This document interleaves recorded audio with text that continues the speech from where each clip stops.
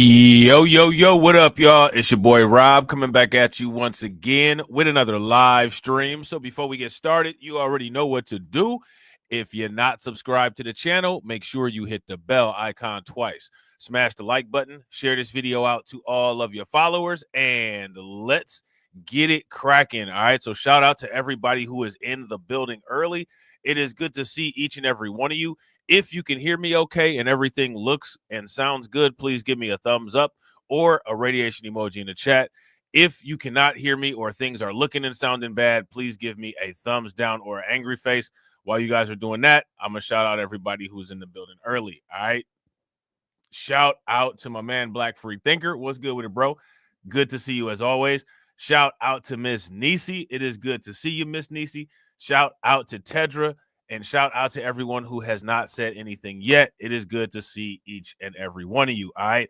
So what we are going to attempt to do today, we are going to attempt to continue and see what is going on the border. We're going to take a look at what's going on in Chicago with your boy Brandon Johnson.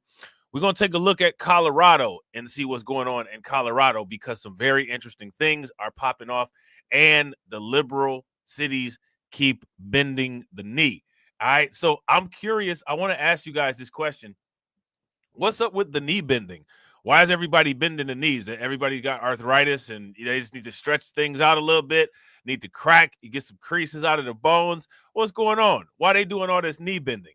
Now, before we get into the knee bending, right, you know, your boy Eric Adams is trying to flawlessly maneuver. He going to pop out with his MAGA Kango hat on, and, you know, he's having the meetings at the Barclays with Tom Homan. I'm just kidding. It wasn't at the Barclays. Shout out to my man, PD That Remains. What's good with it, bro? And shout out to Sybil, right? But he's doing these things. But your boy Eric Adams just can't get a break. It seems like every time he tries to do something, somebody gets burned. And in this situation, somebody actually did get burned, sadly. Police are calling it one of the most depraved crimes a person could possibly commit against another human being. A woman is dead after being set on fire in the subway, and tonight a person of interest is in custody. Fox 5's Kendall Green is in Lower Manhattan Live now, where police just issued an update on this unbelievable case. Kendall.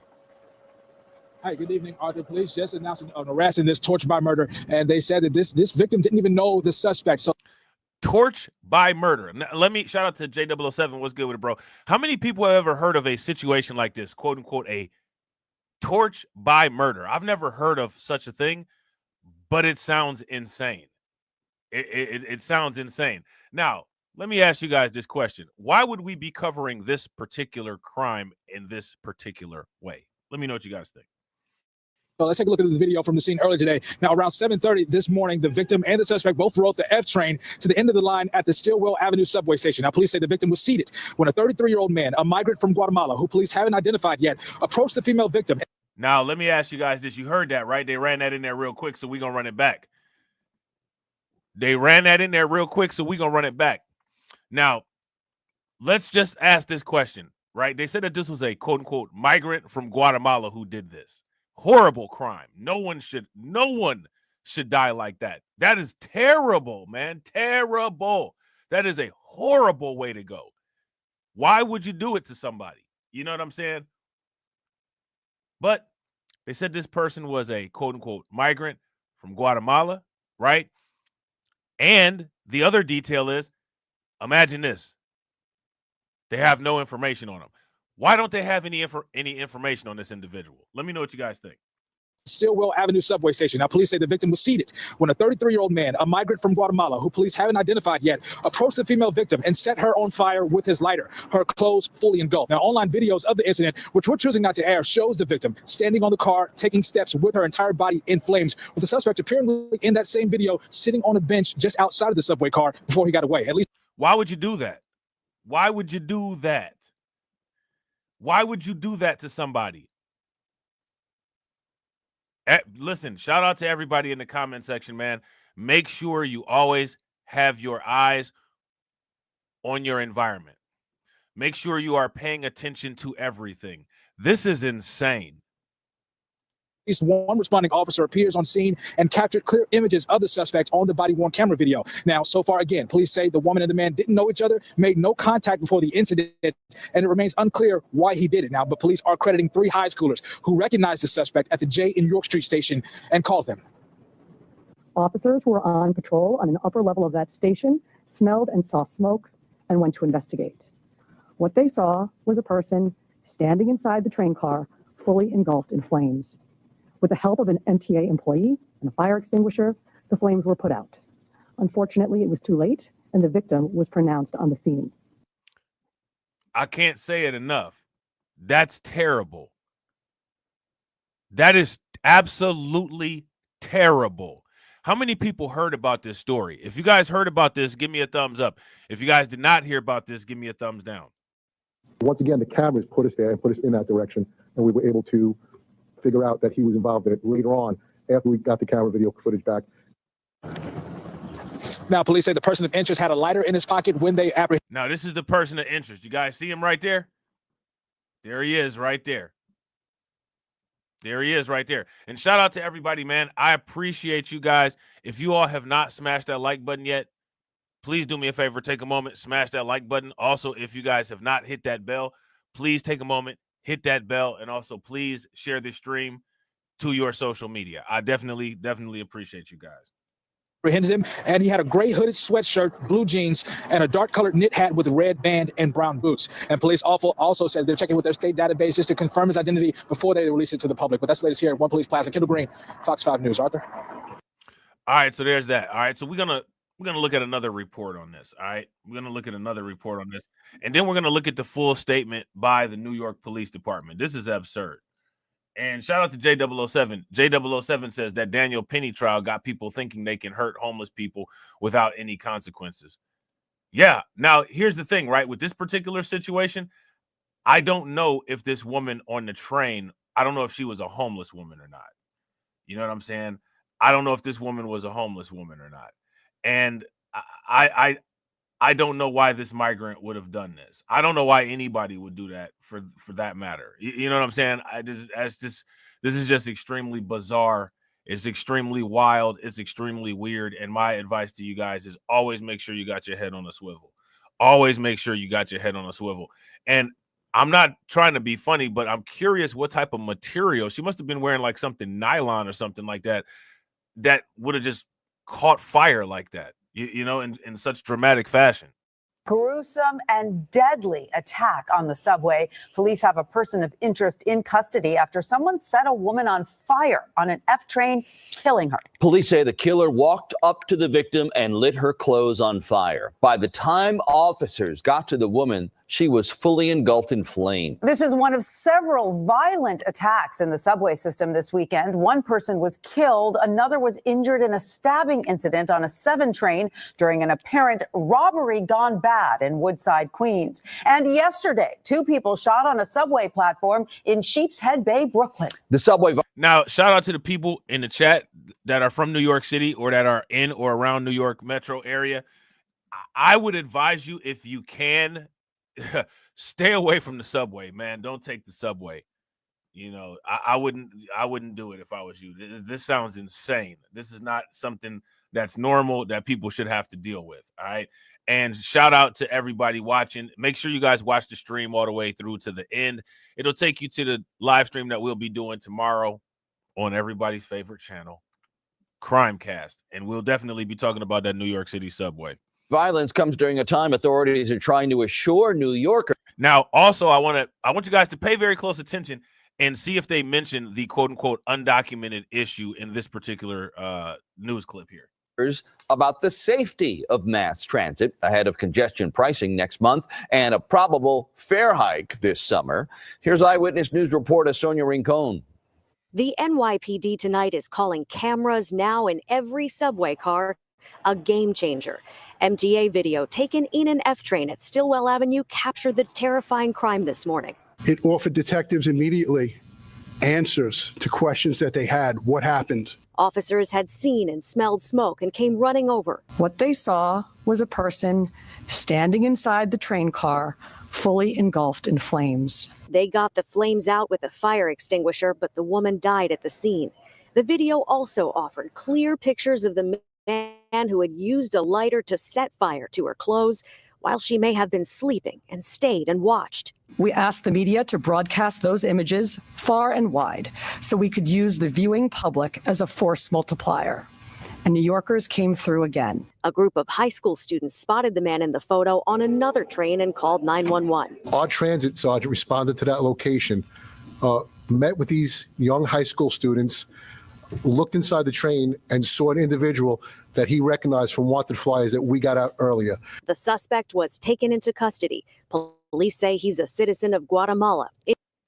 So I want you guys to see, do you guys see how they framed it? They didn't mention his quote unquote immigration status. You see how they did that there? They said he's a quote unquote citizen of Guatemala. Okay, what about his status here? What about his status here? You notice how they didn't say anything? Yeah. The suspect was taken into custody. Police say he's a citizen of Guatemala in New York since 2018. Tonight, the governor praised the quick arrest, but her tweets today about additional cameras, officers, and National Guard members helping bring subway crime down have been met with concerns about fare hikes and the congestion pricing toll meant to make the subway more appealing on an especially violent weekend. Overnight, a man was stabbed to death in what police think was a robbery attempt on a 7 train in Woodside. And yesterday, panicked subway riders ran from gunfire at a Q train station in Sheepshead Bay, where 2 people survived being shot, and the search continues for the shooter. The subway cameras in Coney Island this morning and the presence of officers in transit played critical roles in that quick apprehension, but still couldn't stop a man from killing a woman on the subway for no apparent reason. That woman still hasn't been identified tonight. She was burned beyond recognition. Man, that's crazy, man. They burned that lady beyond recognition. That's crazy. Outside police headquarters in Lower Manhattan, Sonia Rincon, Channel 7, Eyewitness News. All right, so there's that. All right, it's kind of crazy. All All right. So now what we're going to do is we're going to look at the full report. All right. We're going to look at the full report that the police department put out about this, because this is ridiculous. I mean, this is literal insanity. You know what I'm saying? And again, I don't even have information about all of those other crimes that they were talking about on the subway. But like I said, man, be careful on public transportation, y'all. All right. Hello, everyone. Thank you for being here. Initially, we intended to use this press conference to ask for the public's help in identifying and locating someone who we believe carried out one of the most just depraved crimes one person could possibly commit against another human being. And it took the life of an innocent New Yorker.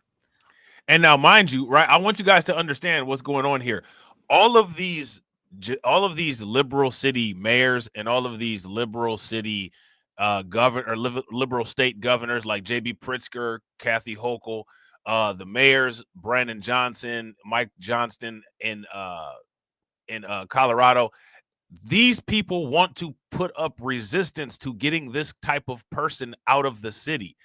These are the type of people that the quote-unquote mass deportations are supposedly supposed to target. These particular types right here.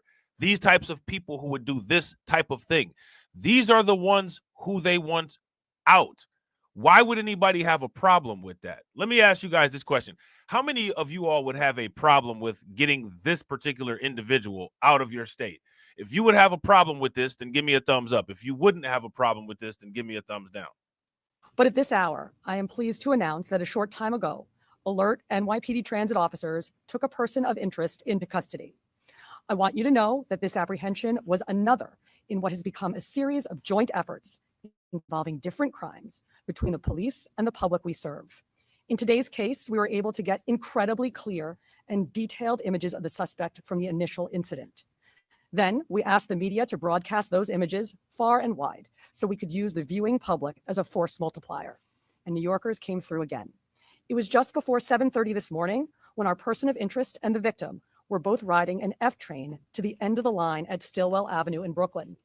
As the train pulled into the station, the suspect calmly walked up to the victim, who was in a seated position at the end of a subway car. The suspect used what we believe to be a lighter to ignite the victim's clothing, which became fully engulfed in a matter of seconds. Officers who were on patrol. Now, let me ask you guys this question. How much time do you all think that this took? Because what I'm curious about is, what do you guys think that there was a lot of people on the train? Why would people sit there and watch that happen? Do you guys think that people did? Do you think that people sat there and watched this happen? Let me know what you guys think. Patrol on an upper level of that station, smelled and saw smoke, and went to investigate. What they saw was a person standing inside the train car, fully engulfed in flames. With the help of an MTA employee and a fire extinguisher, the flames were put out. Unfortunately, it was too late, and the victim was pronounced on the scene. Unbeknownst to the officers who responded, the suspect had stayed on the scene and was seated on a bench on the platform just outside the train car. And the body-worn cameras on the responding officers produced a very clear, detailed look at the killer. After the NYPD disseminated those images, 3 high school-age New Yorkers called 911 to say that they recognized the suspect. Other transit officers responded to that 911 call and also spotted the man. And shout out to everyone watching. I appreciate you guys. If you all haven't smashed the like button yet, please do me a favor. Take a moment, smash that like button. Also, if you guys haven't hit the bell, please take a moment, hit that bell, and also please share the stream to your social media. We're on the 1-to-1 ratio right now. I appreciate you guys. We got 13 people watching and 14 likes. Everybody throw that 100 in the chat. Definitely appreciate you. Wearing the same gray hoodie, distinct wool hat, paint-splattered pants, and tan boots, already on another moving train. Police radioed ahead to have the train stopped. Then, Transit District 2 officers boarded the stopped train and walked from car to car until they located and arrested the person of interest without further incident. The person of interest also was found with a lighter in his pocket. I want to thank the young people who called 911 to help. They saw something, and they said something, and they did something. This is another example of great technology and even greater old-fashioned police work. Free thinker. With a huge assist from the public. Just so people have a little bit of an understanding about how the area is. Black Free Thinker said Stillwell Avenue is near the end of the F train, so there were likely few, if any, people on the train at that time. Man, that's why that dude did that. Probably, You know what I'm saying? That's why he did it. A 911 call was received that this individual was recognized at the J and York Street station on the F line. Our transit sergeant responded to that location, met with these young high school students, looked inside the train and saw an individual that he recognized from wanted flyers that we got out earlier. He confirmed that it was our individual wearing the same clothes and hat and radioed ahead. Our officers in District 2 stopped that train at Herald Square and was able to keep the doors closed, walk the train, and place this very dangerous individual in custody. Today's brutal murder was captured on one of those onboard train video cameras. It offered detectives immediately answers to questions that they had. What happened? It offered them images of the perpetrator. It allowed them to take those images and release them to the public. And it allowed the public to see something and say something. And that's why we're standing here now reporting that an individual is in custody, a person of interest is in custody. So now we're calling upon the rest of the justice system to step up and do their jobs. There must be strong, swift consequences on this person, and I use that term lightly, who committed this brutal, brutal homicide. There is no room in civilized society for people like him to be walking around. Thank you. She's definitely there. She's motionless. So to say if she's asleep or not, we're not 100% sure, but it appears that she's motionless at that spot. There's no interaction between the two. And when the incident happens, there is no interaction between the two. Is there any reason to believe they knew each other from a prior incident? We don't believe they knew each other, no. Has she been identified? Do we know her age? Has her family been notified? So that's all pending. We do not have an identification at this time, though. So we have not been able to identify. She was burned beyond recognition. Like, she was burned so bad that they have no identification of who this woman was. Identify who she is yet. But what I will say about these cameras, which is really important, this has been a phased rollout, and we talk all the time with the MTA about how important it is. This has solved many crimes through the system. It is a game changer for us in the NYPD, and it makes a tremendous difference. So this is not the first time we've used these cameras. As they rolled out, they've been an intricate part of our investigations with the Detective Bureau in solving crimes. That individual arrived here, it looks like 2018 from Guatemala. So here we go. This is the part. This is a big part of what we're interested in right here. So peep game. The first time we've used these cameras. As they rolled out, they've been an intricate part of our investigations with the Detective Bureau in solving crimes. That individual arrived here, it looks like 2018 from Guatemala. Just want to put that point out. And that's all we have on him right now. But with that being said, no one on the scene identified him as being there. So our officers, when they responded, had no indication he was part of this incident. Nothing led us in that direction. Once again, the cameras put us there and put us in that direction. And we were able to figure out that he was involved in it later on after we got the camera video footage back. And the body worn camera worn by the officers was a really big piece of getting that wanted flyer out. That picture was so clear. So that was an intricate part of this investigation as we went forward. Yeah, that's wild, man. That is wild. And that just recently happened. You know what I'm saying? That's a pretty new thing. So Fox News just came out with a clip, and they are also asking the question and highlighting the fact that, quote unquote, a lot of these, quote unquote, liberal city mayors, right? These liberal city mayors are changing course on the sanctuary city issue. And I think it's very interesting. So we're going to check this out and see exactly what they're talking about right here. This is a Fox News alert. The district attorney prosecuting the illegal migrants accused of killing 12-year-old Jocelyn Nungary, making an exclusive announcement earlier right here on Fox and Friends. We'll be filing notice by the state of Texas that we intend to seek the death penalty against Jocelyn's murderers, Pena and Rangel. Both were Venezuelan. And then within days of murdering and raping Jocelyn Nungary. So we are seeking death because we want the message out there that regardless of who you are, but especially if you now, let me ask you guys this question. How many people think that person who was on the train, that they should go after that person with the death penalty also? If you guys think that they should go after that person with the death penalty as well, give me a thumbs up in the chat. If you guys do not think that person deserves the death penalty, then give me the thumbs down. Are illegally in this country, that you will face the same consequences as anyone else for murdering a child during the course of raping and kidnapping her. That announcement just moments ago here on Fox. Back in June, 12-year-old Jocelyn was found strangled, and assaulted, as you just heard the DA say, in a shallow creek near Houston, Texas. We covered this story. Days after her body was found, police arrested 2 Venezuelan illegal migrants who are also suspected members of Tren De Aragua gang, as you know, TDG. So both of those suspects are in jail with a $10 million bond for each. They have pleaded not guilty. Remember, they were working at a construction site, remember? Yeah. And they had found a way, I guess, had enough paperwork in order to start working. But this is what they did. This is Texas. This is Texas. You can't get away with stuff like this in these southern states and these red states. The little girl was 12 years old. Think about that. If you're a human being, not just a parent. Shout out to Tedra. That's exactly what I'm talking about. Shout out to my man DC Precise. What's good with you, bro? Yeah, that's a great question. And I was actually going to ask that, but I figured I'd hang back and, you know what I'm saying, see if you guys would ask it. And shout out to you for asking it, right? Tedra says, I'm confused. If he's undocumented, how do they know he is an illegal from Guatemala that's been here since 2018? That is a great question. I have no idea. I have no answer for that question. What do you guys think? Let me know. That means probably 7th grade. 7th grade, and they raped her and then killed her. So, Lawrence, you're from Texas. Explain, if you will, that area, they've had a lot of Democrat mayors over the last period of time, but it's not a sanctuary city. Explain why. Well, it's illegal to be a sanctuary city in the state of Texas. Not only will you not get funding, but essentially they passed a state law in the state of Texas saying you can't be a sanctuary. So the governor and the legislature did away with that. But it is still a red line. I mean, she is in Houston. All Democrats run Houston, Texas. Very progressive, but she's from the state of Texas. She understands the voters, and they just don't like this. So not only is she going after illegals within, I mean, it wasn't just the criminal elements. She's saying they are not welcome in the city of Houston and going against her party by seeking the death penalty. Remember, the party at large is So against the DA capital is a murder. Democrat?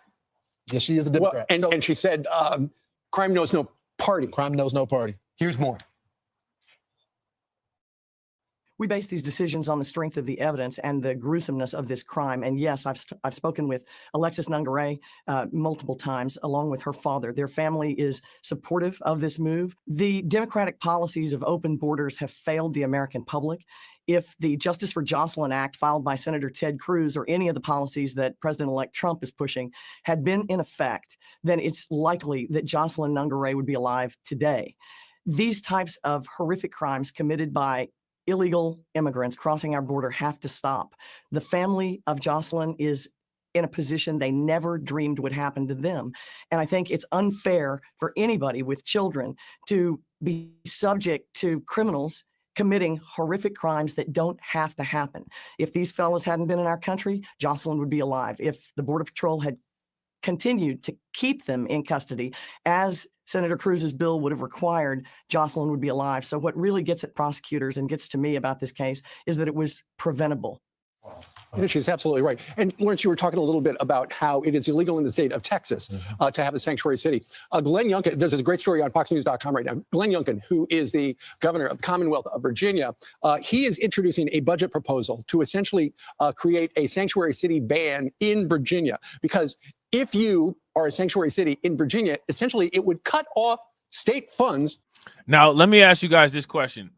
In the state that you live in, wherever you guys live at, if the government proposed a quote-unquote sanctuary city ban, how many of you all would support that in your state? If you would support that in your state, give me a thumbs up. If you would not, give me a thumbs down.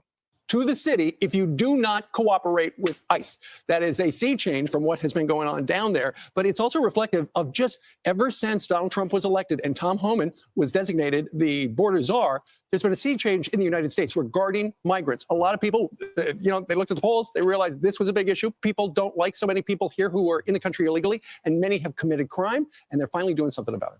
Ainsley, this has become just the common sense of the American people right here. You can't have criminals. You can't have people just crossing the border unvetted. We don't know who they are. Think about this. Just think about this. Who would think that policies like this make sense? What is the benefit of having a policy like that just allows just undocumented criminals to come in and out and run around rampant? How does that, what is the end game? What is the end goal? Let me know what you guys think. And tragically, we have a young girl, life totally ahead of her, raped and murdered. Terrible. And it's because of Joe Biden's immigration policy that allowed him to get here. We're smarter than this as a country. And I think the American people, they voiced that at the polls in November. We know when you see the faces of Jocelyn, or you see the faces like Laken Riley, her killer too. would have been behind bars if this weren't a sanctuary city and if we didn't protect the illegals. That guy had a rap sheet. Instead, he was at the Roosevelt Hotel that you, the taxpayer, were paying for. And then he requested to get on a plane and fly down to Athens with his brother, which is where they lived, right next to that park where Lake and Riley was killed. So in both of these situations, if they had been deported initially, when they not only did they break the law when they came across, but also committed more crimes, they should have been deported. And they weren't. And now 2 little girls' lives are gone, lost forever. Jocelyn's parents were with President Trump in Arizona, speaking at a lot of events. They want to make sure this doesn't happen again, but it did. We found out that a 7-year-old lost their lives when an illegal alien driving drunk killed her. Tom Homan saw this story, knew it already. We played it back to him. Here's his reaction. Throughout my career, I've seen a lot of tragedies. We talked about many tragedies. I've been back with tractor trailer in 19 that people at my feet, including 5-year-old boys, suffocated to death. I thought the girls as young as 9 years old that were raped multiple times by criminal cartels. And once you sit there, we talked to a little 9-year-old girl and that went through that sort of hell. It changes who you are. So yeah, I'm very passionate. It isn't just about illegal immigration. It's about, you know, the sexual assault of young girls and the murder of young girls in this country this year. It breaks my heart. And it's about fentanyl. It's killed a quarter million Americans. It's about a record number of people on terrorist watch lists. It's about 600% increase in sex trafficking. It's sick, and we can stop it. President Trump had the most secure border of my lifetime. We had the stuff locked down, and this administration opened the border. Where we have all this bad things happening now. So now he's taking action, and he's not just sitting around. Now he's got the border czar title. You know, he's been in Chicago. You know, he's been to New York. Yesterday, he met with Mayor Adams, who was a captain of the police. And even though he wasn't as active, and he's been a little wishy-washy on this, when Joe Biden gave him the Heisman, when he asked for some money to finance the 67,000, the 100,000+ of trafficked through here illegally, and the 67,000 were still housing, they wanted no part of Mayor Adams. Now he, under indictment, maybe perhaps, he sat down with Tom Homan. He goes, I want to hear what his plan is. And the plan impressed the mayor, and the mayor impressed Homan.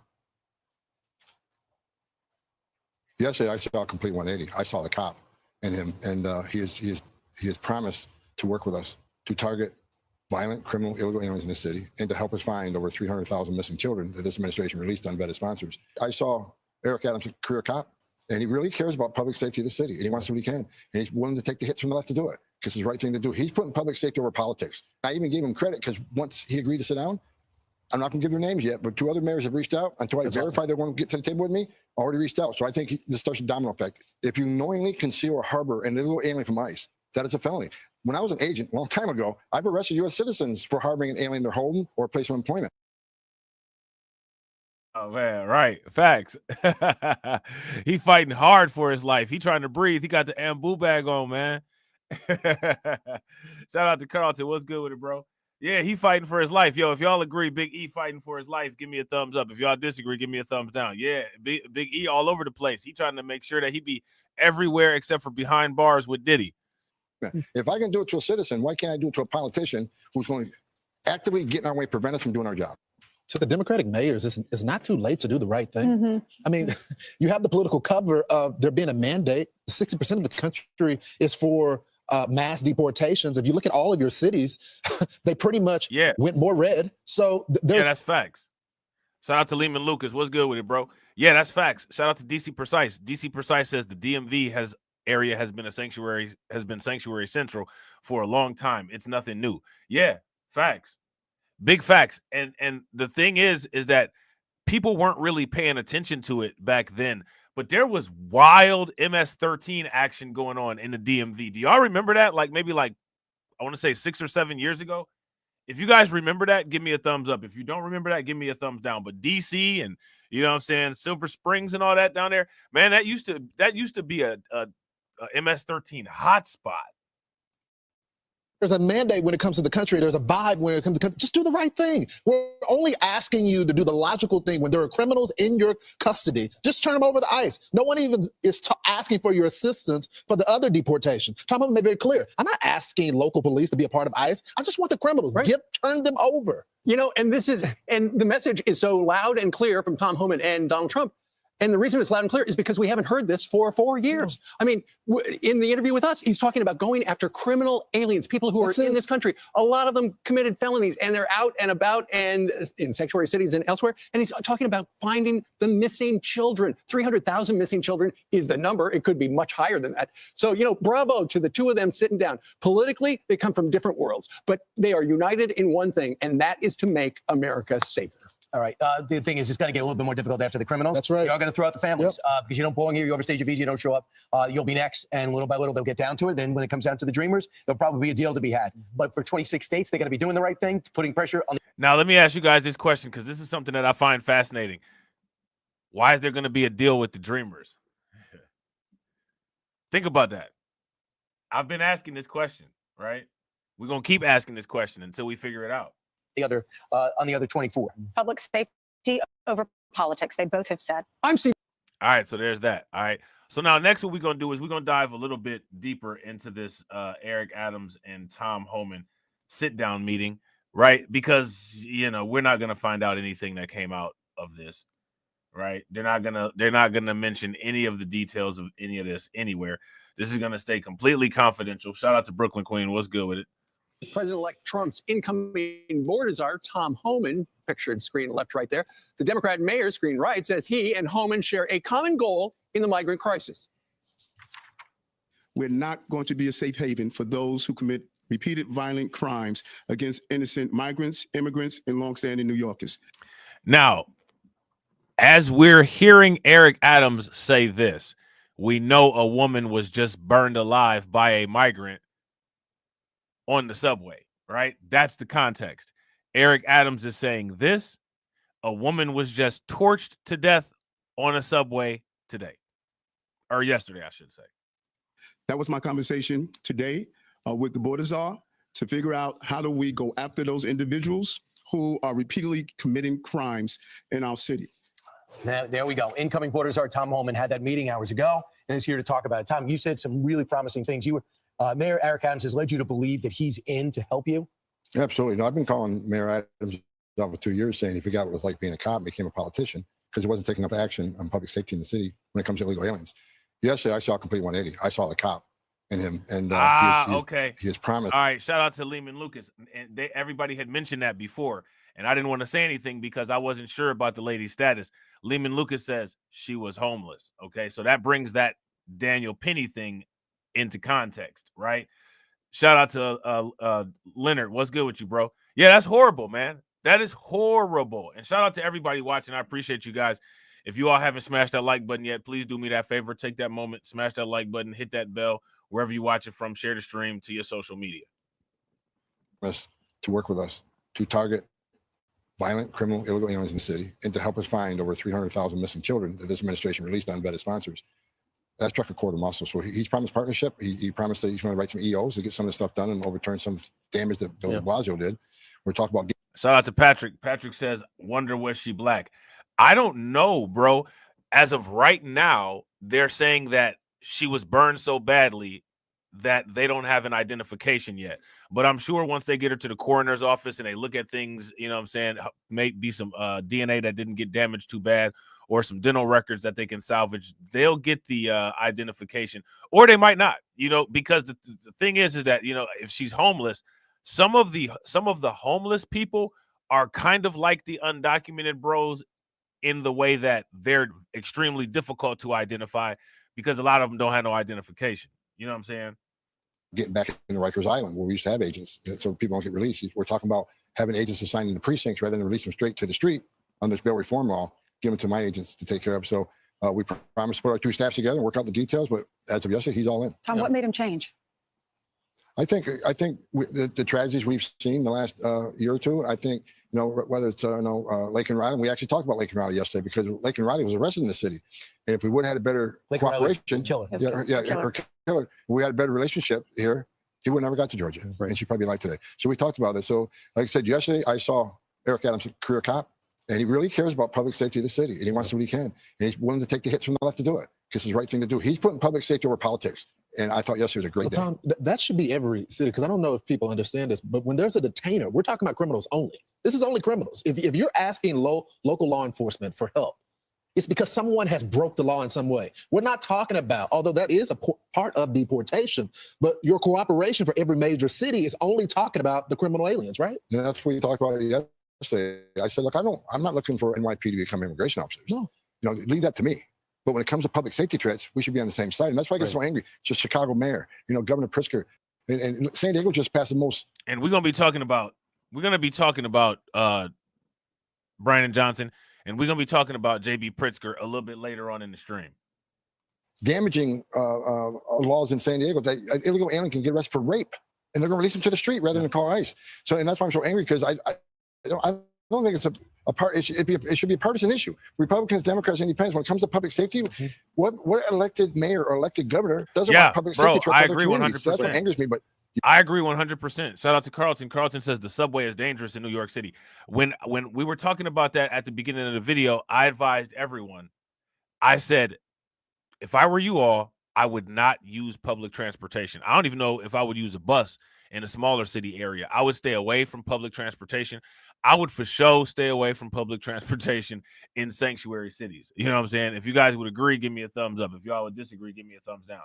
And shout out to Miss Nisi. Miss Nisi said Tom Homan, the border czar, has been on the media blitz. Yeah, he's been all over the place. You guys notice he hasn't been on CNN or NBC or ABC or any of them news organizations over there, have he?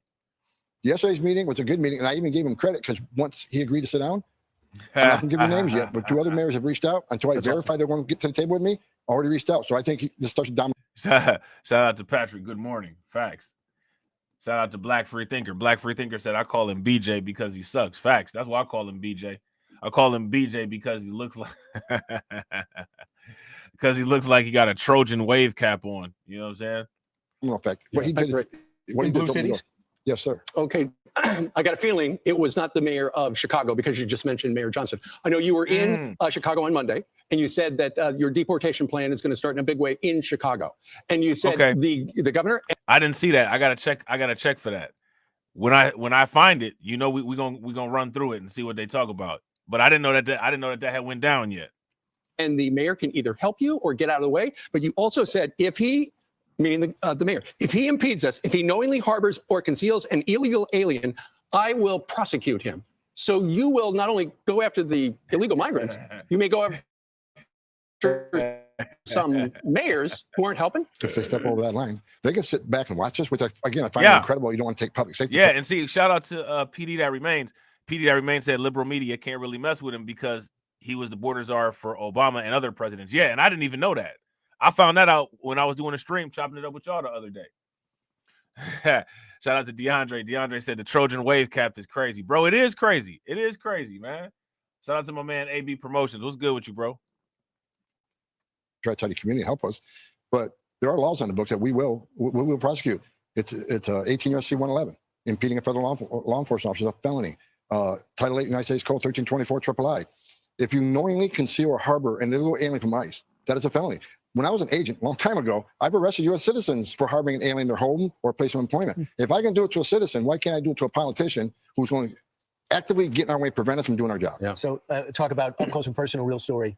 Yesterday, we found out about a 7-year-old Ivory Smith who was killed by an illegal immigrant who was arrested, let go, and was drunk driving, killed dead. This is the type of thing that motivates you. Yes, I'm throughout my career, I've seen a lot of tragedies. We've talked about many tragedies. Back with tractor trailer, and 19 dead people at my feet, including a 5-year-old boy suffocated to death. I thought that girls as young as 9 years old that were raped multiple times by the criminal cartels.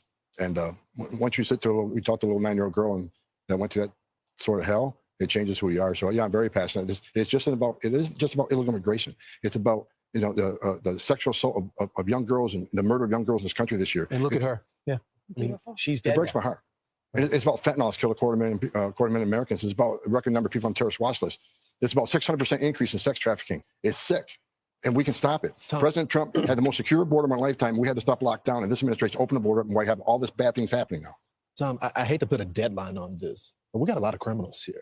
I'm not talking about all the rest of the. I want to specifically talk about the criminals. How long do you think it will take to start the deportation proceedings of all of those criminals? Depends on what country they're from. Some countries are easier to deport than others. China, very difficult. They don't want them back. They don't want them back. Do you hold them until the deportation, till they receive them? There's a Supreme Court ruling called Zabidas versus U.S. We can only detain somebody up to 6 months with a likelihood of removal. If there's no likelihood of removal, after 6 months, we got to release them unless they're a significant public safety threat or national security threat. That's why I'm so happy that President Trump made the best president of my lifetime, who did more on the border, unprecedented success. He will not take no. When we arrested gang members in Long Island, he was president, El Salvador wouldn't take back MS-13. It took President Trump 48 hours until offloading planes full of MS-13 members. Well, you know will what? hold these countries accountable. The last thing is the selling off the walls going on right now. Daily Wire had the story, pennies on the dollar, the wall we paid for that sat there for 4 years. We're about to put it up. Is there anything you can do? Can the President Trump call Biden and say, knock it off? Working on it, but I'm with you. I was actually down on the border with Governor Abbott. I was down the Arizona border with the United States Border Patrol just last week. The wall's laying there in pieces, and they're selling it for pennies on the dollar. They're sabotaging the incoming administration, going to make it difficult for us. But you know what? We're going to get this done. And whether it's a mayor or a governor or someone wants to sell our border wall, we will overcome that. We're going to secure this border, and we're going to save lives. There's a new sheriff in town. He's sitting right there. And how many times have you been to the border? You're the border czar, the incoming border czar. You've been there so many more times I've than been she there has. 4 times, which is 4 times more than the old border czar. And I'm looking forward to going back. I'm not waiting until January 20th. I'm already on the ground running to get this done. Someone's got to run the country. No one else is. Well, Go do it. a lot of people are behind you. Tom, good luck. Thank you so much, Tom. I'm Steve Ducey.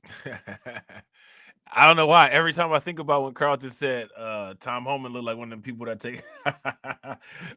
take his job real serious. I don't know why that's hilarious, but it is. You know what I'm saying? Because he do. You know what I'm saying? He one of them people he's there early.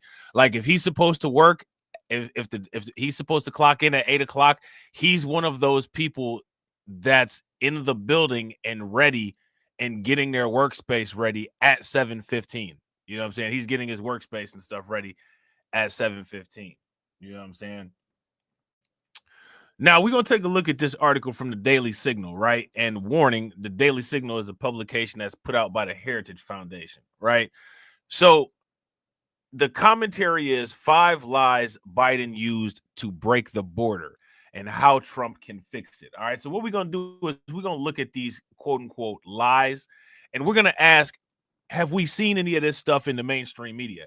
Have we seen any of this stuff pushed? And then compare it against what they say and see if what they say is true and viable. All right. Over the past 4 years, President Joe Biden conducted an experiment. What happens if you open the U.S. border to nearly all who seek entry? All right. I'll tell you one thing that'll happen. People get burned alive on the subway, right? Children will get harmed. We've seen it all. He released millions of illegal aliens at the border, paroled over 1 million more using programs Congress never authorized, and allowed at least 2 million more to evade Border Patrol. That resulted in the fastest illegal influx in U.S. history. The foreign-born population now exceeds the previous high from the 1890s, over 15%. Now, let me ask you guys this question. Speaking of Joe Biden, I don't know exactly what Joe Biden has been doing for the last 4 years. I don't know what he's doing at all. But how many people heard about Joe Biden pardoning all of these death row inmates, and he changed their pardon to life in prison? I don't know too much about it. I got to take a look at it. I was thinking about that possibly being a topic that I would share with you guys, and we could have a discussion about it. But yeah, apparently Joe Biden is doing that. If you all heard about that, give me a thumbs up. If you guys did not hear about that, then give me a thumbs down. I thought that was, at the very least, interesting. At the very least, interesting. Shout out to Black Free Thinker. Black Free Thinker said, a Klan publication. That's all of them, bro. You know what I'm saying? We live in Klan capital. You know what I'm saying? We live in Klan capital. That's what the United States is. So now here it says the legacy media did its best to hide all this, habitually gaslighting their audience, telling many smaller lies in the hopes that eventually people will believe one big lie. The big lie Biden and his media allies told America is that open borders bring unmitigated good. To prepare the public to swallow this, they told many little lies. Okay. The first lie that they are alleging that they told is they pretended legal and illegal immigration are the same thing. Now, let me ask you guys this. Would you all say that the media did this? Shout out to Kirk. What's good with it, bro? I would go as far as to say that the media did this. You know what I'm saying? They absolutely did this. They try to pretend legal and illegal immigration are the same. And that's one of the reasons why when you're talking about criminal migrants and illegal border crossers, they'll call it you're anti-immigration, which that has nothing to do with you're not focusing on these people simply, quote unquote, because they're because they're immigrants. These people are, quote unquote, intersectional. They happen to be criminals and immigrants or criminally entering immigrants, right? So it's not like you're talking about someone who is a immigrant, who is assumedly someone who entered the country through the legal pathway, right? They did a very, they kept up with trying to muddy the waters on that one, right? They weren't successful in doing it, but they definitely tried to, right? So now here they say they aren't. Congress authorized around 850,000 legal immigrants a year based on family relationships and labor needs. The millions Biden has paroled, released, or given temporary protection to under dubious programs are outside of what Congress intended. And unless Congress changes it, the law should be upheld. They said illegal aliens commit fewer crimes than Americans. Now, we saw this. This was repeated lots of times. We even saw people repeating this at city council meetings and stuff like that. Now, let me ask you guys this question. How many of you all would agree with this? Illegal aliens commit fewer crimes than Americans. Now, here's how you know that this is a false statement. There are some Americans who have not committed a crime. Every illegal alien has committed a crime. 100% of illegal aliens have committed a crime because you illegally entered the country. So if you're here in the country illegally, you've already committed a crime. 100% of you have committed a crime. 100% of Americans under no circumstance have committed a crime. There's that. If you guys would agree with my logic on that, give me a thumbs up. If you guys would disagree, give me a thumbs down. So now here it says the methodology of studies claiming this is suspect, but we know some illegal aliens do commit additional crimes, every one of which is preventable if laws are enforced. One report estimates that crimes by illegal aliens cost the country some $166.5 billion, but the cost in victims assaulted or murdered and a declining sense of public safety is incalculable. Yeah, and that's true. They told you that all immigrants boost the economy. Now, let me ask you guys this. Do you guys agree with this? That all immigrants, quote unquote, possibly boost the economy? If you guys agree with this, then give me a thumbs up. If you guys disagree with this, then give me a thumbs down. Which ones? Those under 30 with doctorates in rocket science do, but those without a high school degree, skills, or English don't. Almost 60% of families headed by an illegal immigrant are on a federal welfare program. Now, that's you don't hear that statistic too often. You don't hear that statistic too often. Why not? Why don't we hear that statistic very often? Illegal aliens are less educated than U.S. citizens. Over their lifetimes, most of those let in under Biden's border boom will be a fiscal burden to the country, not a benefit. They told you that illegal immigrants cost nothing. Now we know that the migrant crisis in itself, right? The migrant crisis in itself cost Chicago, right? At the very least, they had to pay favorite healthcare $212 million. Right? We do know that. According to one congressional estimate, illegal immigrants cost over $150 billion a year. Now, can you guys think of anything better that the United States could spend $150 billion on? I'll tell you one thing that I'd like the United States to spend $150 billion on. They could definitely spend $150 billion on that Bitcoin strategic reserve and jack the price of Bitcoin up to about $750,000 a token. That would be nice. Right? That would be great. Go ahead and drop all that money into the Bitcoin strategic reserve. I wouldn't complain about that. To take but one example, the Biden administration wrote a rule forcing Americans to pay health insurance for people here illegally. Do you guys remember when we talked about that? We actually talked about that. And then a lot of sanctuary states and a lot of sanctuary cities did that as well. You guys remember in California, they did that. We went over that very extensively. Congress never intended that illegal aliens should receive Obamacare benefits, said Kansas Attorney General Chris Kobach after a federal court overturned Biden's rule this week. They told you that it was inevitable. Now, I don't know why this would be inevitable, right? Let me ask you guys this question. How many of you all think that the quote-unquote migrant crisis is quote-unquote inevitable? If you think that the migrant crisis is quote-unquote inevitable, then give me a thumbs up. If you guys don't think that the migrant crisis is inevitable, then give me a thumbs down. This isn't inevitable. This isn't inevitable. You know what I'm saying? And shout out to everybody watching. I appreciate you guys. If you all haven't smashed the like button yet, please do me a favor. Take a moment, smash that like button. Also, if you guys haven't hit the bell, please take a moment, hit the bell, and also please share the stream to your social media. While the Biden administration undid every effective policy of previous eras, it asked you to believe that mass illegal migration wasn't its fault. But it was not earthquakes, wars, or feckless governments that attracted the world's economic migrants to our border. This week, even the New York Times admitted the Biden administration's policies appear to have been the biggest factor. Now, what would have led them to that? What would have led them to that? Because they've kind of reversed course on that, right? Some of us have been saying that for years.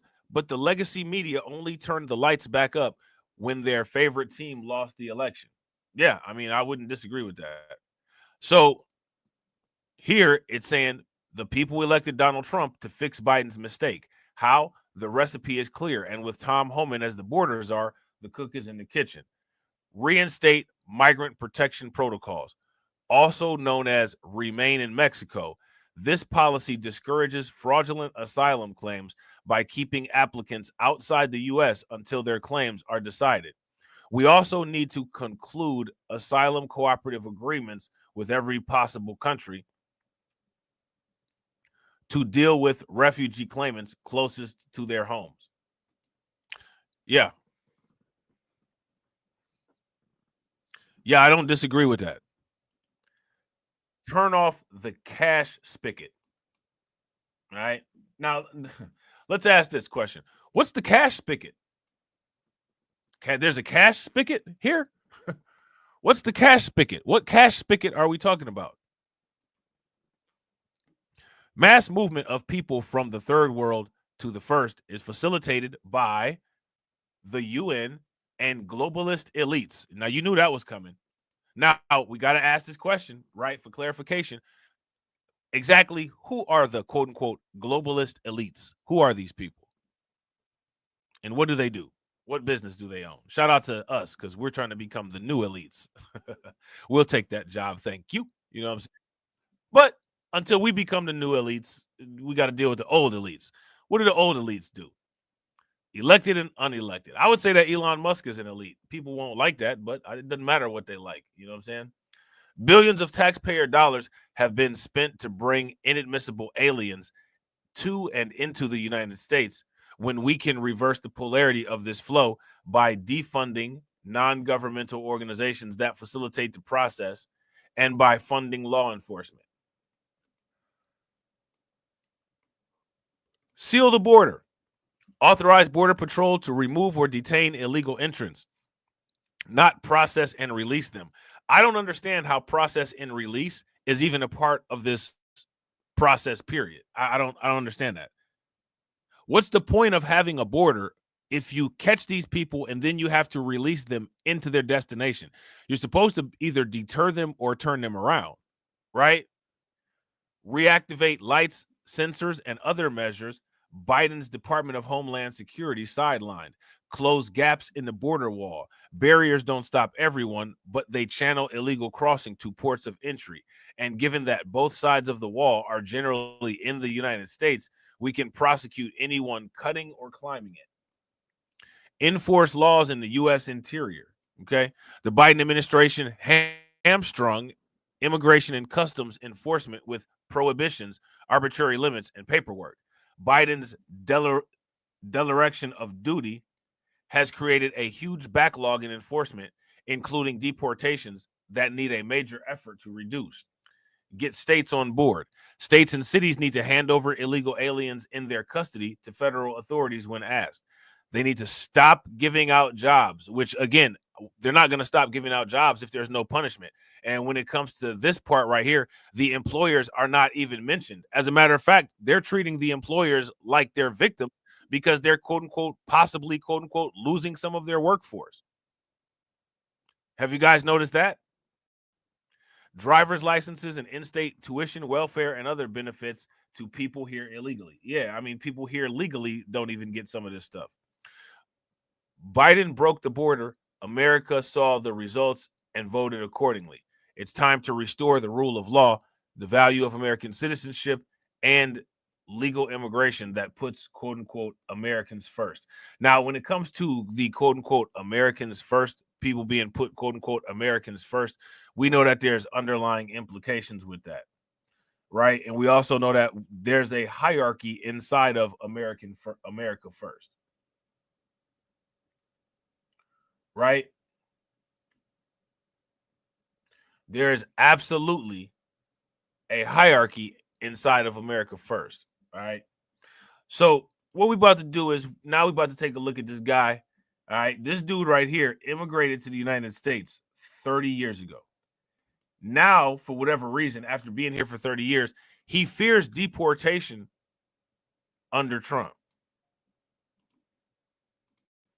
Live without me, I can't live without them. That's Wei Zhang and his children. They're worried he will be sent back to China when President-elect Donald Trump takes office. If my dad were to be deported, it'd tear our entire family up. He's just my emotional help. He's my physical help. He's our financial help. He's just our dad. Just thinking about the things that would happen, the hardships that would emerge from my dad's loss, his deportation. It's an emotional topic for the family. Wei says he immigrated from China more than 30 years ago. My mom brought me here when I was 17. I got my B2 visa from Hong Kong, and I overstayed my visa. Wei is now married to an American and has gotten several work permits over the years. He's been an electrician and has owned restaurants in the area. He claims he's applied for green cards and visas, but he says there have been complications along the way. Every time I tried to get my legal paper right, I always got denied. Now he's working with attorney Michael Piston out of New York. Piston says recently he's gotten an influx of calls. There are people who are very concerned about this issue, and yes, we've gotten quite a few calls about it. President-elect Trump has promised mass deportations once he takes office. Recently, he said criminals will be deported first. But for people like Wei, who is not considered a criminal, hearing mass deportations is worrying. Piston says removing immigrants out of the country is not a quick process. We tell the people who do not have orders of removal that their concerns are premature because they cannot be removed unless they have a final order of removal. He says as of now, that process can take years. But for those who do have a final order, then I would say put your affairs in order because it is quite possible that you will be removed. And in many cases, there will be nothing that can be done about that. Wei says he's had a final deportation order for the last 15 years, meaning at any point he could have been deported. But for more than a decade, he's had a check-in with ICE, and he's hoping he doesn't have to leave his home and his family behind. Asking President Trump not to do mass deportations. Please look at every case differently, not just close your eye and say zero tolerance. Piston points out there are a number of immigration lawyers and offices that can help anyone with a similar situation. U.S. Immigration Services has several resources on this website. You can find more on our website, WTWell.com. Reporting in studio, Andre Knowles, WTWell 11. All right, so there's that, right? Just the very interesting stuff, right? The very interesting stuff that you hear. So now next what we're going to do is we're going to take a look at this Queens representative, all right? And this individual here is going to talk about migrant shelters closing in Queens, New York. All right, these migrant shelters that are closing in Queens, New York. And shout out to everybody watching. I appreciate you guys. If you all haven't hit that like button yet, y'all know what to do. Take a moment, hit that like button. Also, if y'all haven't subscribed to the channel, take a moment, subscribe to the channel, and also please share the stream to your social media. All right, everybody. Welcome back. Police in Queens have arrested a man who mowed down 4 people early yesterday morning. Plus, multiple migrant shelters across Queens, they are shutting down. This all happening amid concerns deportation centers could be set up across the city. Joining us this Monday morning to discuss these very important issues impacting the residents of Queens is Borough President Donovan Richards. Borough President, thank you so much for being with us. So we'll get to the migrant issue in just a second, but it could have been worse. It could have been much worse, but thank God everybody will survive this horrendous incident and he will be brought to justice.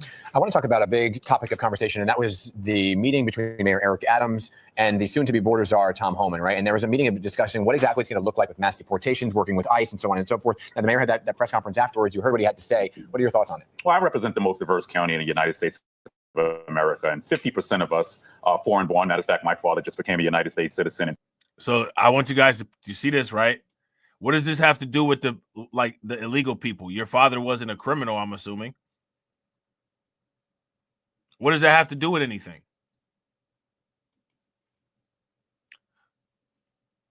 Say, what are your thoughts on it? Well, I represent the most diverse county in the United States of America, and 50% of us are foreign-born. Matter of fact, my father just became a United States citizen in 2020. So we're going to do everything we can to fight any of these deportations that are unjust. Let me ask you guys this question. Which deportations are unjust? Which ones is he talking about? Which deportations are unjust? You know, how often do you hear about somebody getting deported like based on a paperwork error or a clerical error? Do you hear about that very often? If you hear about that very often, give me a thumbs up. If that's not something that you hear about very often, if you don't hear about that, then give me a thumbs down. What we saw in 2017 when they were separating children, putting them in cages, separating families, and communities really were living in fear. So people have a right, obviously, to try to obtain citizenship through asylum, and we're going to fight every inch to make sure that the residents of Queens feel protected. Let me ask you what you meant by that. When you say unjust, right? So what does that mean? Somebody who's committed a crime? Somebody who's been already found guilty of a crime? What is unjust? Well, let me say this. You know, everybody will have their day in court. And by the way, ICE already deports people who commit crimes. So this is not some new phenomenon. Recently, there have been calls to open up an ICE office at Rikers Island. But let me say this. You know, I view some of this stuff as mission creep. And we're going to do everything we can to fight for residents who are, and many of the residents in Queens are doing the right thing. They are trying to work. What we should be focused on is making sure that they can find a pathway to citizenship, and Congress needs to get to work on it. With those migrant shelters at this point, do we know which are slated for closure? So there have been, I think, 7 announced in Queens, Floyd Bennett Field being the largest one. We still have Creedmoor, which has about 1,000 individuals housed at it. So shout out to Patrick Tyler. Patrick Tyler said the CBC's new head is a quote unquote black immigrant. And she said immigration is one of Black America's top priorities. Can't make it up. I haven't seen or heard about this person. I did hear that the Congressional Black Caucus had a new leader. If anybody has any information about this particular situation, please make sure that you guys drop it in the Discord, or, you know, hit me on one of my social media and let me know. Or if you got a wrench, just leave a comment with a link after the video and we'll check it out. Because that's, well, what people should understand about that is that's to be expected.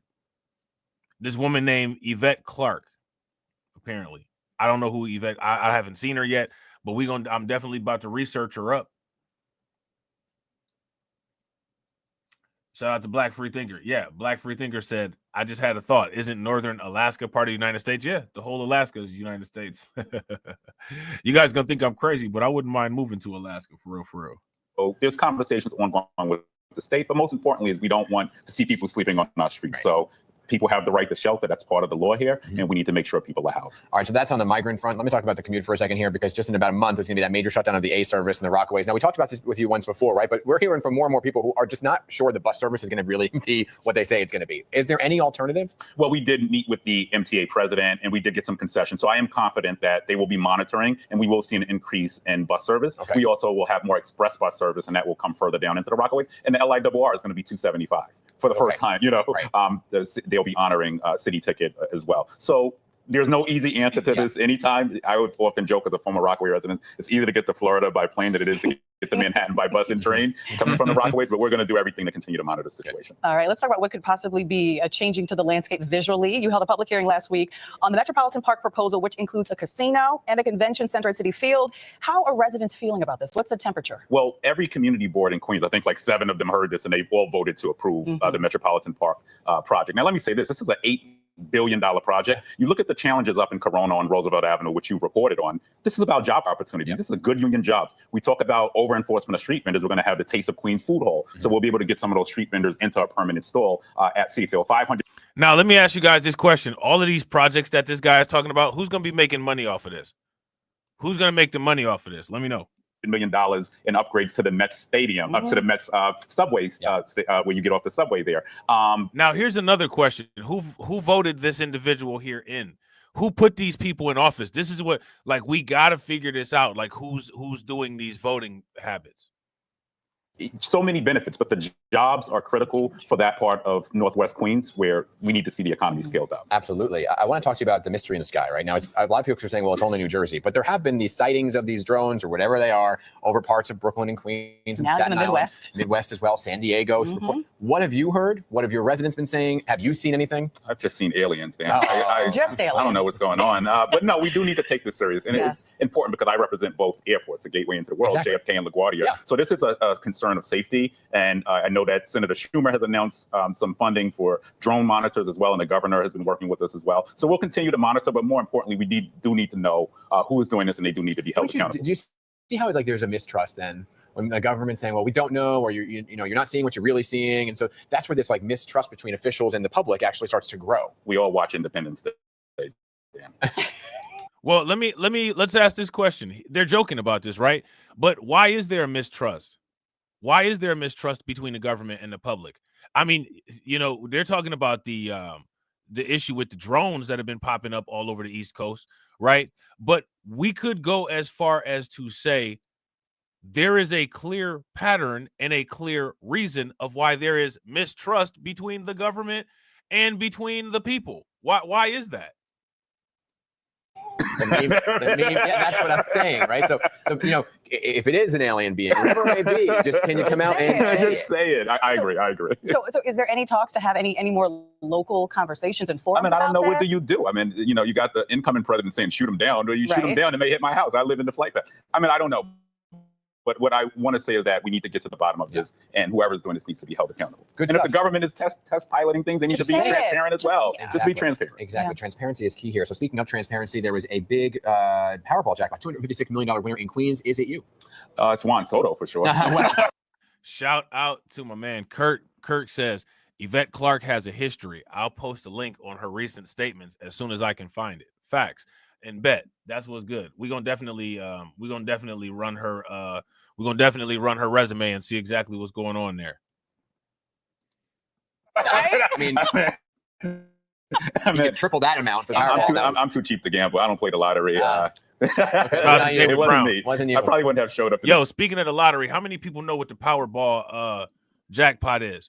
I was at the gas station yesterday, and the lady at the gas station was like, after I had got done with all my purchases, she was like, would you like a Powerball ticket? And I don't usually buy Powerball tickets unless the jackpot is at $1 billion. And I didn't know what the jackpot was because I ain't really been following it. So I asked her, I was like, yo, what's the jackpot? She didn't know what the jackpot was. And I was like, you know what? I'm about to be a little bit superstitious because you suggested it. I'm going to go ahead and buy a ticket. All right. So just so y'all know, if y'all don't see me after today, because I believe the drawing is today, you can just assume that I won the Powerball. All right. You can just assume that I won the Powerball. Wasn't us. Yeah, wasn't us either.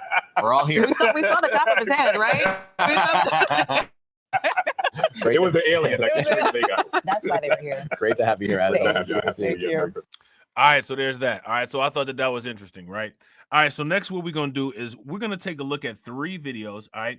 And these 3 videos talk about an individual who, quote unquote, says his family was separated as a result of, quote unquote, immigration enforcement policy. All right. It's a man from Houston. All right. And he seeks help after, quote unquote, wife and 4 children were deported. Now, you guys heard what Trump or, what Tom Homan said, right? Tom Homan said that the families can all go together, right? But he stayed here and the family is gone now. You know what I'm saying? The family is gone now. Okay, so let's see what they're talking about. Yeah, I hope I win too. You know what I'm saying? I hope I win too. You know what I'm saying? I'm about to, man, listen, man. Speaking of aliens, man, I'm going to be on another planet somewhere. I'm going to buy my own planet. You know what I'm saying?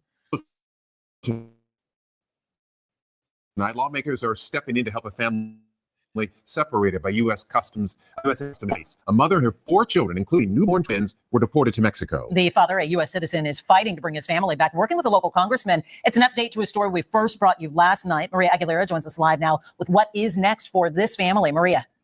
Shout out to Win Loser Rug. Win Loser Rug said, man, I got a scratch off as a gift yesterday, won $0. Bro, what kind of scratch off was it? Because I'm gonna tell you, like the dollar scratch offs and the $5 scratch offs, man, bro, those are garbage. You know what I'm saying? Like you actually have a decent chance of winning a decent prize if you get the scratch offs that's $10 and up. But before you buy a scratch off, you should always go to the state lottery website or the state lottery app on your phone and make sure that the jackpot is still available. Because sometimes, they'll still be selling it. Like, if you ask me, the price of the ticket should go down after the jackpot has been won. Like, that ticket should depreciate. You know what I'm saying? If the jackpot is already sold and they still have a game running because they got more tickets, I'm not paying the full price on that ticket. I'm only buying tickets where the jackpot is available. But and you know, I be telling y'all how I'm OCD like that. I'm actually OCD like that. Like, I'm gonna look up, has the jackpot been won yet? If the jackpot's been won yet, I don't want this ticket. I don't want to play this game. I want to play a different game. You know what I'm saying? Don't never go up to them and ask them, let me just get a $10 scratch off or something like that. Know the game that you're playing and know if the jackpot is still available, and only buy tickets that have the jackpot available and all of the next level prizes available. Don't buy any other tickets. Any other ticket is a waste of money. You wasting all that money on probability that's not there. You know what I'm saying? Len and Mia, well, first, there are still questions about why this was the only option this family was given, with the newborn twins being U.S. citizens. And now the family's attorneys are working with... Bro, facts. Shout out to Carlton. Carlton said, if I win the lotto, I'm buying me a full Bitcoin and some more. Call! Facts. Super facts. ...with a lawmaker to try to bring the family back to the U.S. and get their immigration status resolved here in Houston. These newborn twin girls are this father's biggest concern. Listen, bro, if you won the lottery, think about this. If we won the lottery, bro, we could do a cycle through pump of Crow, because Crow got such a small 24-hour volume. Like, the 24-hour volume on Crow is only like $200,000 or $300,000. We could just buy and we could literally manipulate the market on that. You know what I'm saying? We could each put in like 500,000. All buy 500,000 on the same day and then rug that shit. And then do it again and just keep doing it in cycles. You know what I'm saying? Now, here's the thing, right? They'll sit there and say, yo, that's market manipulation. That's wrong. You're not allowed to do that. That's literally what BlackRock and MicroStrategies are doing with Bitcoin. That's literally what the United States is going to do with Bitcoin when they get a strategic Bitcoin reserve. That's literally what El Salvador has been doing with Bitcoin. This is what everybody does. You know what I'm saying? Shout out to Win Loser Rug. Win Loser Rug said, I'm for sure making Lithcoin. Only a few people will know the meaning, though. Bro, facts. It'll be a coin with a lot of utility. You know what I'm saying? I want my family. I'm alone, Federico Arellano said when we spoke with him and his attorneys Monday. His wife and 4 children were deported to Mexico earlier this month after they missed an immigration court hearing. A spokesperson for ICE confirmed it. Arellano, who is a U.S. citizen, says he asked to reschedule the court. I mean, you kind of can't miss these court hearings, though. I mean, let me ask you guys this question. When people miss trials for traffic violations and they end up getting thrown in jail, does the mainstream media seek these people out so that they can tell the world their truth? Or do they just kind of have to sit in jail until things get situated? What happens? Court appearance because his wife, a non-citizen, had an emergency C-section, giving birth to premature twins here in Houston. They tried to tackle the legal system on their own. Just last week, they were called to meet with immigration authorities, and right then and there, they were separated by ICE and sent to Mexico. Thousands of families who have mixed status. Sylvia Mintz, one of the attorneys now representing this family, says it was a technical violation, and there are several legal options available. Instead, they were deported. These families going through extreme challenging times at this moment because the babies are U.S. citizens. Now, mind you, I just want to point this out, right? They're complaining about this, but this was Biden's administration that did this. Right? If you guys would agree, give me a thumbs up. If you guys would disagree, give me a thumbs down. They're complaining and they're mad and they're upset, but this was the Biden administration that did this. They deserve to be here and get the attention they need, the medical attention they need. And this family is not the first to go through something like this. There are many others in similar situations. These cases can be very complicated, even when they appear to be very simple. Congressman Al Green's district is where Arellano lives. The family's attorneys working to get. Now, what's Al Green's stake in this? What's his stake in this? Then people got a word for Al Green. Complicated, even when they appear to be very simple. Congressman Al Green's district is where Arellano lives. The family's attorneys working to get him on board to help reunite their family. I would hope that this could be resolved in a short period of time and have these family members back together.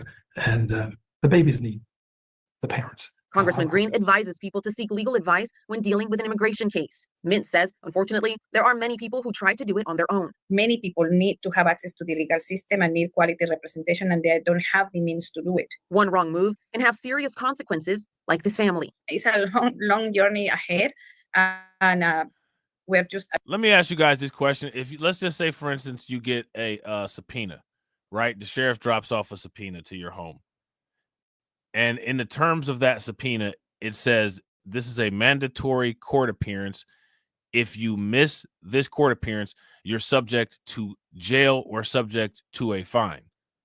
If you don't make those appearances, what will happen to you? And will anybody care? At the beginning. Next, they have to request a parole from the Department of Homeland Security to get them here, and then they have to file a petition to have the legal status of the wife and kids resolved. That shout out to Kirk. I appreciate it, bro. I'm gonna definitely be checking those out. Now, let me ask you guys this question. This woman, what's her name? Yvette Clark. How did she get her position? Who put her in? Who put her in office? And shout out to everybody watching. I appreciate you guys. We got 26 people watching it. We got 30 likes.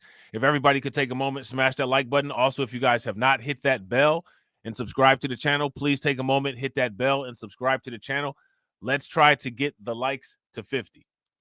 As they are relatives of a U.S. citizen, and we're told that this could take months. Tonight at 10, we will hear from the mom who is in Mexico. Live in Houston, Maria Aguilera, KHOU 11 News. Certainly a story with a lot of layers for that family. Maria, thank you. Looking forward to tonight. Knowing your rights is imperative when it comes to immigration issues. Right now, take a look at our screen. These are. All right, so there's that. So, yeah, you can take a look at the screen and, you know what I'm saying, get some of that information if you want it. I don't think that's any information that anybody here would need, though. Right? So let's investigate this a little bit more and see exactly what is going on with this. All right. See what's going on here. Do a little bit of quote unquote investigative journalism, shall we? Welcome back. On the heels of President-elect Donald Trump's sweeping deportation promise, a Texas man is fighting for his family's return after ICE deported his wife and their children to Mexico. Federico Arellano Jr. said they tried going through the immigration system on their own, but he says authorities arrested his family after missing an immigration hearing. So let's go live to CBS News correspondent Skylar Henry. Skylar, walk us through this one, because an immigration attorney has said in recent hours on CBS News this could have been handled differently, that they had other options they could have taken. Yeah, Reed, I think contextually, this is one of those anomalies that this lawyer says should have been taken under consideration, especially by that judge and through the court system overall. Let's break down. Bro, I'm right there with you. Facts. Shout out to Black Free Thinker. Black Free Thinker said, sorry, but I short sold pity and took the proceeds, and now I'm in a long play on villainy. Bro, facts. If you guys with Black Free Thinker, throw some flames in the chat. Happened. Federico Arellano, who you pointed out, is a U.S. citizen. His wife had come over from Mexico in June and had begun the process of getting her immigration status, her legal immigration status, and was set to appear before a judge in October. That didn't happen because 26 days prior to that court date, she had an emergency C-section for newborn twins. Doctors recommended that she should stay at home to recover. Arellano explained that situation, or at least he says he explained that situation to the court, and they said, no problem. We'll reschedule that date for a later date. We completely understand the situation. And then what happened is that what he says is immigration called him and for his family to report to the ICE detention center here in Houston, Texas, where agents then detained his wife, then his children, pulling them from his arms and sending them to Reynosa, Mexico. We were able to speak with the both of them. Now, mind you, again, what's hilarious about this is that the Biden administration did this. The Biden administration did this, right? So just keep that in mind. It's just interesting. Shout out to my man, Kirk Alden, man, for being the first stream sponsor. I definitely appreciate it. Kurt says, Judge, I was in the process of paying my rent, but y'all already know what? The dog. You know what I'm saying? They ate the dog, and I didn't know, but the dog had also ate the rent. You know what I'm saying? How do you think that we fund this organization, huh? We're not exactly the March of Dimes. Definitely appreciate it, bro. I should put a goal up. I totally forgot. I should do that. I should throw a goal up there. I still owe you guys a call-in show too, and we're gonna do it. You guys will know because the thumbnail will say it'll be a call-in show. It'll be fun. Yesterday, by phone, by video chat, they described the conditions and also expressing the concerns that they have about the necessary medication and care that they feel that they're missing out on, that they obviously would have gotten in the United States. They say that it costs an incredible amount of money. There's a lot of stress, a lot of concern for this family, because remember, as I pointed out, those babies were supposed to be born right now, Reed. They were born 3 months ago. Wow. And so because they aren't getting that necessary medication, they're concerned, but also whether they can get what they need to survive. Yeah, I'm curious about something. We know that he has representation now. Did he indicate any argument or plan to bring the family back because of that new representation? Well, so that's the interesting thing. Because of this, they are really doing an all-out effort to try to get that family at least back here and have some sort of parole hearing. They say that they are reaching out to members of Congress because this is something that doesn't happen, especially for instances quite like this. The lawyers that we spoke with yesterday said that we see these quick deportations, especially as it relates to past criminals or those who may have been deported in the past. But because she had no prior record, that's what makes this case so unusual. They are concerned that this is something that could take months, if not longer, because of the fact that they are already. My question deported. is, I don't understand what the expectation was. Shout out to you guys. What was the expectation that they had? You know what I'm saying? It doesn't make any sense.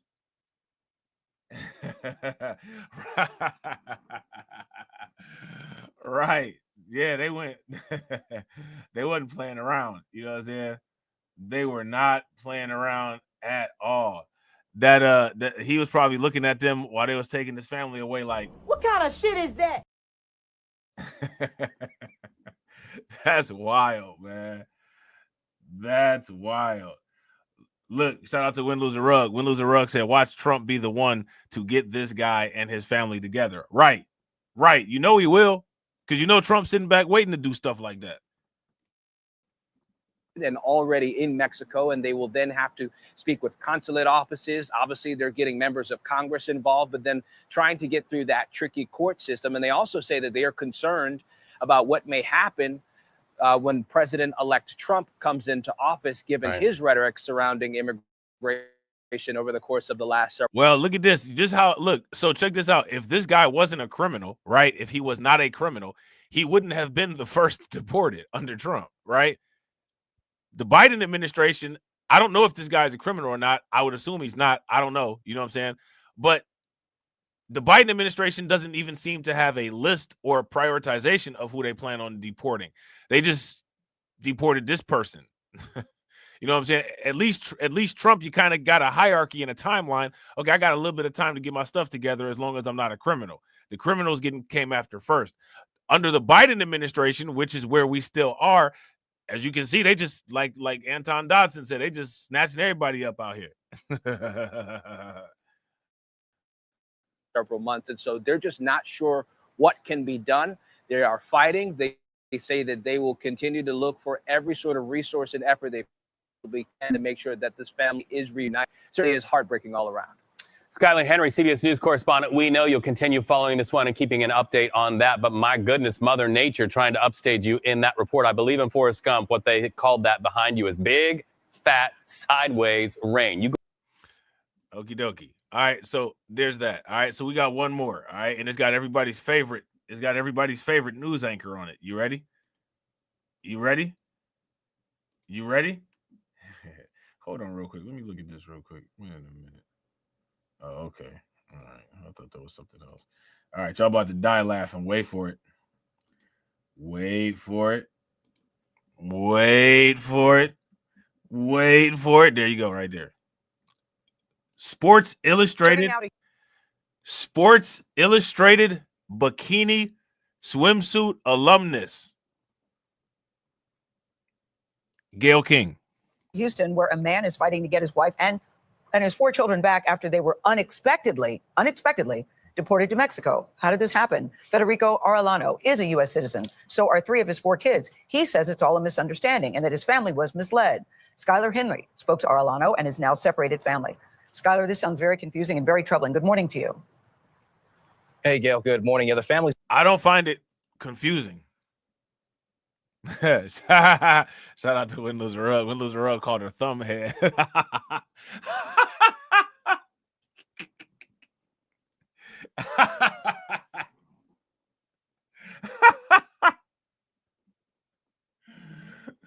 Oh man, that's hilarious, man. That's hilarious. Shout out to Patrick. Patrick said, "Is TD in the room?" He called exactly what the media is going to do with the threats of mass deportations. He said they're going to be showing illegals with kids. Yeah, and the thing is, too, with this particular one, right? This is under the Biden administration. Like, they're associating this with Trump, and Trump's not even in office yet. Like, they're associating this with Trump, and he's not even in office yet. His attorneys tell us that what happened by ICE was, quote, deception, a case that they say was caused by a gap in communication and could have been quickly resolved in court. ¿Cómo estás? For Federico Arellano, a video call is the only way to see his wife, Cristina Salazar, and their 4 children for the foreseeable future. ICE agents unexpectedly deported Salazar and the kids to Mexico last week after they say they were told to come to the ICE field office in Houston to discuss Salazar's immigration case. ¿Qué te dijo específicamente la policía? They told me that they were going to take her to Mexico because she has a deportation order. A judge signed off on that order in early October after Salazar missed an immigration hearing. So, okay, so at this point, now they said that there was something confusing. I've identified what I'm confused about. What I'm confused about is what was done wrong in this situation. I'm kind of that's the thing that I'm confused about. But the family says Salazar was recovering from giving birth to twins prematurely, and that doctors recommended she recover at home during that time. Arellano says he informed the court about this. Now, this is going to sound bad, but they said recover at home. That's what she's doing. Situation, and claims they reassured him by phone the date could be rescheduled. Nearly 2 months later, Arellano says agents detained his wife, then their 4 children. Immigration attorney Isaias Torres represents the family. Have you seen an instance like this before? Not families. I've seen criminals, hardened criminals, people with prior deportation. And they're not criminals. No, they're not. It's a family. I don't understand why this happened. We were able to video chat with Salazar in Reynosa, Mexico. Well, if you don't understand why it happened, I don't know if they really should be paying you whatever retainer that they're paying you, because you're clearly not a competent lawyer. They were in violation of the court order to return to court for a appearance and a hearing. You can get in trouble for that. You get in trouble for that with child support, traffic court, whatever, anything. Why are we acting like we don't know what went on here when they keep telling us exactly what happened, and then they keep saying, I don't know why this happened. Like, make it make sense. Cell signal was spotty. Christina, where's your head at right now? We are separated. I'm alone. I have no one to help me with my kids here. I mean, like, they worried about the medical bill. Shout out to DeAndre. DeAndre said, Rob, you on fire today. She can recoup at her native home. Listen, man, she worried about the medical bill, and the doctor said you need to recover at home. You know what I'm saying? ICE just did it like an ambulance and said, all right, here we go. You know what I'm saying? It's crazy. And they are really sick. ¿Qué quieres? To get them back. And of course, they return to me just as they were taken away. I want them to return to me. Now, the attorneys also tell us that they are reaching out to Congress for any help on this. Salazar also told us that she hates that this happened during the holiday season because now this means that the entire family can't celebrate Christmas together. CBS News has also reached out to ICE and the Justice Department. We have yet to hear back. Tony. Skylar, thank you very much. I hope somebody's not working on that case. The Christmas season, holiday season just adds to the pain, but it wouldn't matter when it was. This is so wrong. Yeah. Gail King says that this is so wrong. If you guys agree with Gail King, give me a thumbs up. If you guys disagree, give me a thumbs down. Look, shout out to DeAndre. DeAndre said, bro, I'm dying. Who doesn't want a free flight? Shoot, take me to one of them countries for free. Bet you ain't going to see me run the opposite direction from the plane. I'm running right on that bad boy. Let that landing thing down real quick so I can get on there.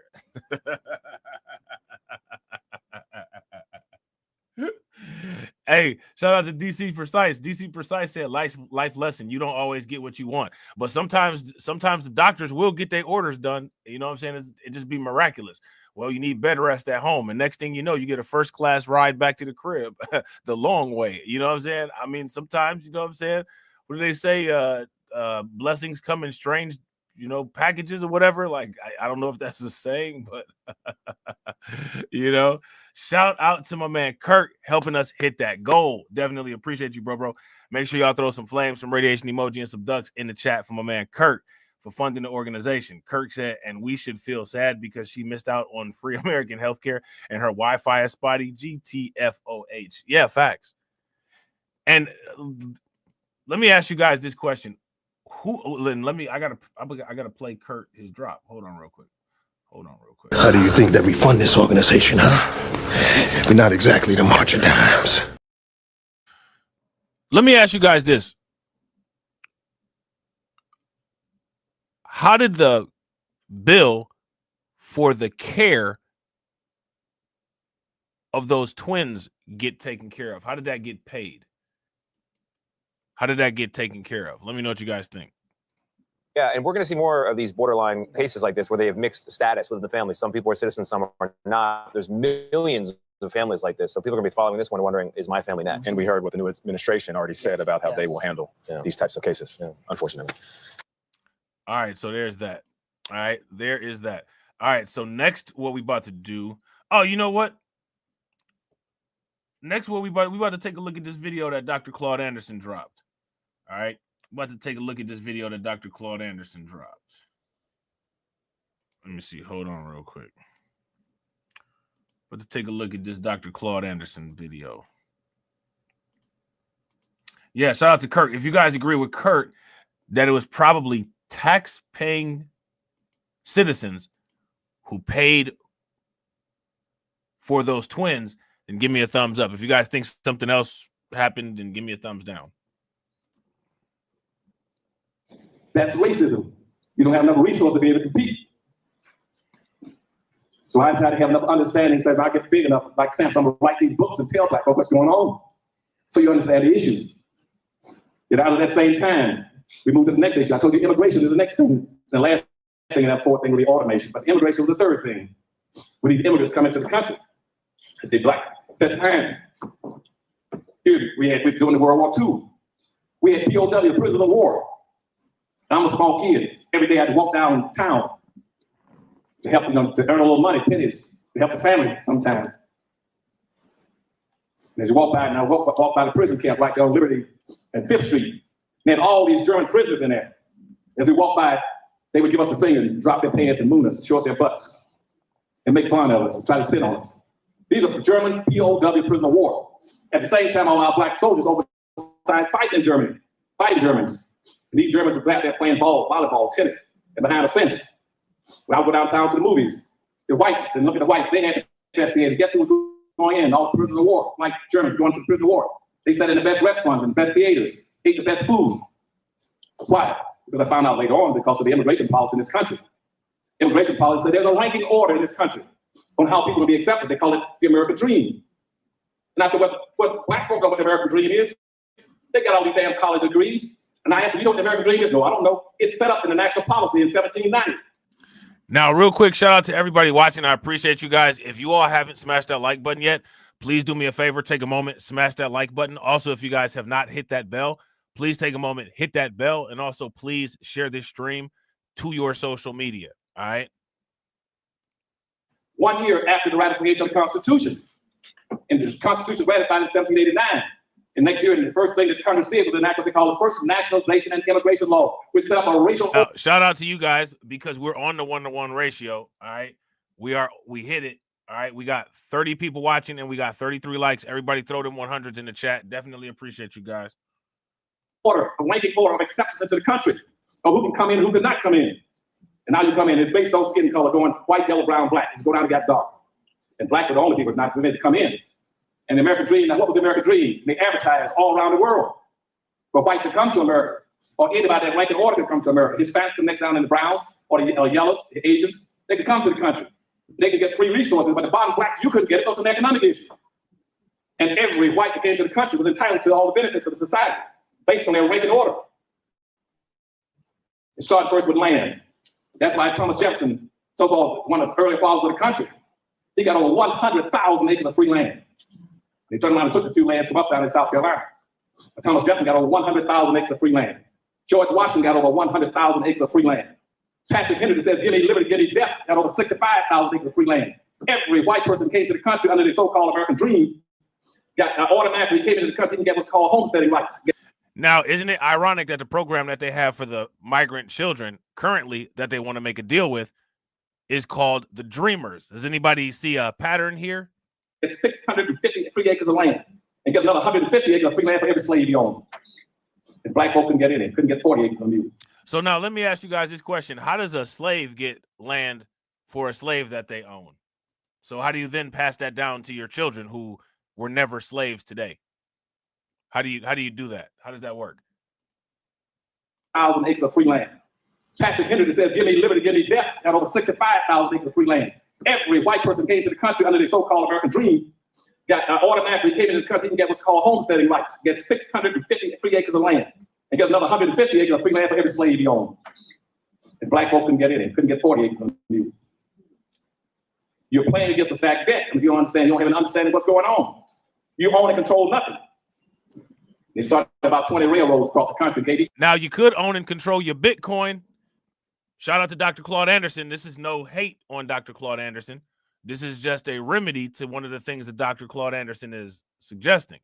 You could own and control your Bitcoin, right? Because there's not really going to be a lot of new assets generated. For the most part, the market is saturated with ownership, which is one of the reasons why there has to be a segment of the population that doesn't have very much ownership.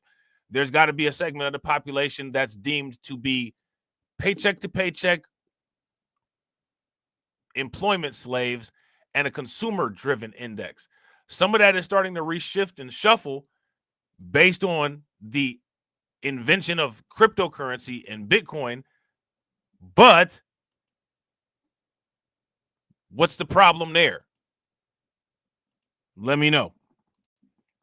Each one of them 6 miles of free land on each side of the damn railroad across America that they turn around and the railroads turn around and sold that land for $40 an acre. Later on, we got rich. And all together, during the American dream, immigrants come to the country, got over 1 billion with a B acres of free land. You all look at TV, you see them talking about the ranchers out west and the big large farms out west. And you always, they got all these acres. They didn't pay for it, it was given to them. And it's been passed on from one generation to the next, when about a few blacks were struggling trying to get land. You don't have any land to deal with it, to grow, to build ranches and farms. And that land that was given, the 1 billion acres of free land that was given to whites free under what they call the American dream, has been passed on for each succeeding generation of whites. And every 20 years, it doubles and triples in value. And that's why right now, out of about almost $130 trillion worth of GDP, product of wealth in this country, you own 1/2 of 1% of wealth in the nation. That's why you came out of slavery. you had 1/2 of 1%. And 150 years later, you still have 1/2 of 1%. For the average white person has 3,500 times more wealth than you. How are you going to compete if you don't know how to play the game? Just to understand what the issues are. They got anything to do with social integration. It said, are we going to be a competitive people or we're going to perish? You got to own and control resources. And so what I'm going to tell you about today, you got to learn how to play this game and learn how to fast. Time is almost run out. The door is pretty well closed now. We are now the official underclass in America. I predicted way back in 1970 when I wrote the affirmative action plan to come year 2000, the blacks going to be replaced by Hispanics. Hispanics met in 1974 out in Kansas City, drew up what they call a manifesto, which says by the year 2000, they would replace and supplant black folk in America. They would totally shut you down by the year 2000. They said, why are you out there demanding, crying and moaning about we shall overcome someday? They're going to say, we don't demand today to get what we want. By flooding into the country. They're going to demand. They can say, we're going to overwhelm while you're trying to overcome. And that's why in the year 2000 now, where we used to be second-class citizens, they made us third-class citizens. And so out in California now, you're a third-class citizen. You know, you were second-class citizen for all those years. It's gone. Now the Asians and the Arabs in the next 10 to 20 years, 10 to 12 years, they're going to kick you out of being number 3. You're going to become number 4. They're going to bind up and they're going to push you back to number 4. Now, if you think you didn't get anything from being number 2 for 500 years of enslavement and Jim Crow segregation, use your creative imagination to figure out what you're going to get when you become number 4. I can tell you, but I'm not going to tell you the next company. That's what's going to happen to you. They're getting ready to eradicate you off the face of the earth. There are groups now around the world talking about getting rid of the non-producers, what they call the eaters, which means they eat and don't produce anything. I can name a lot of organizations. And that's all this turmoil you see now. And so what they said, so immigration then was never designed to benefit black folk. Never designed. It was designed to displace you and replace you. And in 1970, what they did, they came up with a new concept, said not only will we displace them, but now let's take the focus off of black folk and put it on a public policy called deny neglect and political correctness. You hear people talk about political correctness, understand what they're saying to you. What they're saying to you, that you're now an obsolete labor class. You've been abandoned by your own leadership. Nobody will speak up for black folk in this country. Unless one got one fool doing it, running around the country and around the world. That's Claude Anderson. He's the only one that got no damn better sense to keep for black folk. Nobody's going to, you're going to hear one black in the public office, a civil rights order, we're going to do for black folk. They're going to use camouflage and terms to use. They're going to use a very broad, ambiguous term, figure you haven't got enough sense to figure out what it means. They're going to use these broad terms like minorities and poor folk and people of color. And what does that mean? You go say, you got black folks screaming, I'm a minority. What is a minority? Minority means you're a loser. You live in a society that says the majority will win and rule and the minority will lose and suffer. Why would you volunteer run around saying calling yourself a minority? Huh? Why would you do it? Rather because minority means that you haven't got a chance. And you ask me, what is a minority? Nobody knows. If you want to be honest about it, the white male is a minority. A pig leg, one-eyed man is a minority. A humpback lesbian with a hernia is a triple minority. So now what Dr. Claude Anderson is doing right now, for the most part, is he's destroying this Democrat narrative of this quote unquote DEI and the checkmark mafia and the intersectionality and inclusivity and all of that.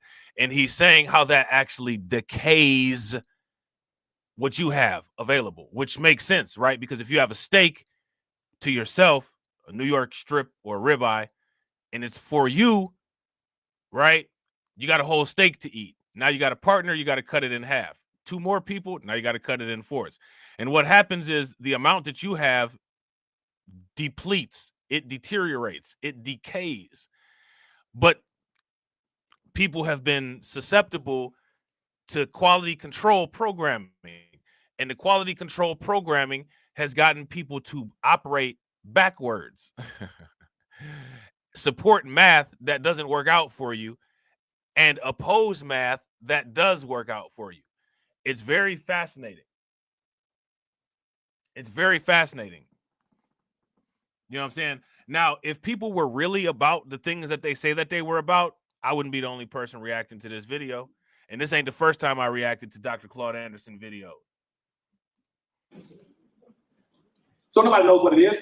They tell you, well, you got to come on the minority program. Yes, I want to get in your minority program. Why? And I'm going to talk about that in a few minutes, why you should be rejected. Don't let them put you in these broader categories called minorities. And when they start talking about the American dream, and say, now, when black folk get a chance to enjoy the American dream, here's what the American dream was. The American dream was at that time in history, it was 90% black labor and 10% Indian land. That was the American dream. And later on, it morphed in what you call now called seal. They come into America, the same thing, but no longer free land. It means coming to America and getting free unearned benefits. That's why all these groups come to the country. They're not rushing across the Mexican border to get along with you and to love. Now, what are they calling the migrants, right? Because again, Dr. Claude Anderson on point with it, right? They're calling these migrants, quote unquote, economic migrants. Now, what did Dr. Claude Anderson just say? Dr. Claude Anderson just said that these people are coming to the United States, quote unquote, for the benefit, right? And even if you look at a lot of the political commentary, some of the political commentary people are saying, a lot of the policies that are in place, the policies are what is bringing people to the United States. Of you, they're coming to compete with you for resources, ownership, and rights. And see, they take over these communities. They came into Florida. For that time, when they came into Florida, I wrote the affirmative action plan in 1970 for the state of Florida. See, Cubans began to pour into the state. First, they took over overtime, ran blacks out of overtime and took it over.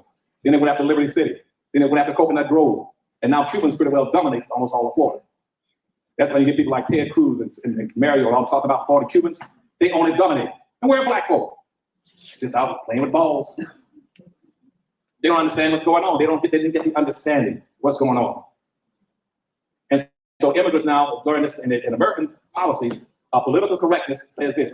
When Nixon got the memo from Daniel Moynihan in 1968, it says, when you shut down the black civil rights. Now, I want to ask you guys this before he gets into this, right?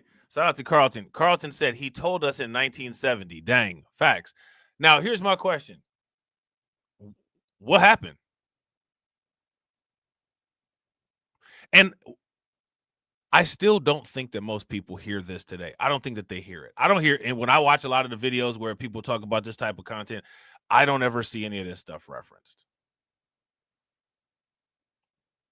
I don't see any of this stuff referenced. I don't hear it talked about very much.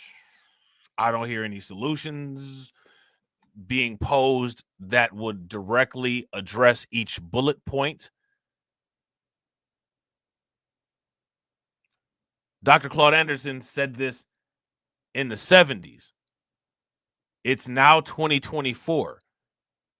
People don't like it when people say, well, you're criticizing solutions.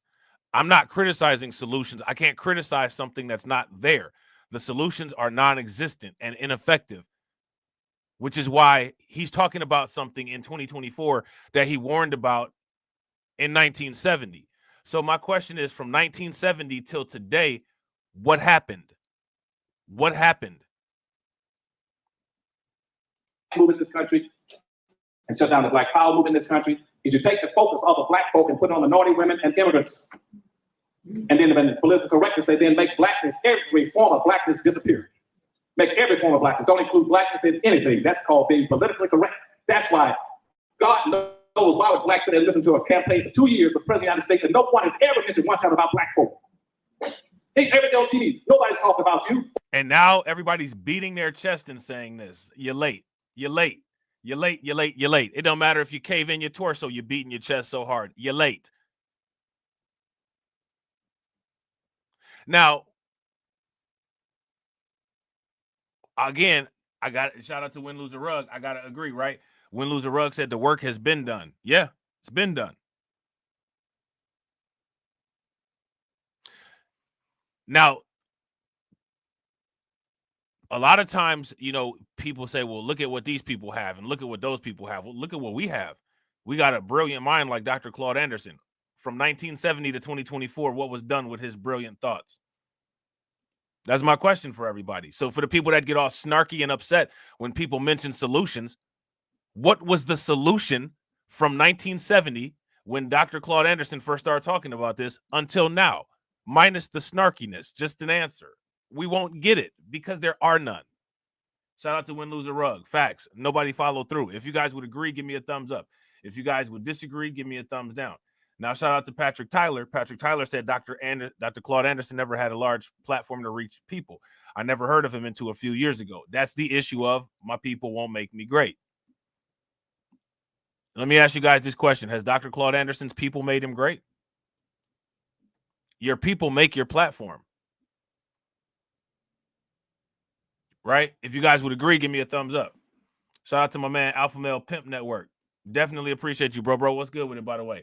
Make sure y'all show Alpha Male Pimp Network some love. Throw some flames, some radiation emoji, and some ducks in the chat for Alpha Male Pimp Network for standing on business and for funding the organization. How do you think that we fund this organization, huh? We're not exactly the march of dimes. I'm standing on business. I'm standing on business. I'm standing on business. And shout out to the members, right? It's only members, at least on this channel, right? It's only members, right? So shout out to y'all, you know what I'm saying? For members only, right? Shout out to the members. We got some new emoji, all right? Inspired by Brooklyn Queen's request. So enjoy the new emojis, all right? And shout out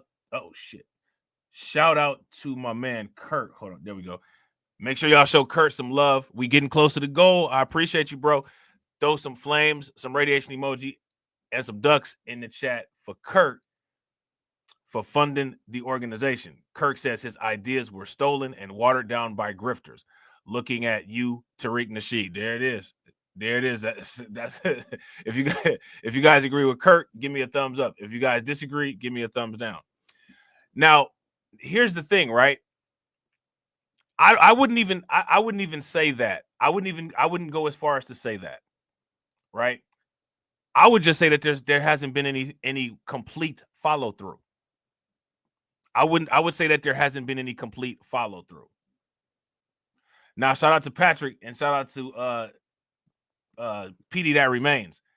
They asked the question, quote unquote, Nasheed is a grifter. Let me know what you guys think. If you guys think, quote unquote, Nasheed is a grifter, give me a thumbs up. If you guys disagree, give me a thumbs down. Shout out to Brooklyn Queen for being a member for 3 months. Definitely appreciate it. Make sure y'all throw some flames, some radiation emoji, and some ducks in the chat for Brooklyn Queen for standing on business for 3 months. I'm standing on business. I'm standing on business. I'm standing on business. Definitely appreciate it. Shout out to DC Precise. DC Precise said he'll answer that. Shout out to Alpha Male Pimp Network again. Make sure y'all show Alpha Male Pimp Network some love for the again. All right, definitely appreciate it. Again! Alpha Male Pimp Network says from 1975 to 2025, Dr. Claude Anderson been telling us. Facts. Yeah. Big facts. Big facts. Now, here goes my position on the quote unquote Nasheed is a grifter, right? If somebody said in his chat, Blacklight Revelations is a grifter, you know what I'm saying? He'd probably be like, I don't know that ninja. Don't mention him in my chat. Right? Or he'd probably be like, is that tether? Which, I'm not a tether, but, okay. Right? So, the thing is that, when it's people that I don't have a personal relationship with, I don't jump out the window for them. You know what I'm saying? So, I can't say yay or nay to anything that I do or don't have an experience with. You know what I'm saying? I'm not going to jump out the window and catch a bullet for somebody that I can't say would jump out a window and catch a bullet for me. You know what I'm saying? So I'm going to let that. So that's on y'all. If you know what I'm saying? If y'all got the answers to that, y'all do your thing. You know what I'm saying? Hash it out, flesh it out. But me personally, and it's no beef, it's no disrespect. It's just, it is what it is. That's just how I roll. That's just how I get down. And I got to be consistent throughout. You know what I'm saying? Like I like 50 Cent. 50 Cent, my dude. But if somebody was like, yo, you know what I'm saying? You going to vouch this cat? I ain't never had no dealings with him. I don't know what he be doing. You know what I'm saying? So, there's that. Right. Now, shout out to my man, Black Free Thinker. I definitely appreciate it. Black Free Thinker said his plan was not the path of least resistance. Wait, who you talking about? You talking about Dr. Claude Anderson?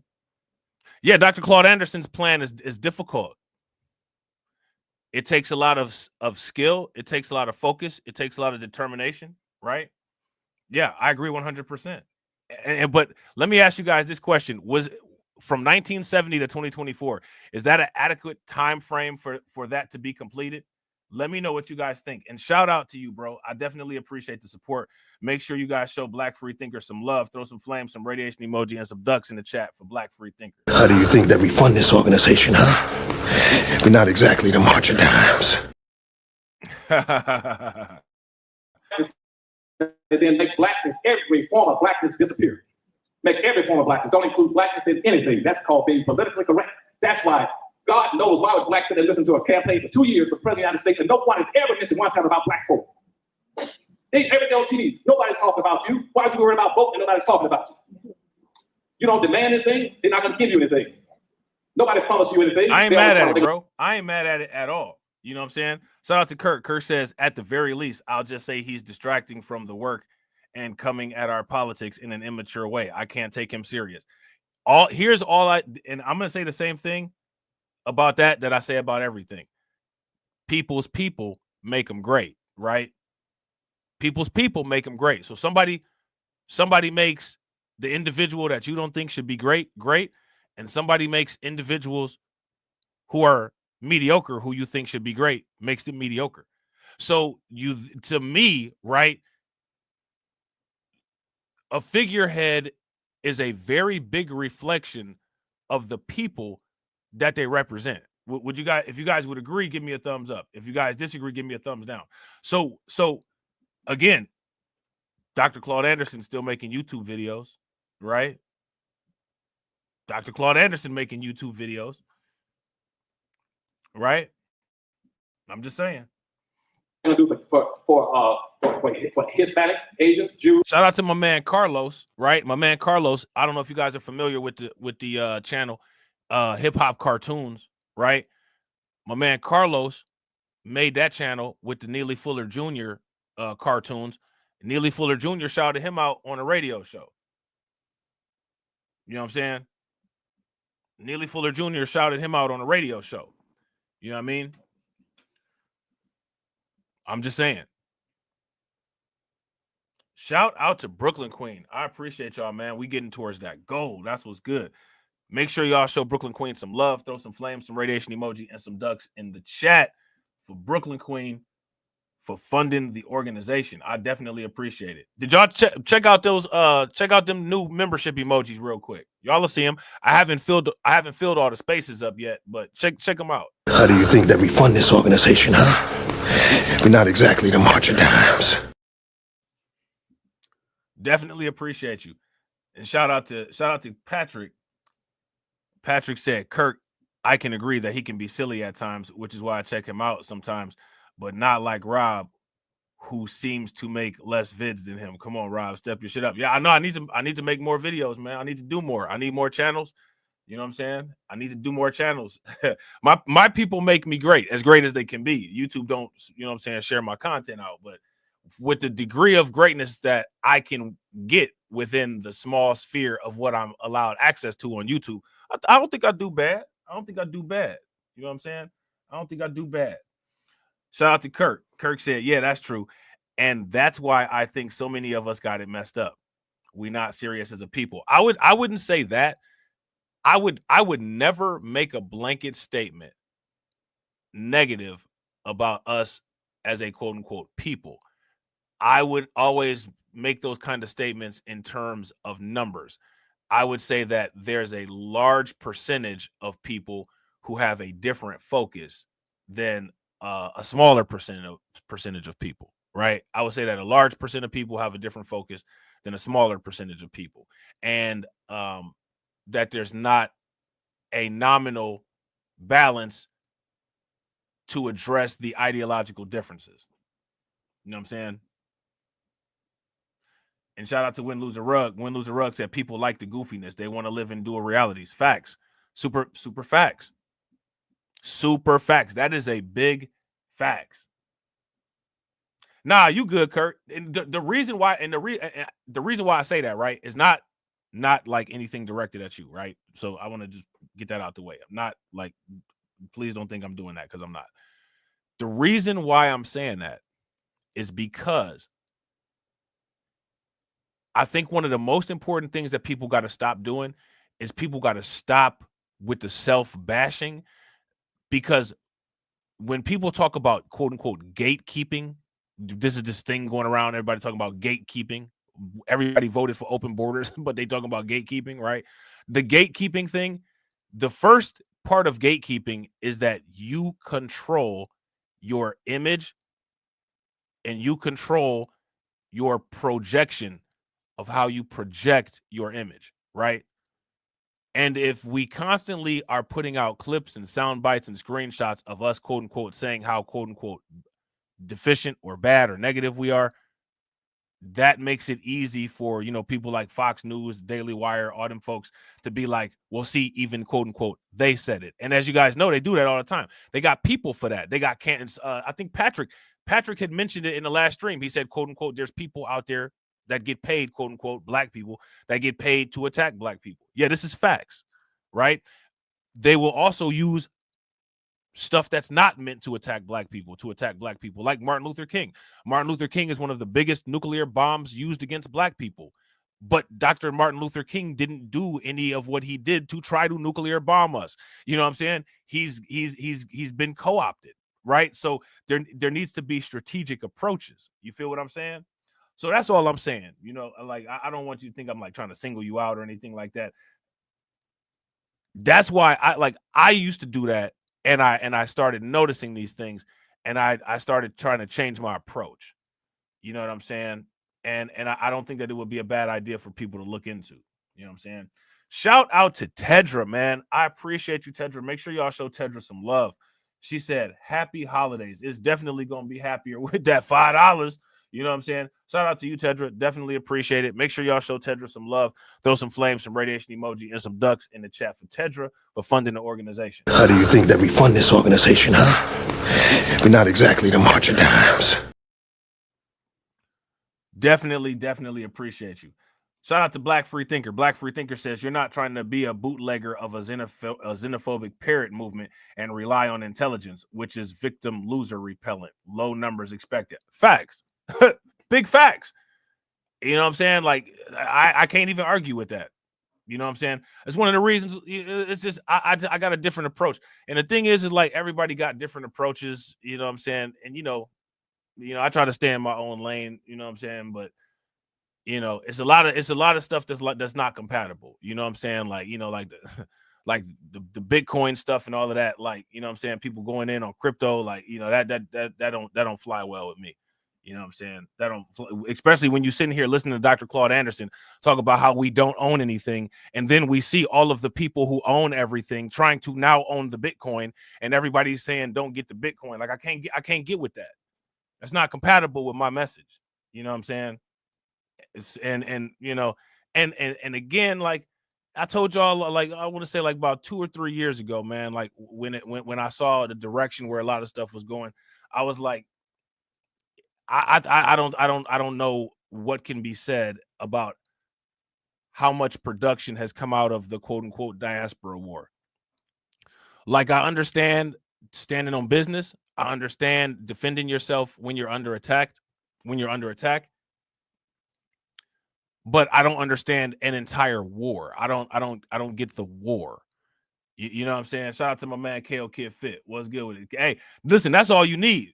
KO Kid Fit said I got my Bitcoin fraction, bro. Most people only got a fraction. Only 7% of the world will only own a whole Bitcoin. You know what I'm saying? Only 7% of the world is gonna ever own a whole Bitcoin. You know what I'm saying? So yeah, you good right now. If you watch some of the videos, they say all you'll ever need is 0.01 Bitcoin. You know what I'm saying? Eric Adams say he got a couple. Eric Adams say he got a couple. Shout out to Kurt. Kirk said, Rob spitting nothing but facts. Bro, I appreciate you. Make sure y'all show Kurt some love. Throw some flames, some radiation emoji, and some ducks in the chat for my man Kirk for funding the organization. All right. Let me see. Hold on real quick. How do you think that we fund this organization, huh? We're not exactly the march of dimes. Definitely appreciate you, bro. Shout out to my man Win Loser Drop for the air. I said Win Loser Drop. I was about to say Win Loser Rug for the airdrop.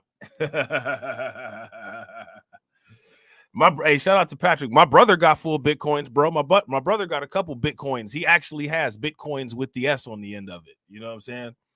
Shout out to Win Loser Rug. Win Loser Rug said that's why I like to use inefficient, and I try to be careful within the context I use it in. I use it to reference tactics.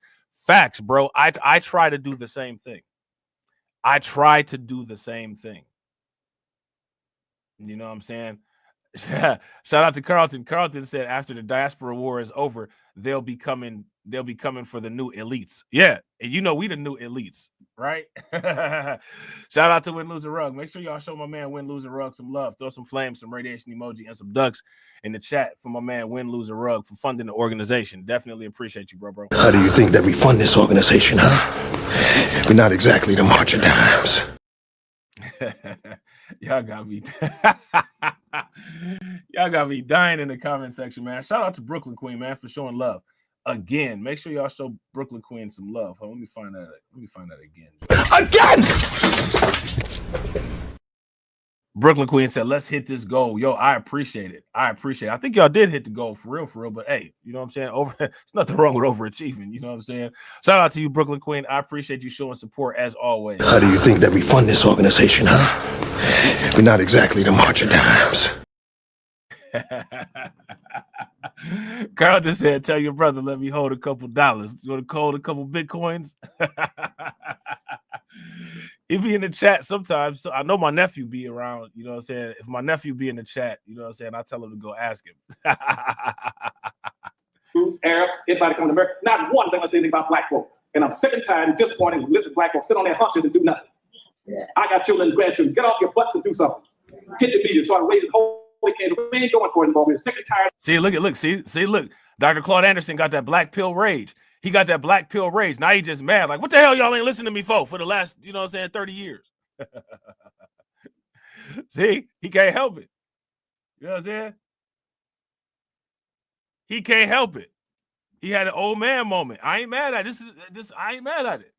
Put on the minority women and immigrants. And then the political correctness say then make blackness, every form of blackness disappear. Make every form of blackness. Don't include blackness in anything. That's called being politically correct. That's why God knows why would blacks sit there and listen to a campaign for 2 years for President of the United States and no one has ever mentioned one time about black folk. Every day on TV, nobody's talking about you. Why are you worried about vote and nobody's talking about you? You don't demand anything, they're not going to give you anything. Nobody promised you anything. They always talk about what they're going to do for Hispanics, Asians, Jews, Arabs, everybody coming to America. Not one thing I say anything about black folk. And I'm sick and tired and disappointed to listen to black folks sit on their hunches and do nothing.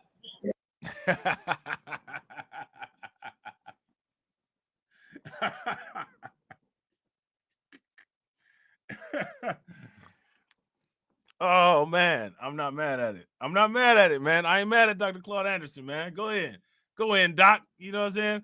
Go in. Yeah. I got children and grandchildren. Get off your butts and do something. Hit the media, start raising holy cans. I got dirty diapers. You know what I'm saying? I got dirty diapers and grandkids. Get y'all ass up and do something. I'm not mad at it, Doc. I'm not mad at it, Doc. You know what I'm saying? Throw some flames in the chat for Dr. Claude Anderson. Ain't going for it anymore. We're sick and tired of being sick and tired of being sick and tired. Yeah.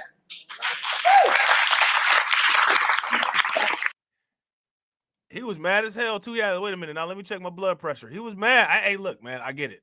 I mean, the dude, like Dr. Claude Anderson is amazing, man. He laid out the blueprint. Wrote your books about history.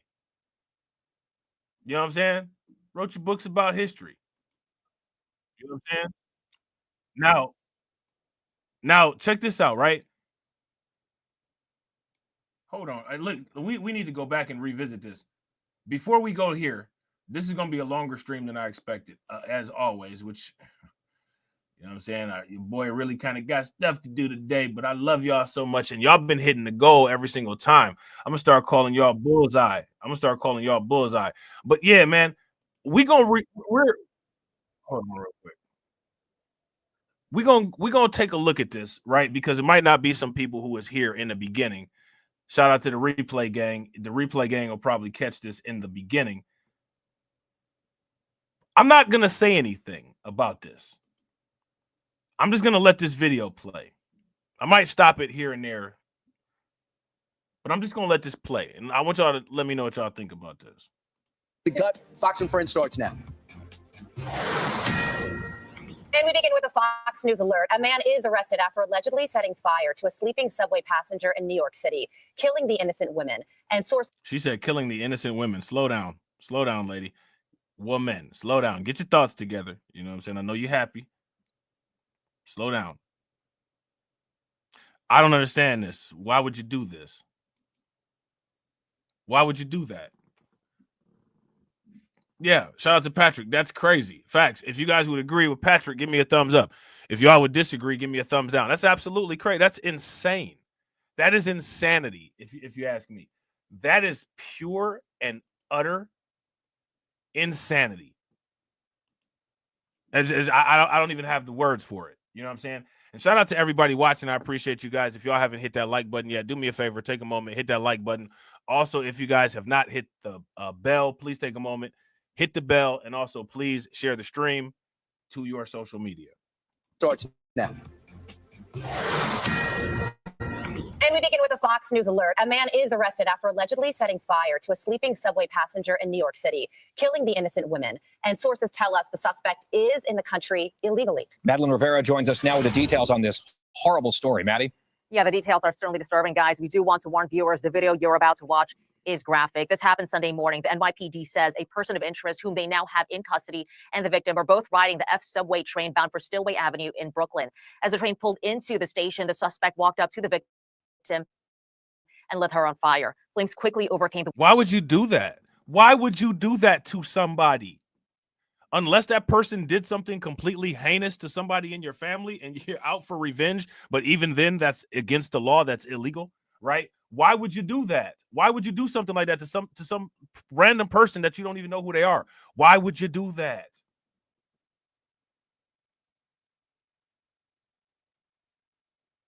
And what else has this individual done that he's gotten away with?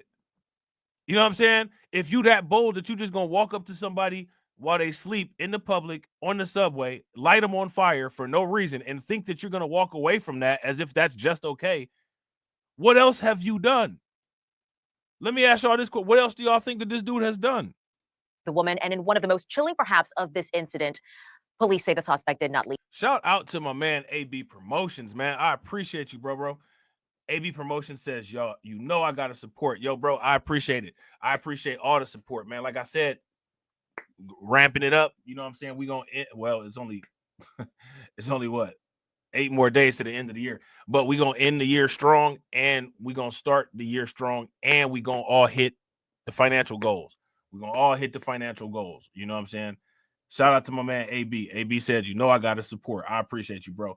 Make sure y'all throw some flames, some radiation emoji, and some ducks in the chat for my man AB Promotions for funding the organization. Definitely appreciate you, bro. How do you think that we fund this organization, huh? We're not exactly the March of Dimes. Definitely appreciate it. Instead, he sat on a bench on the platform just outside the train car. Video appears to show the suspect watching the victim burn. Because he did not leave, the police officers, through their body cameras, were able to get— Like, the dude just sat there and watched the lady burn, too. Like, not only did you go do that wild stuff, then you just sat there and watched her burn. You know what I'm saying? Like make it make sense. On the platform just outside the train car. Video appears to show the suspect watching the victim burn. Because he did not leave, the police officers, through their body cameras, were able to get images of the suspect. They distributed those, and the NYPD says 3 high schoolers recognized the suspect. Sources tell Fox News Digital the suspect is 33-year-old Sebastian Zapata. While police did not identify the person of interest, a high-level NYPD source told Fox News Digital the individual entered the U.S. illegally from Guatemala in 2018 when President-elect Trump was president during his first term. Bro, the person of interest has no prior arrests. I said the same thing, bro. I kept telling everybody, I'm like, yo, be careful, man. If you're in New York City or you're in New York metro area, or if you're in any one of these like sanctuary city, sanctuary state areas, man, be careful, man. Keep your head on a swivel. You know what I'm saying? Be on your P's and Q's, please. New York City and 1 prior arrest in Arizona, the source said, though details about the arrest were not available. At this hour, I am pleased to announce that a short time ago, alert NYPD transit officers took a person of interest into custody. I want you to know that this apprehension was another in what has become a series of joint efforts involving different crimes between the police and the public we serve. So now this is the post that New York Governor Kathy Hochul is being criticized for. She said on X, in March, I took action to make our subway safer for the millions of people who take the trains each day. Since deploying. Now, let me ask you guys this question. What has Kathy Hochul done to make New York safe from criminal migrants? What has she done in that regard? Let me know what you guys think. Let me know what you guys' answer is to that. The National Guard of New York to support the NYPD and the MTA safety efforts and adding cameras to all subway cars. Crime is going down and ridership is going up. New York Democratic Congressman Richie Torres called her post tone deaf. Guy, Carly, and Brian. All right, Maddie, thanks so much. Tone deaf, yeah, to say the least. I mean, you're sitting there touting the safety of the subways, and this is hours after someone was lit up on live because she nodded off on a subway train. Can you imagine? Is there a more horrific way to die? It's almost too horrible to fathom or even discuss. And unfortunately, we're put in this position because of allegedly what that man that you see on your screen did. And to make matters worse, this surveillance video appears to show that the suspect sat on a bench and watched this woman burn to death as police were already starting to respond to the scene. Why would you do that? Why would you do that? I just can't. I can't wrap my head around why somebody would do something like that. I'm just gonna keep repeating. Why would you do that? Because I don't understand why somebody would do that. He stayed at the scene of the crime.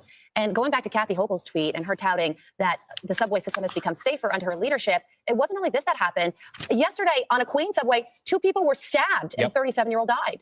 Yeah, so 2 killings in the subways, and you could say this is bad timing for Governor Hochul to have put out this self-congratulatory tweet on subway safety. Yes, it's bad timing. It's also bad policy. That's why we're getting this problem. And it's been an issue now for years. I think Hochul very belatedly is catching up to the political reality, but the mess has already been made, and it's going to take a long time and quite possibly completely new leadership to change anything, because the current constellation of New York leadership has been a disgrace on this issue. We're just learning a few things about this suspect, including that he's in the country illegally, allegedly from Guatemala, with a criminal record in another state. It would make sense for someone like that to come to New York, a sanctuary jurisdiction, where he could just hang out until he decides to burn someone to death. So, guys, my sense is they're going to find out this guy's got much more of a criminal history. I don't think you indiscriminately burn somebody alive and think to yourself, I've never done anything like this before. You don't jump to that. Yeah, that's my sense. Yeah, see, I said the same thing. I mean, you know what I'm saying? Like, even if people do commit a crime, like we see crimes get committed every day. Ain't nobody just about to burn somebody alive and then sit there and watch that happen. Like, that's abnormal. That is an abnormal crime. Like no one's gonna do that. You know what I'm saying? No one's gonna do that. But the other thing to keep in mind, too, is that the cover of the New York Post, I'm watching local coverage just to see how local coverage, they never bring up his legal status. Yeah, facts. Shout out to Dwayne Rhodes. I appreciate the super chat, bro. Make sure you guys show Dwayne some love. Throw some flames, some radiation emoji, and some ducks in the chat for Dwayne. Dwayne said that video was disturbing. I didn't see the video. I could only imagine. Oof. That's terrible. Could you imagine being there? The heat, the smell. They said that's how they knew that it had happened, because they could smell it. Like that. Oh God, man. And I like, hey, like, listen, man. I feel bad for that woman. Nobody should just be there and then you just get burned alive. Like, that shouldn't happen to nobody. You know what I'm saying? Like, that's, like I said, that's just ridiculous. That's just ridiculous. Shout out to you, bro, for funding the organization. I definitely appreciate it. Y'all already know what we doing. We finna flip the Bitcoin. How do you think that we fund this organization, huh? We're not exactly the march of dimes. Y'all like them new emojis? You see Brooklyn Queen got the emojis down there. Y'all like the new emojis? They say, New York, because it's a main part of the story. We know people commit crimes, but when illegal immigrants come here, many as criminals, to commit more crimes, you say to yourself, if the government does its job, we would not be in this type of danger. And I also think that this whole plays into the... That's what Agent Smith said on The Matrix. He said, "It's the smell." Y'all remember when y'all remember when he said that? When he had Morpheus tied up in that chair, handcuffed to the chair, he said, "It's the smell." Oh man. the bigger picture of why you need massive deportation and begins with criminals. Yeah, no, that's right. And Eric Adams, and he recognizes that. And that's why he sat down and spoke to Tom Homan and says, you got to get the criminal migrants out of the city. But his hands are tied because not only is New York City a sanctuary city, it's also in a sanctuary state, which goes to the point of Kathy Hochul and policy change that she needs to take leadership under. I mentioned Tom Homan because yesterday he was in Arizona and he introduced Donald Trump, who was speaking at America Fest. And Donald Trump laid out his day one priorities. And you better believe the border control and getting criminal illegal immigrants out of this country is among them. On my first day back in the Oval Office, I will sign a historic slate of executive orders to close our. Hey, hold on. Look, hold on. Hold on. We got to pull it up real quick. Wait a minute.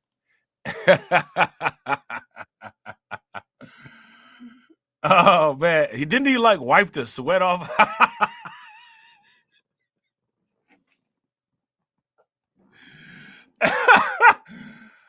Hey, didn't he wipe the sweat off of Morpheus's head and then like stick his fingers in his face?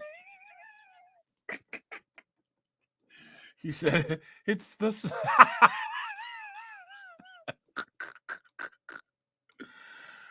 Oh, man. Any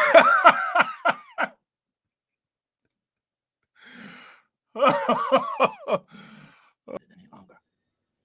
It's the smell.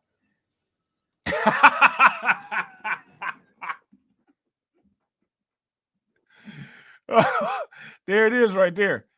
There it is right there. He was dead serious. It's the smell.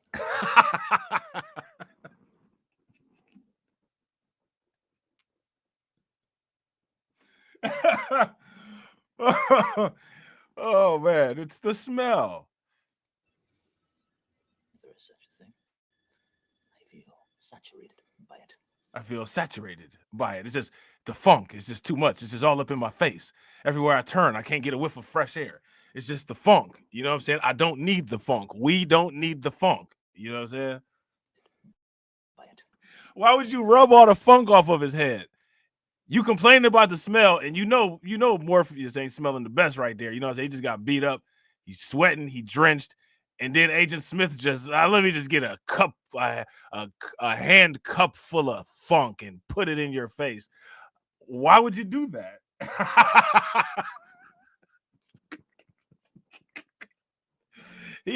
Look, you see the way he did it? He did the little wipe around too, like he was waxing the car, so he did a full arc. Said, I can't stand the smell. Did a little rim around his head, then he gonna do the spin move on him and shove it in his nose. You're Like, you see his eyes all in the back of his head. Look. Wow, that shit do stink though. You know what I'm saying? That shit really do stink. Oh man, that shit smell like ass. That came off my head.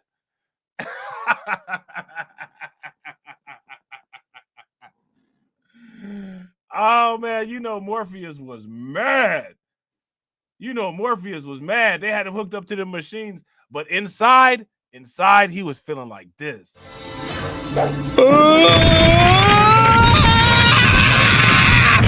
You cheated! I'm going to tell on you!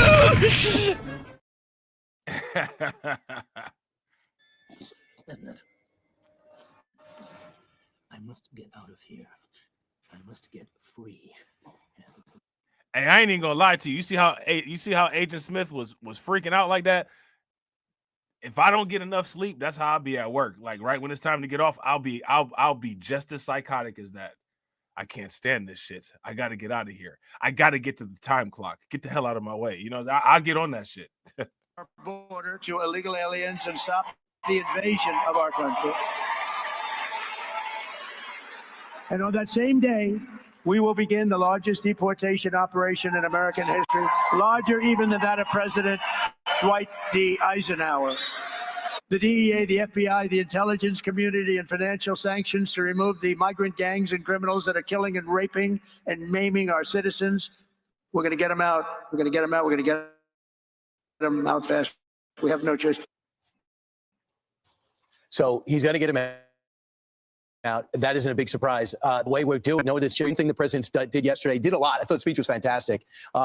Number one, he's got a real sense of history. He's always bringing up Eisenhower. He's bringing up McKinley yesterday. And he's bringing because Eisenhower did. And he also knows that Eisenhower is considered relatively a top president, respected. And he's like, what I'm trying to do is nothing that other past presidents haven't done. And by the way, Charlie Kirk, a fantastic job for what he did on the ground with Turning Point, because he was. See, they love your boy Charlie Kirk. They love your boy Charlie Kirk. Now, mind you, Fox be having people on there that Charlie Kirk wouldn't approve of.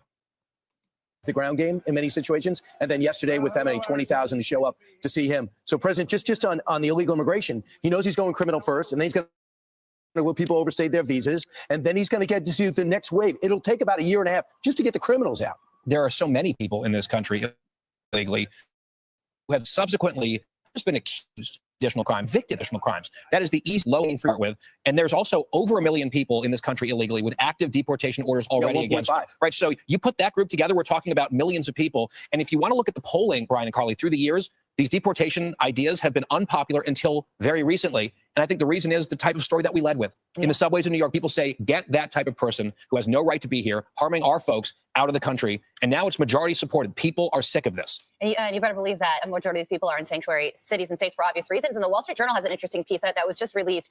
The editorial board asked, are Democrats in sanctuary states trying to attract illegal immigrants to compensate all the people that are leaving the legal? Look at this. Okay, so now this is from the Wall Street Journal. Migrants offset domestic migration out of sanctuary cities. So as you guys can see here in California, migrants moved in 361,057. Residents moved out 239,575.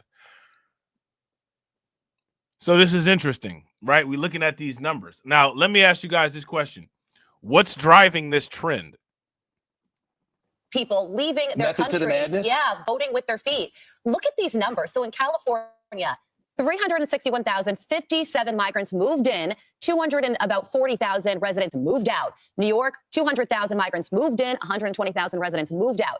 Illinois, 112,000 migrants moved in, 56,000 residents moved out. New Jersey, similar trend, 130 migrants moved in, 35,000 residents moved out. So one of the things that they bring up is the census, and illegal immigrants are counted in the census. So if you have migrants moving into the country, then the representation stays or increases. If more migrants move in, then people are moving out. I think it's a fair question to ask. They want those residents to count for their numbers. And by the way, the stats that we just put up on the screen there, that's what we know, right? Because a lot of these people are living in the shadows. So they're very specific looking numbers. I would say that most of them are living in the shadows. Would you, if you guys would agree, most of these people are probably living in the shadows, give me a thumbs up. If you guys would disagree, if you don't think that most of these people are living in the shadows, then give me a thumbs down.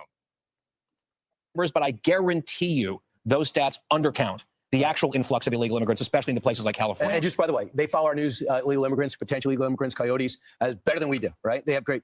How many moves to the border are not happening now because they know who's president, who's coming in. So how many people are going to go? And shout out to Patrick. Make sure when you see those articles and stuff, because I actually do pay attention to the Atlanta Journal, Constitution Journal. Make sure that you guys shoot me these articles about this stuff into the Discord and all that. That's one of the things that I'm gonna try to do more of moving into the new year is focus a lot more on some of that stuff if I got the time to do it. And then, like I said, I got y'all for the call-in shows. The call-in shows gonna be, y'all gonna love them. You know what I'm saying? They coming. And like I said, it's gonna be a channel for that too, but y'all gonna see how I do it. We'll see what happened, what they did with BLR2. Now, mind you, BLR2 is going to be coming back. It's going to be coming back in February, right? But we had to get it up out of there. We had to put it in the safe and lock the door for a minute, right? BLR2 will be back in February, but got to do things different. I learned a lesson from BLR2 and I adjusted.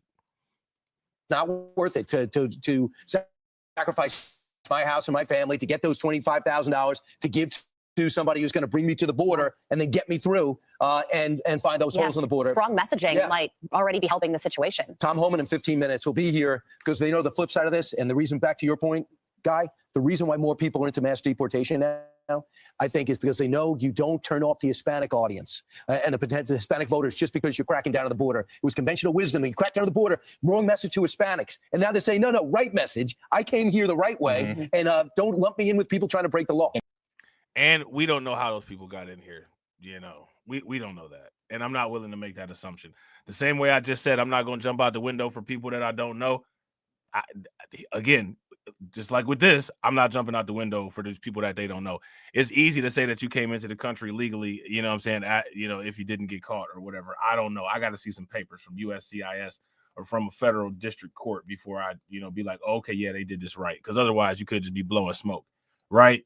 And a lot of times we know that a lot of people just blow smoke. So now what we about to do is we about to go in. We about to go in. We about to go in. We about to go in. Oh, we about to go in. We about to go in on your boy, Brandon Johnson. Trojan head.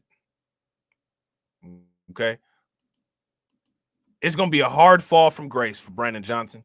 Let me ask you guys this question. How many of you all think that Brandon Johnson is going to be the mayor of Chicago next mayoral election? If you think that Brandon Johnson will win a re-election in Chicago next term, give me a thumbs up. If you guys don't think that he will, then give me a thumbs down.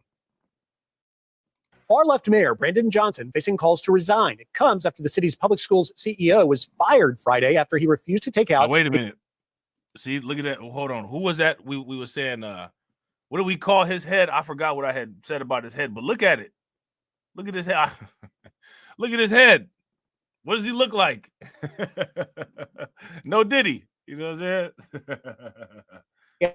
After he refused to take out a $300 million loan for a new teachers union contract. That is the same union that once employed Mayor Johnson. One op-ed arguing it is time for Johnson to resign, saying this, quote, "You have demonstrated you are not a mayor for all of Chicago, but only for your friends at the Chicago Teachers Union. You are willing to use your power to benefit those closest to you while using the children you say you care about as political cover for your disastrous decision making." Now, let me ask you guys this question. Woo, man, that's harsh, right? Whoo, that got at him. Do you guys agree with this critique of Brandon Johnson? If you guys agree with this critique of Brandon Johnson, give me a thumbs up. If you guys disagree, give me a thumbs down. Yeah, shout out to Windows and Rug. Facts. Hershey Kiss head ass. Yeah. Shout out to Black Free Thinker. California is overrun by a gang called Tren De Aragua, a.k.a. the Democratic Party. Yeah, facts. Super facts. Our next guest says this loan was all about Johnson's push to help illegal migrants, already costing his own taxpayers more than $500 million. That's with a B, $billion. So as you guys can see, here's the numbers, right? Here's the money. Now, this right here. This is the very stuff that Dr. Claude Anderson was talking about.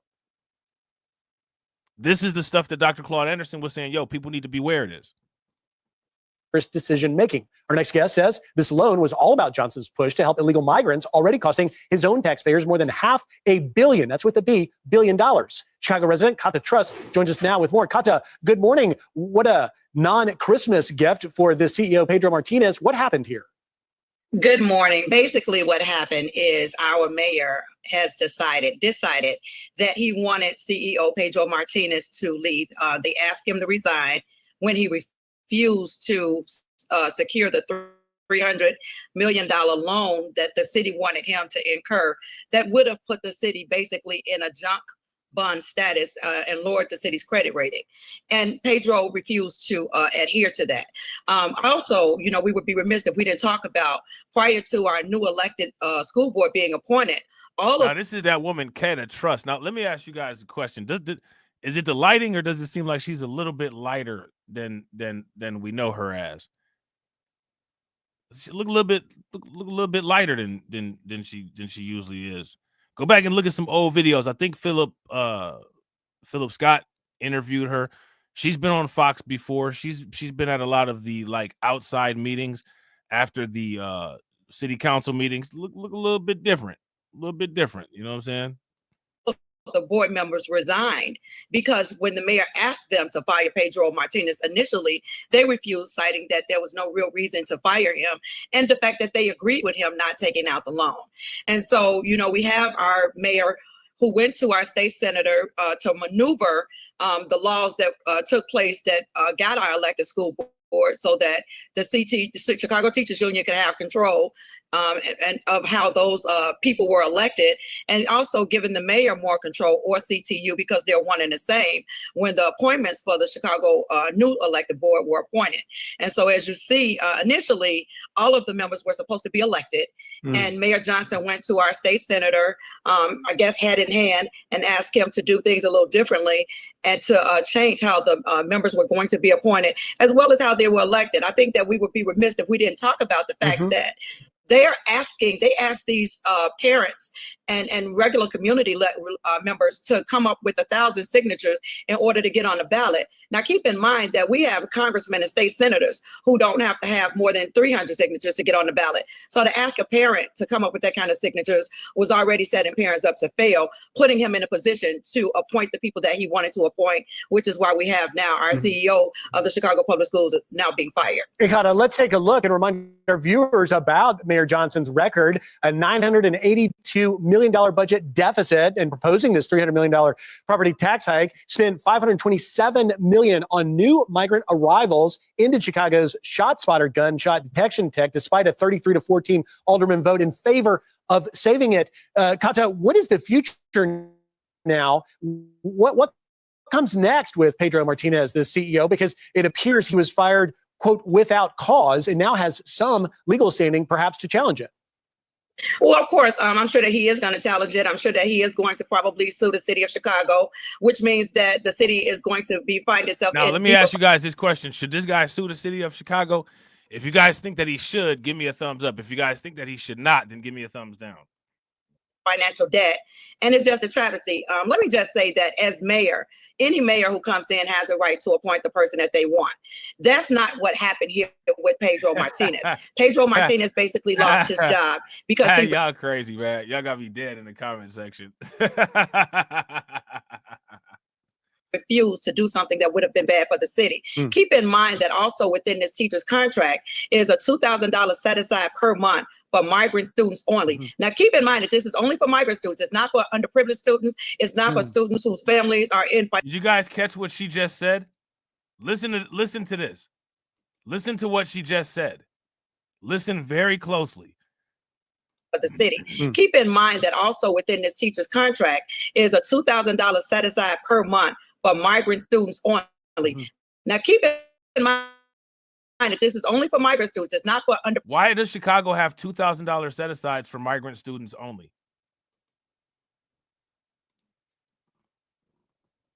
Why does Chicago have $2,000 set asides for migrant students only? Somebody make that make sense. Why is that? It now has some legal standing perhaps to challenge it. Well, of course, I'm sure that he is going to challenge it. I'm sure that he is going to probably sue the city of Chicago, which means that the city is going to find itself in deeper financial debt. And it's just a travesty. Let me just say that as mayor, any mayor who comes in has a right to appoint the person that they want.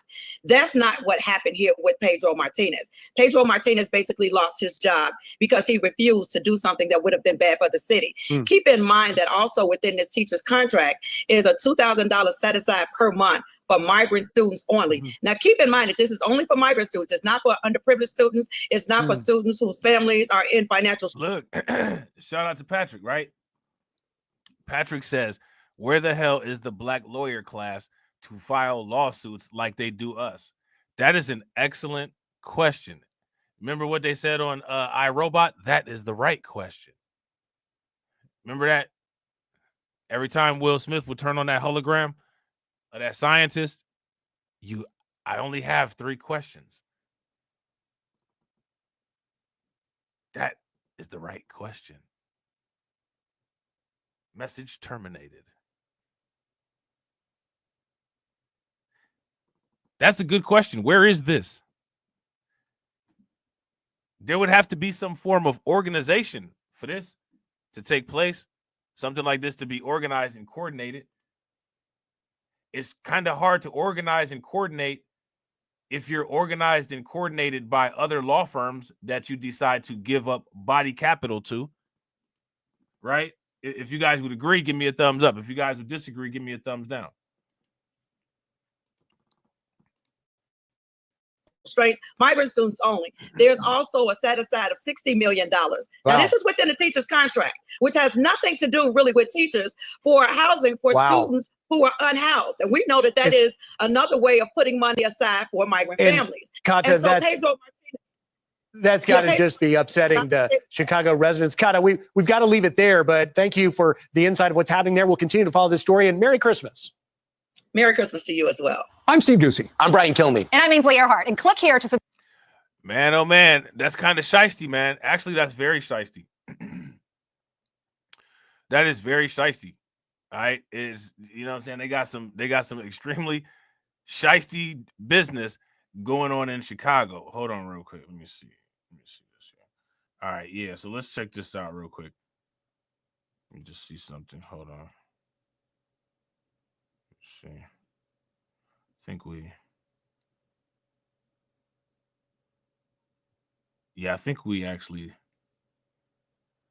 I think we actually might have talked about this already, but we're going to take a look at this video again anyway, because it's in context. We're talking about Chicago. We're on the Chicago segment.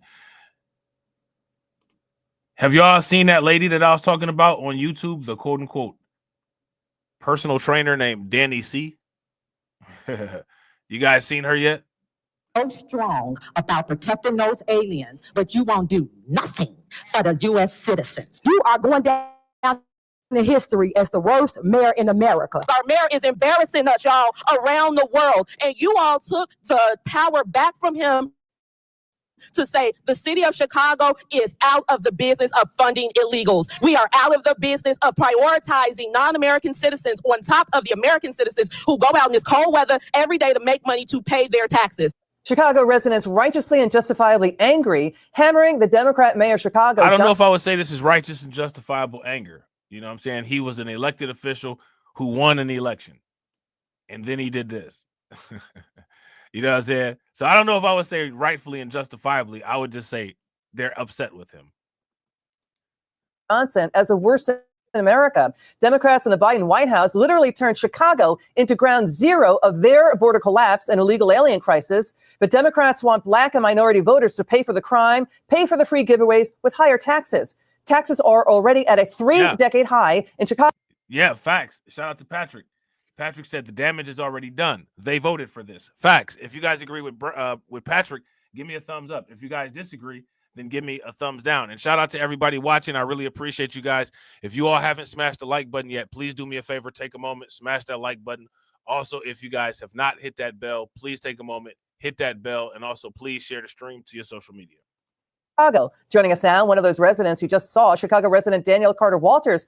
Danielle, it's such a pleasure. Thank you so much for joining us again. Can you please explain to the viewer how bad is crime in Chicago? Just sit tight. We're hearing stories in just 2 weeks, 13 people shot, a police officer shot, one person killed, 8 people shot last week, now confirmed to be Venezuelans, likely illegals. We have a story. Look at all these headlines. This is just in Chicago. Look at all of these headlines. Chicago woman returning from Thanksgiving trip found 2 migrants in her home with a gun.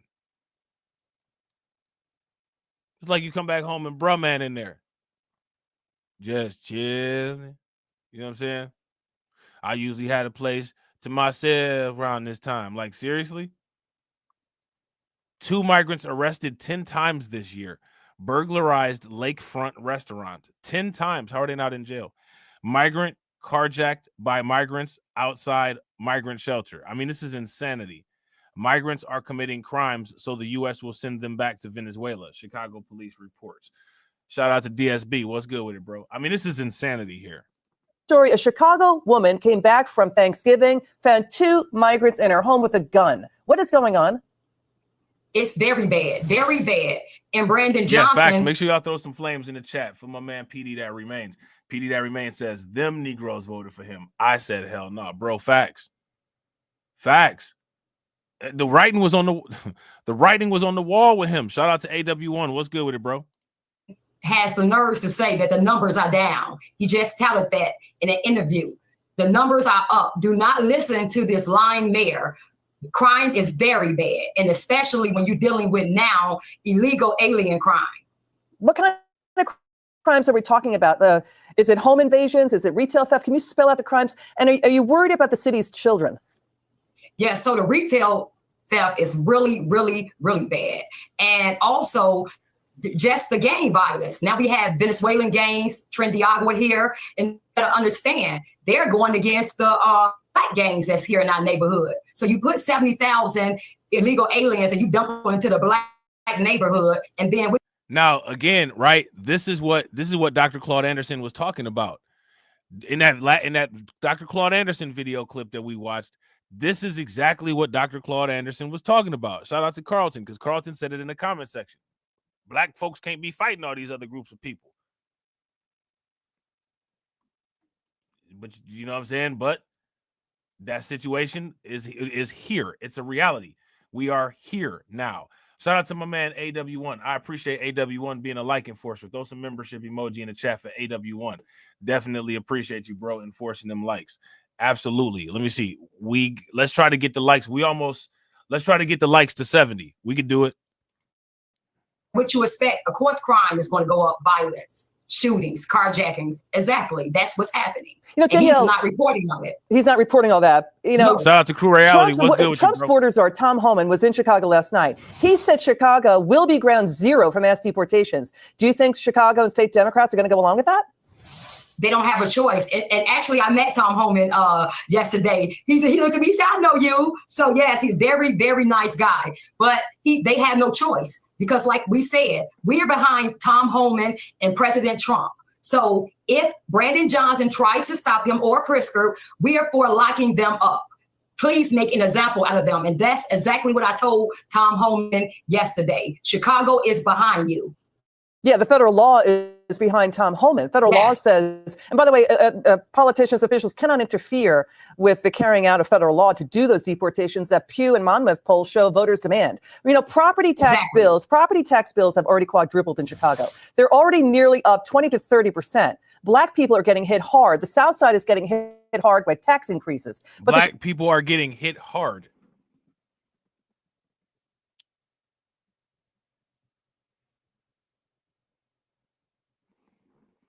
Now, what is that lady's name? Shout out to everybody in the chat. Kurt, shout out to Kurt. Kurt was dropping information about her earlier. Yvette Clark, if I'm not mistaken. Is that the name?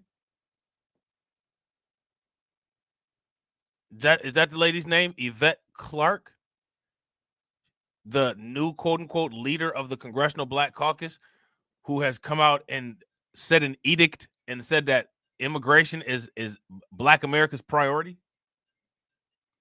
Chicago City Council, we're hearing they're going to meet this Friday. Are they talking about raising everyone's taxes to pay for the illegal alien crisis and the free giveaways? Of course they are. So right Friday, they will be voting on the 28 million because you know he proposed 300 million property tax hike and now then 150, now 68 million. So Friday, I will be down there because this is what they're proposing to raise. Super facts. Absolutely. 110%. If you guys agree with AW1, give me a thumbs up. If y'all disagree, give me a thumbs down. AW1 says, yo, Rob, Fox News don't really care about Black people. Yo, bro, that's facts. That's big facts. Raise our property taxes, all while still funding illegals, giving them free everything on our backs, and we're not having it. Danielle, are they talking also about nickel and dime taxes, like raising taxes on streaming television, raising taxes on Uber rides, raising taxes on even water bottles? We are hearing Chicago needs water bottles because the tap water is so polluted. Is that all correct? Yeah. What's going on? Yes. Bags. They're talking about taxing us up. So now, as far as the water goes, right? Dr. Claude Anderson talked about the water being polluted too. He talked about all the pollution and the water being polluted and all of that. He talked about all of that stuff. Like Carlton said, you know what I'm saying, in 1970. Bags, we already pay 7 cents for bag taxes, and now they're talking about 10 cents. So yeah, streaming, exactly. The streaming is. So how are you going to keep trying to nickel and dime us to pay because you can't budget the city? Yeah, or to stop this illegal alien crisis. It's so unfair. Yes. Wow, a dime now tax on grocery bags. Daniel Carter Walters, thanks for bringing it every time. We'll stay on the story. We're just heartbroken what's going on with you guys in Chicago. It's good to see you again. Yeah, I bet they're heartbroken. They're about as heartbroken as they would be stepping on a porcupine, right? Oh man, they're so heartbroken that they spent the entire existence trashing Chicago, right? That's how heartbroken they are. You know what I'm saying? Anybody that believes that, you know what I'm saying? You know, I got a jar full of nothing that I can sell you. You know what I'm saying? So yeah, you know, I forgot that WGN likes to do the copyright thing. So I'm gonna do like this. Governor Pritzker said something, right? Governor Pritzker said something to Tom Homan, right? So here it is right here.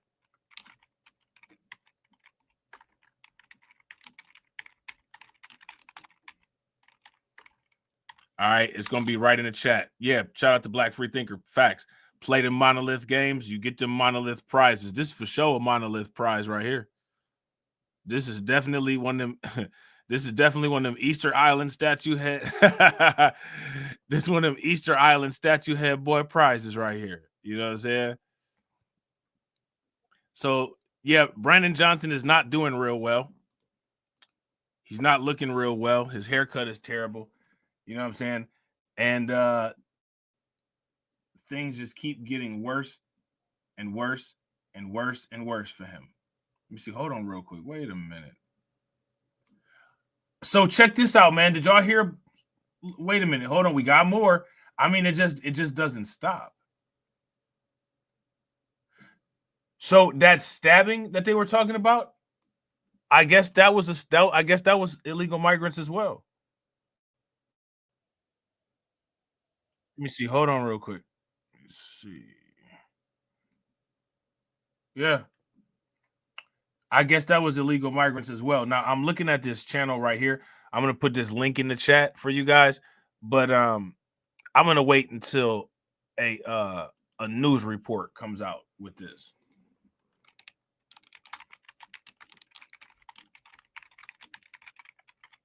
They said that this happened in Queens. Okay. Wait a minute. What? YouTube rejected your comment. This is fairly common when sharing a link. You need to share the link the other way. Why? Hold on real quick. Queens train migrant attack. Let's try that. Maybe stabbing was just a little bit too much for the moderation. It's just a little bit too much. A little bit too graphic. You know what I'm saying? All right, now we about to check this out right here. All right, we about to check this out right here. Let me see what we got popping off right here.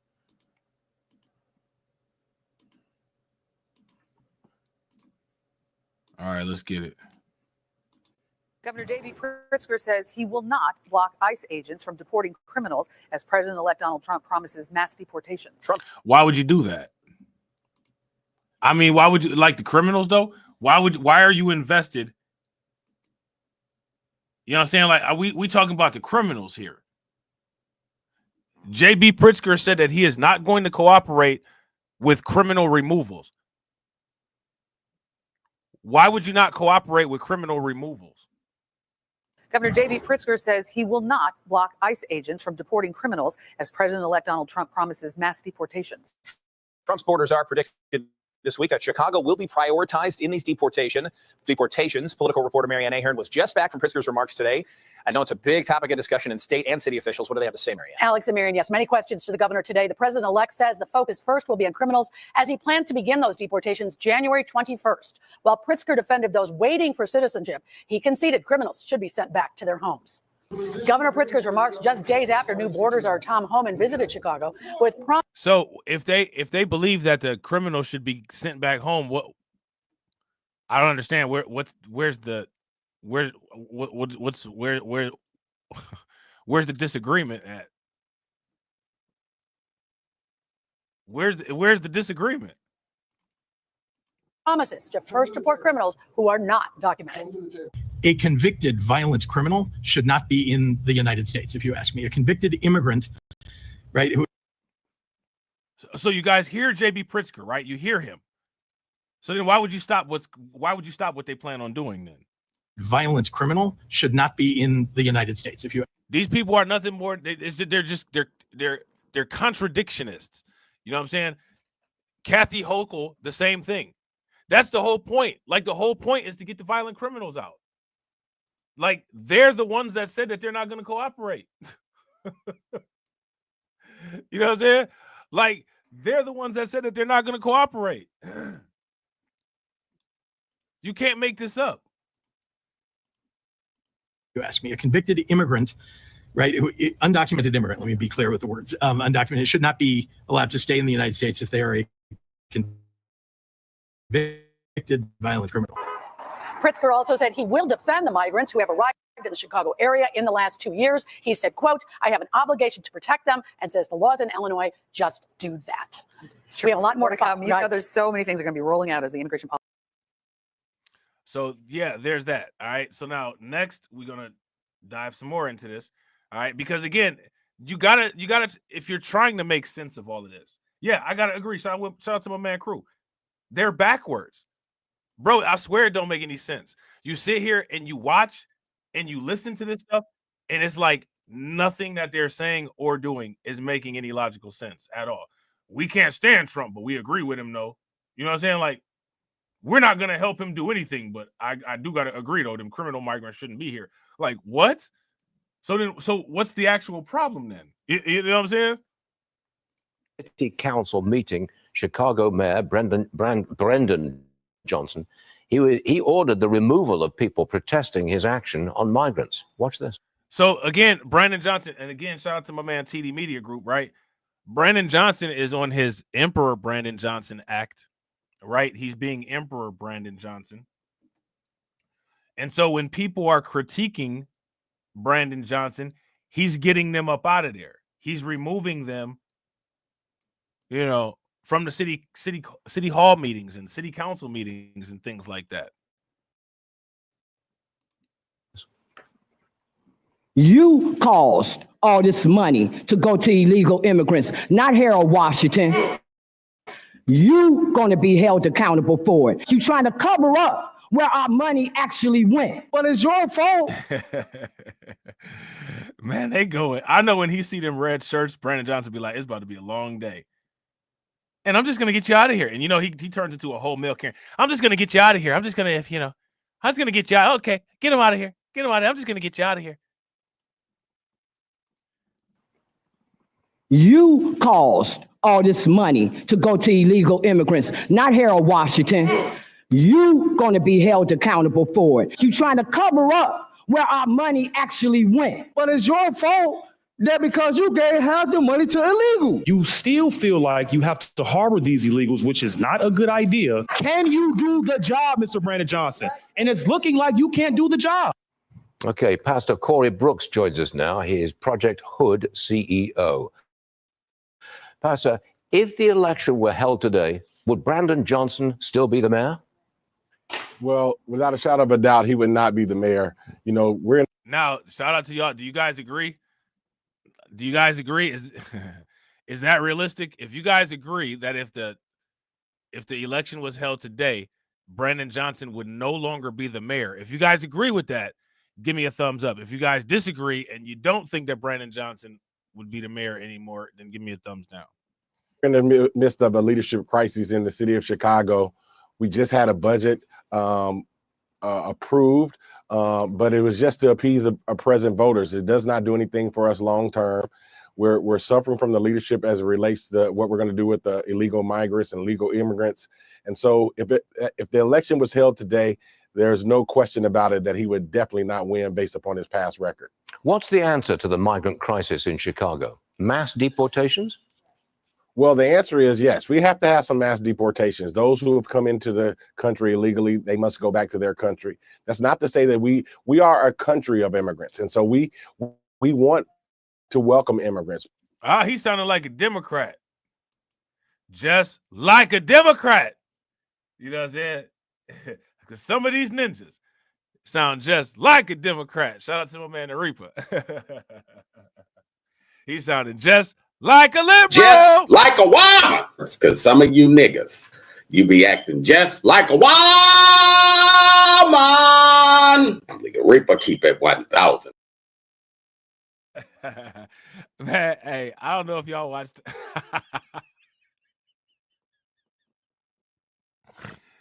I don't know if y'all watched the live stream that Reaper did going in on Travis Hunter. Man, I swear to God, the new Just Like a Woman drops. Man, he been doing some lung exercises, man. He he was holding it out for like 15 minutes. He was like, because Travis Hunter is up there acting just like a woman. He was man, he was holding it out, man. Had me dying laughing. Just like a woman. Because some of you niggas, you be acting just like a woman. Nigga, Reaper keep it 1,000. Oh, man, this cat sounded just like a liberal, though. You know what I'm saying? Just like a liberal. You know what I'm saying? We are a country of immigrants, and so we want to welcome immigrants, but we want people to do it legally. The stance that our mayor has taken, that he's not going to work with President Trump and all of those who are involved in the deportations, is not the stance that most Chicagoans are taking. Most of us understand what needs to happen, and we support it 100%. What do you think happens when ICE operatives, ICE agents, go into Chicago at the urging of President Trump, specifically to get the migrants out? What happens when the ICE officers arrive? Well, we believe that when I'm gonna tell you exactly what's gonna happen when the ICE officers arrive. The ICE officers gonna arrive, and Brandon Johnson gonna be sitting there looking stupid. He gonna be sitting there looking dumb as hell. Brandon Johnson gonna be sitting there looking like a deer in the headlights, like he always do. That's about the gist of what's gonna happen. Not too much more, and not too much less is gonna happen. Other than that, those officers arrive, that they're going to find some resistance. They're going to find a government that does not want to work hand in hand with them, that not just at the local level, but at the state level as well. But there are citizens, and I believe the Chicago Police Department, we support the Chicago Police Department 100%, and we believe they'll do a good job at helping ICE and helping those who are going to cause these mass deportations. But there has to be some collaborative efforts. Chicago officials cleared out the largest homeless encampment in the city. Some were relocated to apartments and shelter beds. But residents told the Chicago Tribune that the city needs to have a better approach to tackling homelessness. Okay, what's the answer to tackling homelessness in Chicago? As I said, now again, and remember, again, shout out to the Box Bros, right? Because Undocumented is about to be the official home of the Box Bros. But again, as you guys can see, there's a connection, right? There's a connection between the Box Bros and the Undocumented Bros. And the reason why is because the Undocumented Bros get the resources that are supposed to be allocated to the Box Bros. Now, let me ask you guys this question. What group of people make up the largest amount of Box Bros? We have so many problems that we're facing, from the budget problem to the crises of illegal immigrants down to the homeless situation. And what we're going to have is partnerships, better collaboration between public and private partnerships to make sure that we're able to help individuals who find themselves homeless. What the mayor's office is offering now is not a solution. It's not a fix. It does not address the long-term problems that we're facing as far as mental illness and addiction and crime with all these homeless situations. And so we have to do a better job at making sure that we take care of the citizens. This is one of the areas that a lot of people are complaining and having so much of an uproar. They feel like, listen, you've done everything to take care of illegal immigrants, but now you are not taking care of the people who find themselves as Chicagoans and American citizens. And that is the number one problem that this mayor's office is facing. Pastor Corey Brooks, thanks very much for joining us this morning. May I wish you a Merry Christmas this year. All right, so there's that. All right, so yeah, man. You know what I'm saying? Like this is ridiculous. And again, this is your boy Brandon Johnson. Now, again, right? We gotta ask this question. How many times was Brandon Johnson covered on CNN? Or how many times was Brandon Johnson covered on ABC, CBS, any of those type of channels? Do you all notice that when it came to for the most part the liberal media, right, the blue media, they did as much as possible to not focus on the way that the liberal Democrat areas were run by the specific politicians for the state and for the city. Did you guys notice that? They never did that. They never did any focus stories. Why is that? Chicago mayor's $40 million short-term loan in next year's $17 billion budget, forcing Brandon Johnson to clear the public twice in order to get it passed. Look at this. This meeting will stay in recess. Look at this. Look at how wild it is at this meeting in Chicago, man. Look at how wild it is. Now, this is supposed to be a place like when you go to one of these meetings, you're supposed to be able to voice your concerns. What's going on here? They taking these people out like it's the military. Chaos erupts over far-left Chicago mayor's $40 million short-term loan in next year's $17 billion budget, forcing Brandon Johnson to clear the public twice in order to get it passed. Look at this. This meeting will stay in recess. I would ask that the Sergeant at Arms clear every member of the public. Unbelievable. After 4 tries, the budget passed by 2 votes, while Johnson championed the spending package as a new way forward for the city. What's he talking about? Our next guest is one of the 23 aldermen who voted against the budget. Anthony Beal joins us now. Anthony, shout out to my man Anthony Beal, always voting against Brandon Johnson and always throwing Brandon Johnson the gut checks. You know what I'm saying? Shout out to Anthony Beal. You know what I'm saying? And I'm glad to see Anthony Beal getting a little bit more airtime on the media. He doing some media rounds now. I ain't mad at it, man. I told y'all they should have been got Anthony Beal in front of the camera to talk to people. This inside the room last night, what was it like? Well, it was total chaos. When you look at everything that you saw just in that segment, it was just total chaos. And we're trying to pass a budget. We're trying to get real answers. We're trying to do what's right by the people of the city of Chicago. And we couldn't get real answers from the budget director. We couldn't get the right information we needed to make a good, educated decision on how to move the city forward. And we're still spending money, hundreds of millions of dollars on migrants. And we want to continue to find and feed the people of the city of Chicago when we continue to spend hundreds and hundreds of millions of dollars on migrants. And there's no end in sight because he doesn't want to cooperate with somebody who's going to bring that. Again, right. And I got to shout out Anthony Beal. Throughout all this, you know what I'm saying? He's been one of the people that has actually been holding it down for the people in Chicago. You know what I'm saying? And, you know, he ain't really getting the shine that he should get. And I'm glad to see him getting it. You know what I'm saying? He always is on the right side of the issue. He seems to always be, you know, verbalizing things that are consistent with what the people want. And he stands up to Brandon Johnson. You know what I'm saying? That number down by less than the number coming in. In fact, they say in Chicago, the numbers you're giving under Brandon Johnson, the mayor, $527.5 million, let alone the inconvenience of seeing him in the airports and police stations and around. I mean, obviously people are fed up. Doesn't he hear this?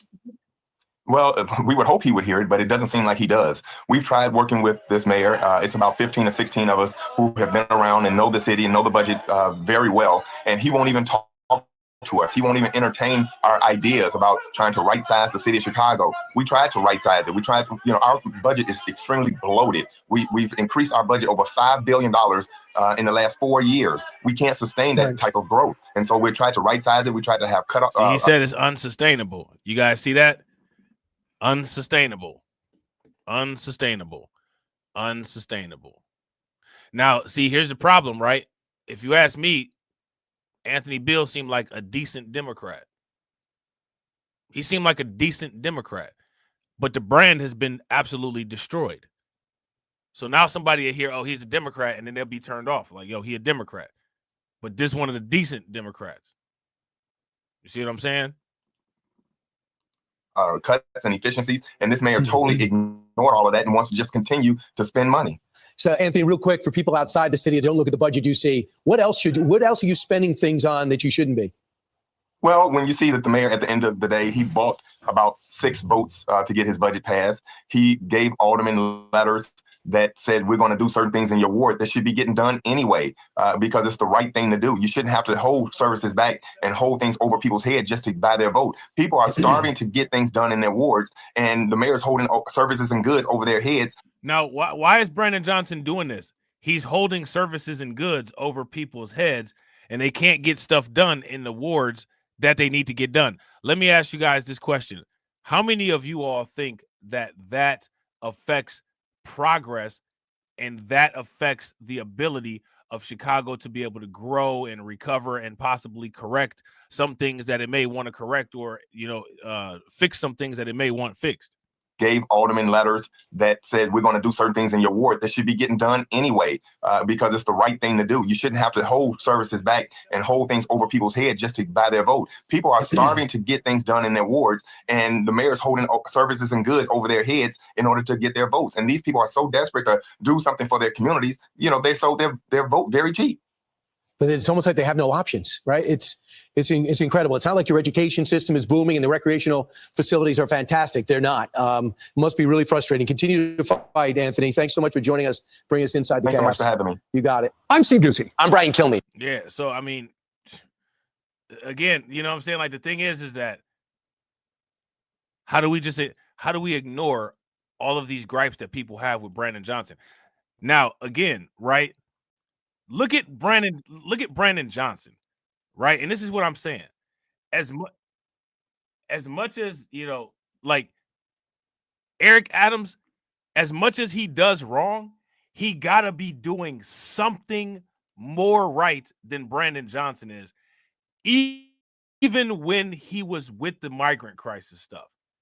You ain't never seen like just out of control with Eric Adams like that in New York City. It's not chaotic like that. It's never crazy like that. They're not disrespecting him like that. People, a lot of people are, he got his detractors and critics. A lot of people ain't just jumping out the window going in on Eric Adams like that, but they doing that with Brandon Johnson. And the thing is with the corruption and all that, how many traces of people in the teachers union has Brandon Johnson had seemingly dirty deals with? Brandon Johnson don't have no type of indictments, no type of investigations, no nothing. People around him getting investigated the same way people around Eric Adams getting investigated. But the investigations just haven't seemed to fall on Brandon Johnson yet. It's very interesting. One plans to clean up is Chicago, where residents are lashing out at Mayor Brandon Johnson. You caused all this money to go to illegal immigrants, not Harold Washington. You gonna be held accountable for it. All you illegals, you ain't gonna have no Merry Christmas. You're gonna have a Merry Deportation Christmas. We need Tom Homan here in Chicago. We need Donald Trump. We need to start voting different in these cities like New York and Chicago. You got a 14% approval rating. So the people is looking like they're telling you that you're fired, man. Can you do the job, Mr. Brandon Johnson? And how did Mayor Brandon Johnson respond to his constituents? Well, he threw him out of the meeting.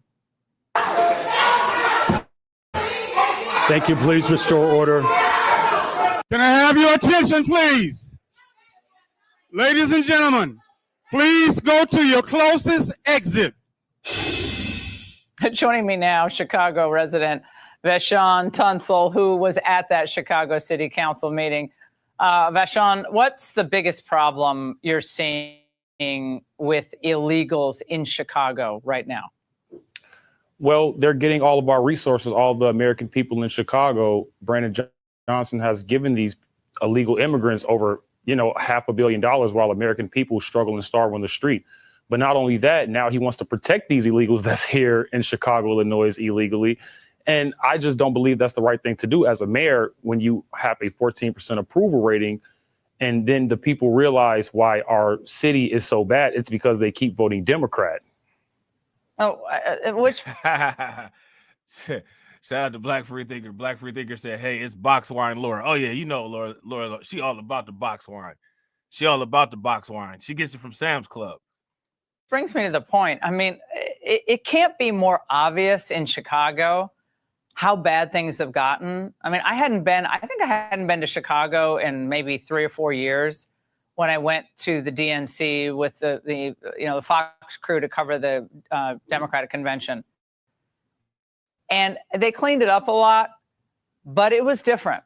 It's a different place. And you go to the South Side, it's even worse. And it's always been a little bit dangerous, but it's much worse.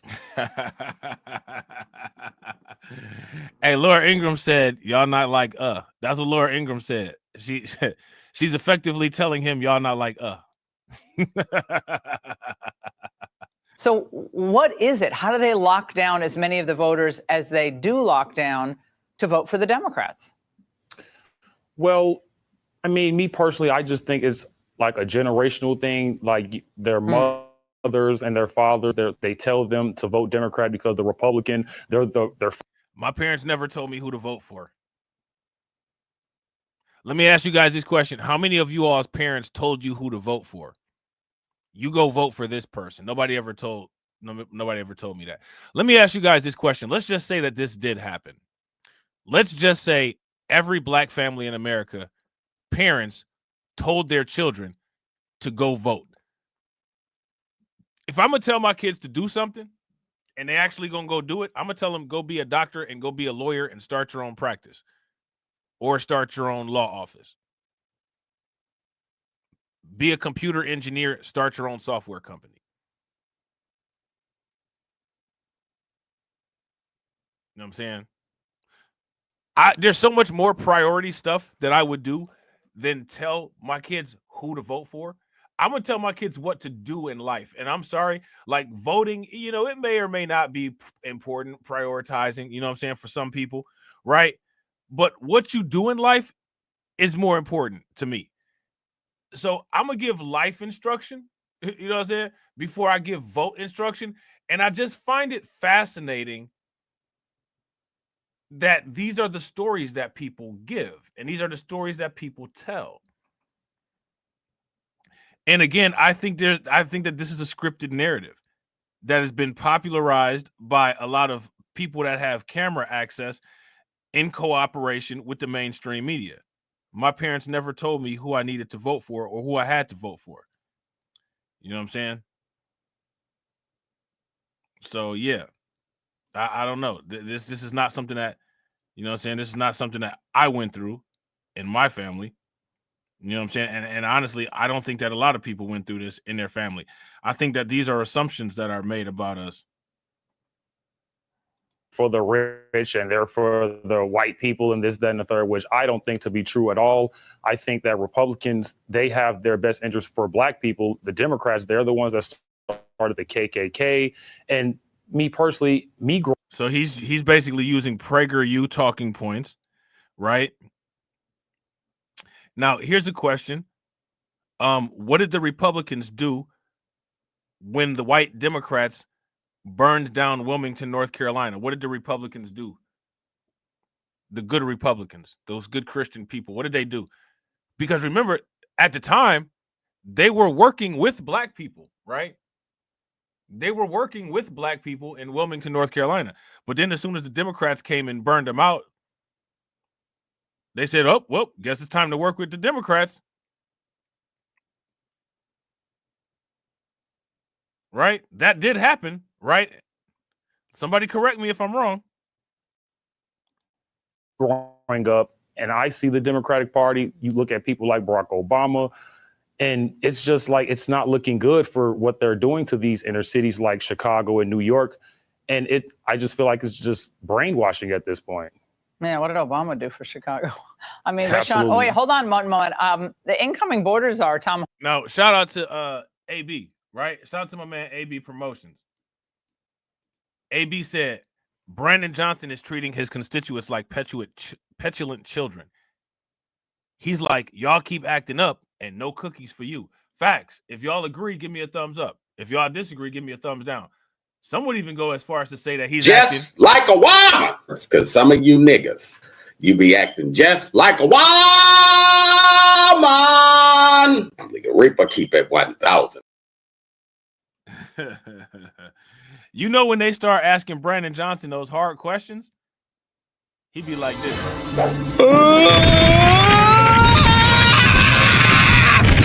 You cheated! I'm going to tell on you!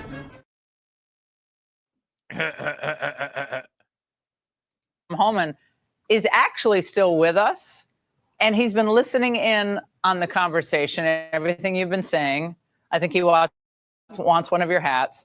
Shout out to TD, right? TD sent me this video. All right. Shout out to my man TD. He sent me this video. Now, I didn't realize it was this video until I got to this point right here. Now I know that this is the other half of the video that TD sent me. This is about to be hilarious. Y'all about to be mad as hell. Can you tell Tom directly what you need him to do in Chicago, Vashon? Well, first I want to say is thank you so much for joining me, Tom Holman. I really appreciate these words with you. Patrick, and we got to ask this question. Why are people doing what they're told? Why are people doing what they're told? I tell people to buy Bitcoin every day. Nobody listens to me. What's the difference between me and these other people with these magical tolding abilities?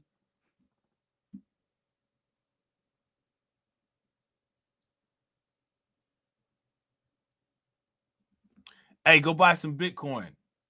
You know what I'm saying? It's good for your financial health. Vote against your interest. Where do we sign up? Where we sign up at? Can I do it from my phone? You know what I'm saying? What's the difference? You know what I'm saying? What's the difference? We got to ask. We got to figure it out. Sir, please, I don't care what Brandon Johnson tell you. Please come clean up Chicago, Illinois. We need you, Tom. Oh, he's singing an R&B song to him. He's singing an R&B song to him. He's doing the Boys to Men thing.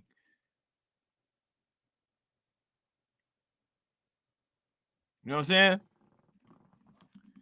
He doing a please, baby, please, baby, please, baby, please. You know what I'm saying? Please, baby, please, baby. You ain't even got to beg Tom Holman you ain't got to beg Tom Holman about some damn immigrants. Just bring up the word immigrants and Tom Holman and say everything you need to say and just fall back. You know what I'm saying? Tom, what you think about the migrant crisis? Tom will take it away. He gonna go in his diatribe. It's the same shit he say every time. You ain't got to do all this. If you are open to what Tom Holman and Trump are trying to do with the mass deportation, you do not have to beg. Tom Holman will be like, shit, give me the directions. I'll be there when I'm done here. You know what I'm saying? This shit ain't even necessary. Tom Holman trying to work as many overtime hours as he can. Shit, fuck this interview. Let's get started right now. You ain't even got to do all this.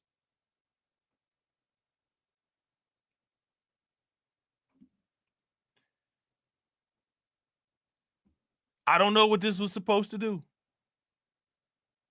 You need him to do in Chicago, Vashon? Well, first I want to say is thank you so much for joining me, Tom Holman. I really appreciate these words with you. And sir, please, I don't care what Brandon Johnson. Sir, please, please, please. You know what I'm saying? Please come down here. Please come down. What? Listen, man, I ain't got no problem with Tom Holman. You know what I'm saying? I don't know Tom Holman all like that. He don't seem like he'd be going wildly out of pocket. You know what I'm saying? I don't know. He might. I haven't seen every single clip or every conversation that he's had. But I don't believe that talking to him in this form or fashion was even necessary. And this dude just decided to do this. What do y'all think about that?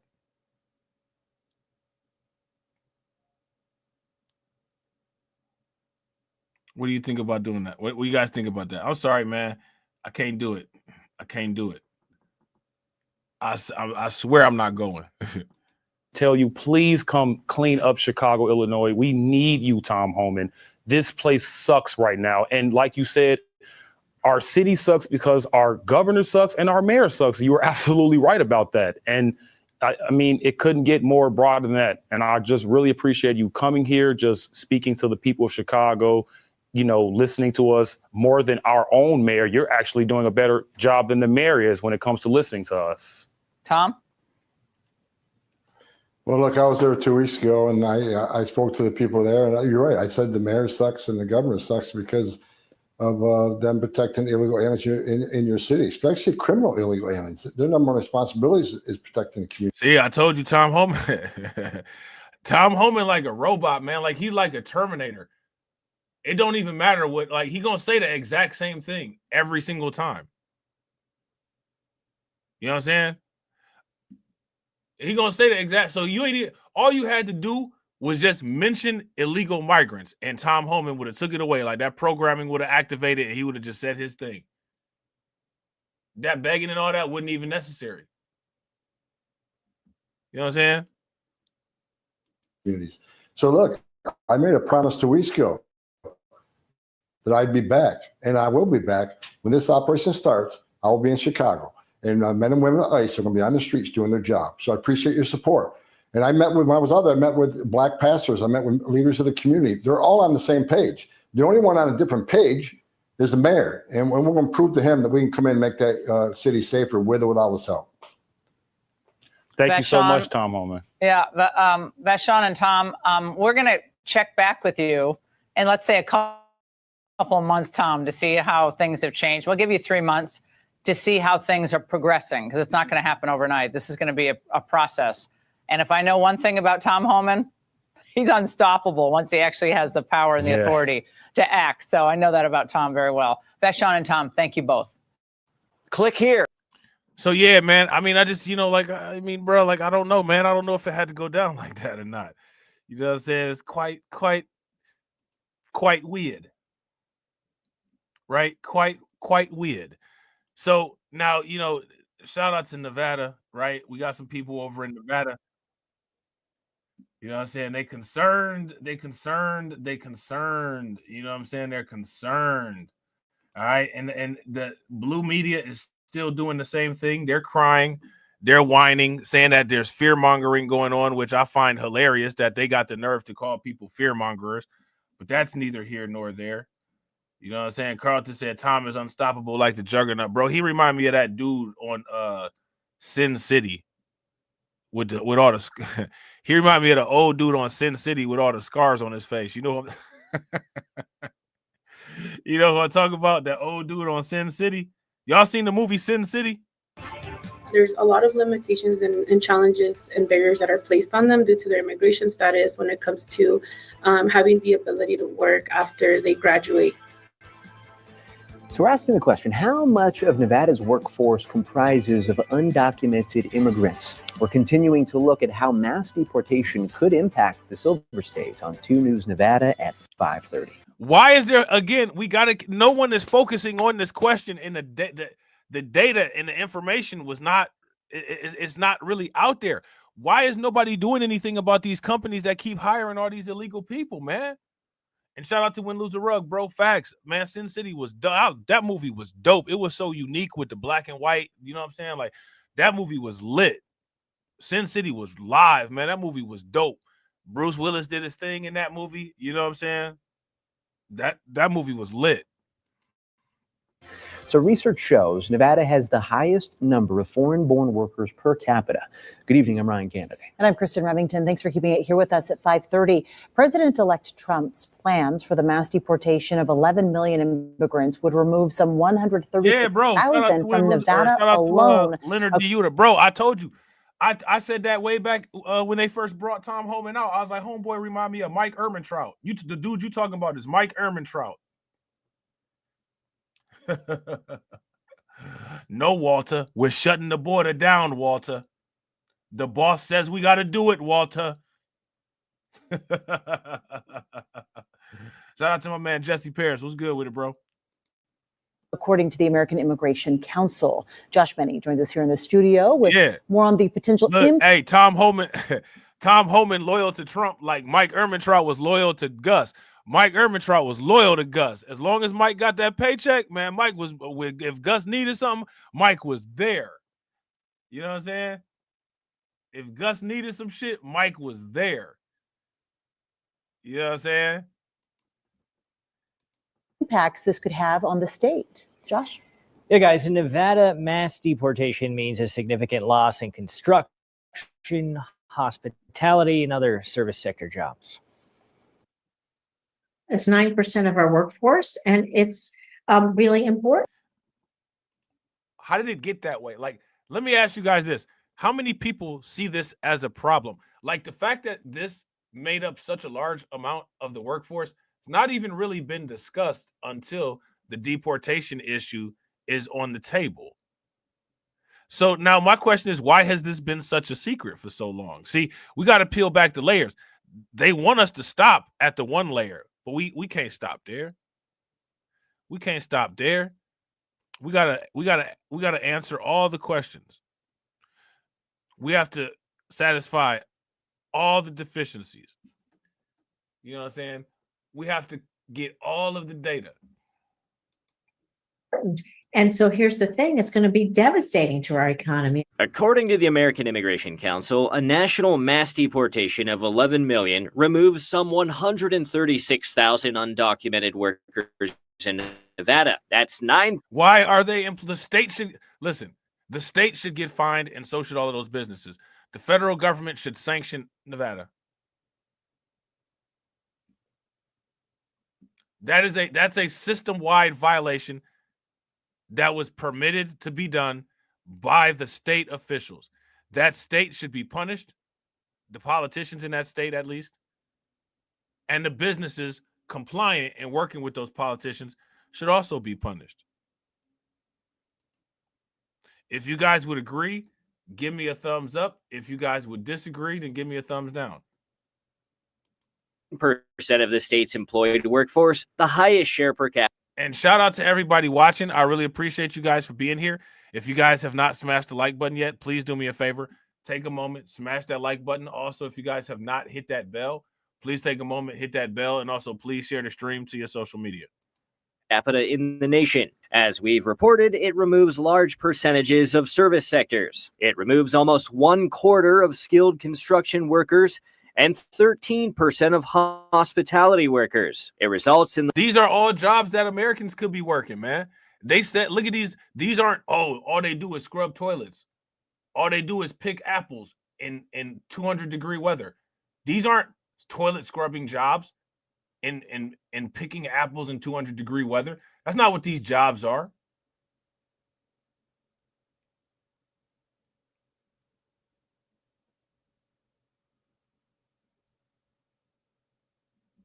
These are jobs that Americans could be working. The loss of 43% of landscaping and groundskeeping workers, 42.5% of construction laborers, 41.6% of carpenters, 35.3% of housekeeping workers, and 25.4% of cooks. Letting them know that they do have rights, because within this country, regardless of their immigration status. Jeanette Nairo, manager for How come the right to enter the country legally is never discussed as a right that they have the option to take advantage of? Is that a fair question to ask? If you guys think that that's a fair question to ask, give me a thumbs up. If you don't think that that's a fair question to ask, give me a thumbs down. I don't understand why isn't that ever asked? Undocumented student program at the University of Nevada, Reno is advocating for undocumented students, whether fully undocumented, DACA status, or come from mixed status families. Due to limitations on what jobs they can pursue after graduation, many immigrant students also contribute to job creation, as they often pursue non-traditional employment pathways. Many of them go into fields that are independent contracting based or entrepreneurship, which means that they develop their own businesses. And so we can see how much of an impact professionals who are graduating from universities are also having on the economy. Washoe County Republican Party Chairman Bruce Parks supports Trump's mass deportation, reminding that it's not happening overnight. Do you really think that they're just going to take 140,000 people and immediately eliminate them from the workforce? No, this is a process that's going to take time. It's not going to be instantaneous. Now, I do know for a fact that for you to employ an illegal alien is in itself a crime.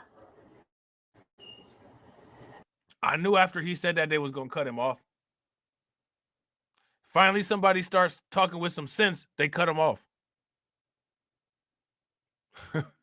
I knew that there wasn't going to be another sentence after that. You know what I'm saying?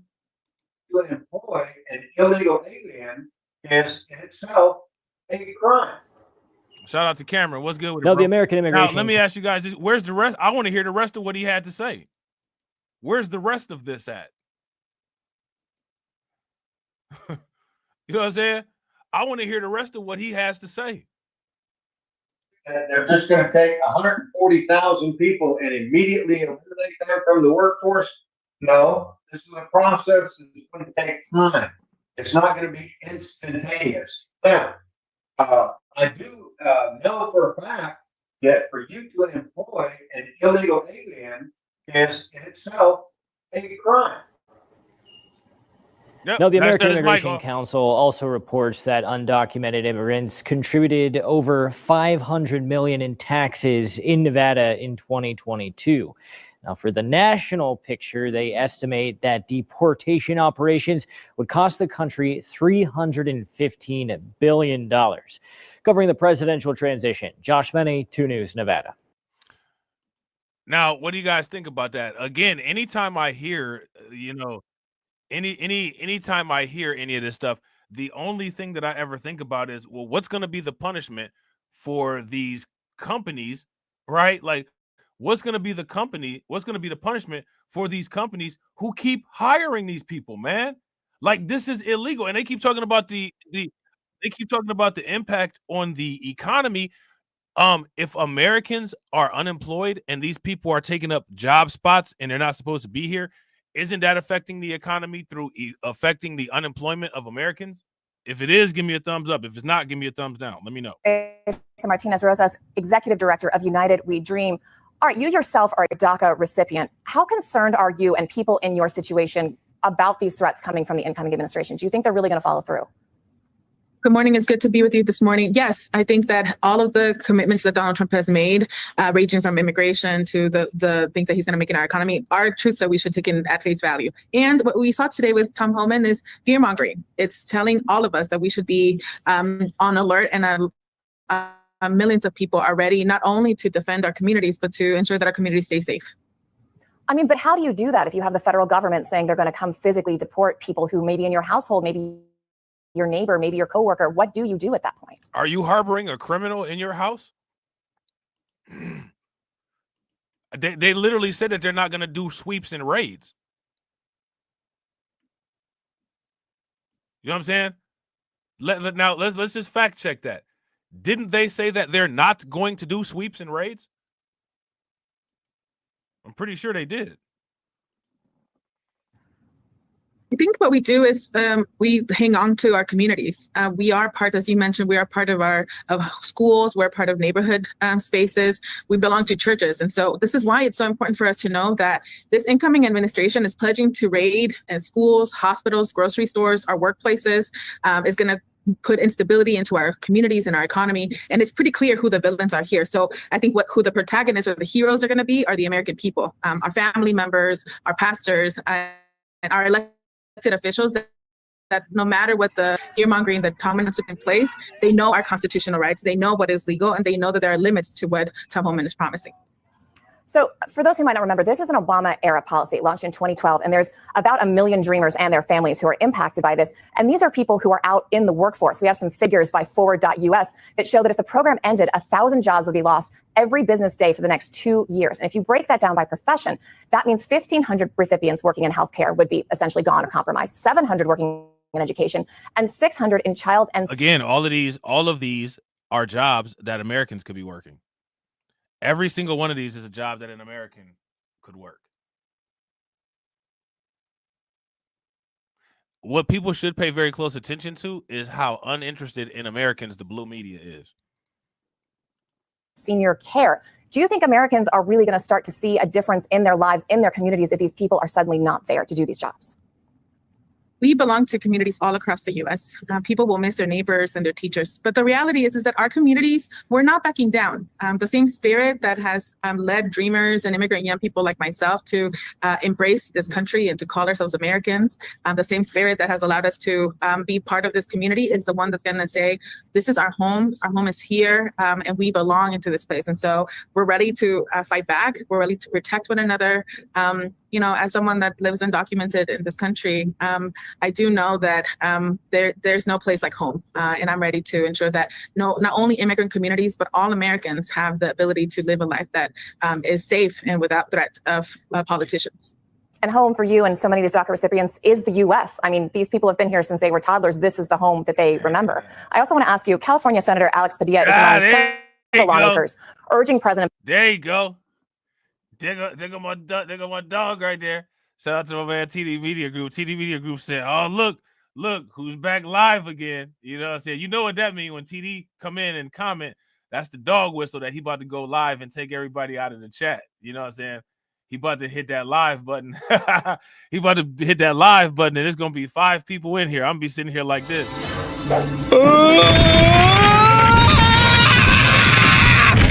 You cheated! I'm going to start on you! I will have my epic crash out. I will have my epic crash out of 2024 yet.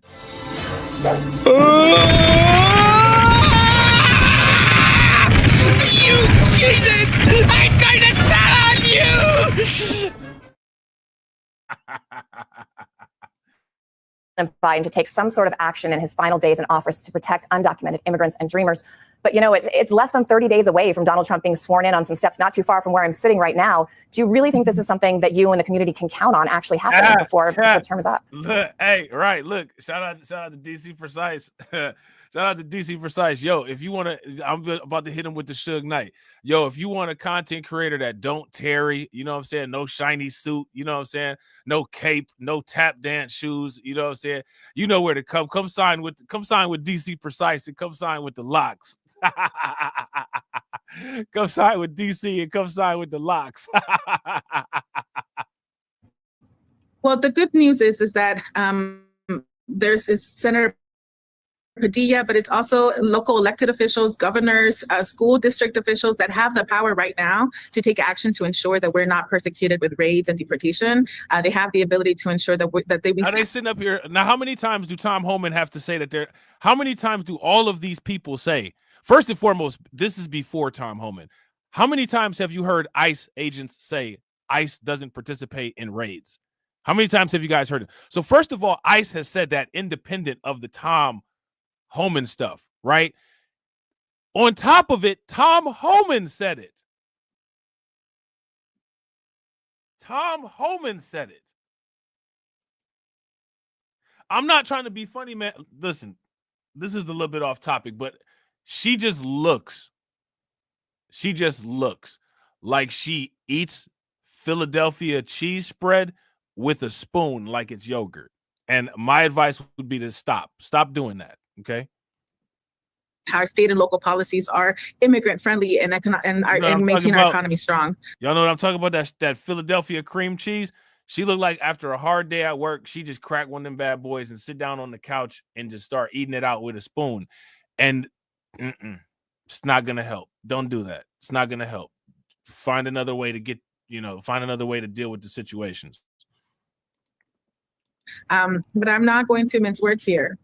Immigrants in our country is under siege by politicians that would rather give billionaires more money. She looks like she eats cottage cheese with a cellar bucket, a well bucket. You know those well buckets, like when you put the bucket of water on the rope and put it down into the well to get water. She looked like she put the bucket on the end of the rope and send it down into her refrigerator and come back up with a bucket full of cottage cheese and just eat it with a shovel. Like, come on, man, don't do that. You're not helping anybody out in the situation. No one is being helped by that. And more access to power and maybe even shut down our governments, then ensure that the living lifeblood of this country, immigrants, the people that make our food come to our table, the teachers in our schools, the nurses in our hospitals, be able to live in safety. And so I know that Americans will not stand for that. We deserve safety, and when immigrants are under threat, all communities are under threat. I think the 2020 election kind of I think the 2020 election or 2024, I'm sorry, the 2024 election, I think that's given people a gauge on what quote unquote Americans won't stand for. I want to ask you guys this. What is it that Americans won't stand for? Now, we're going to take a look again. Shout out to my man, Anthony Beal, right? We're going to dive a little bit deeper into this Brandon Johnson nonsense. All right. And shout out to everybody watching. I appreciate you guys.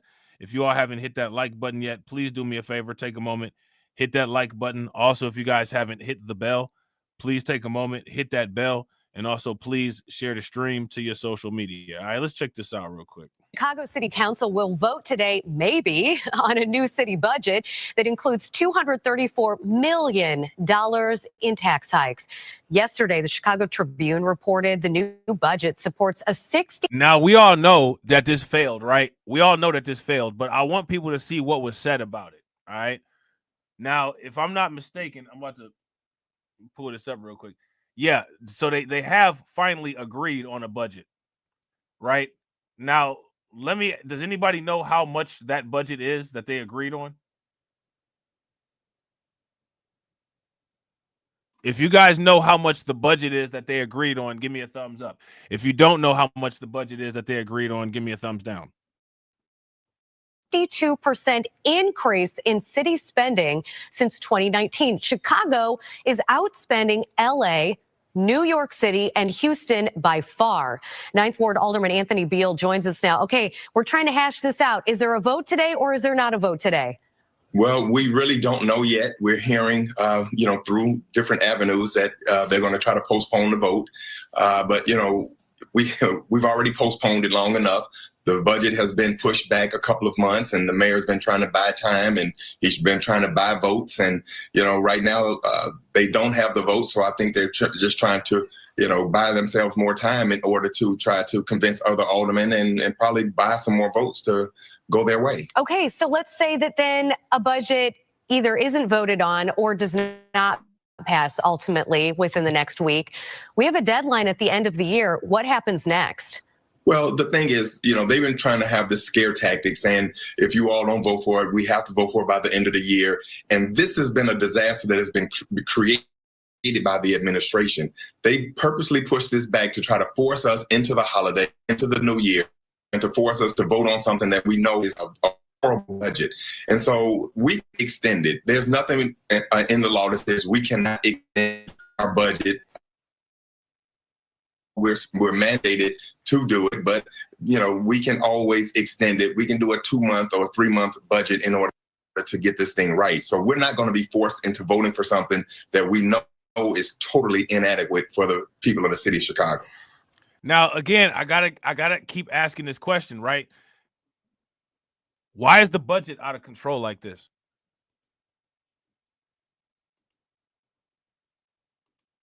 Why is the budget out of control like this, guys?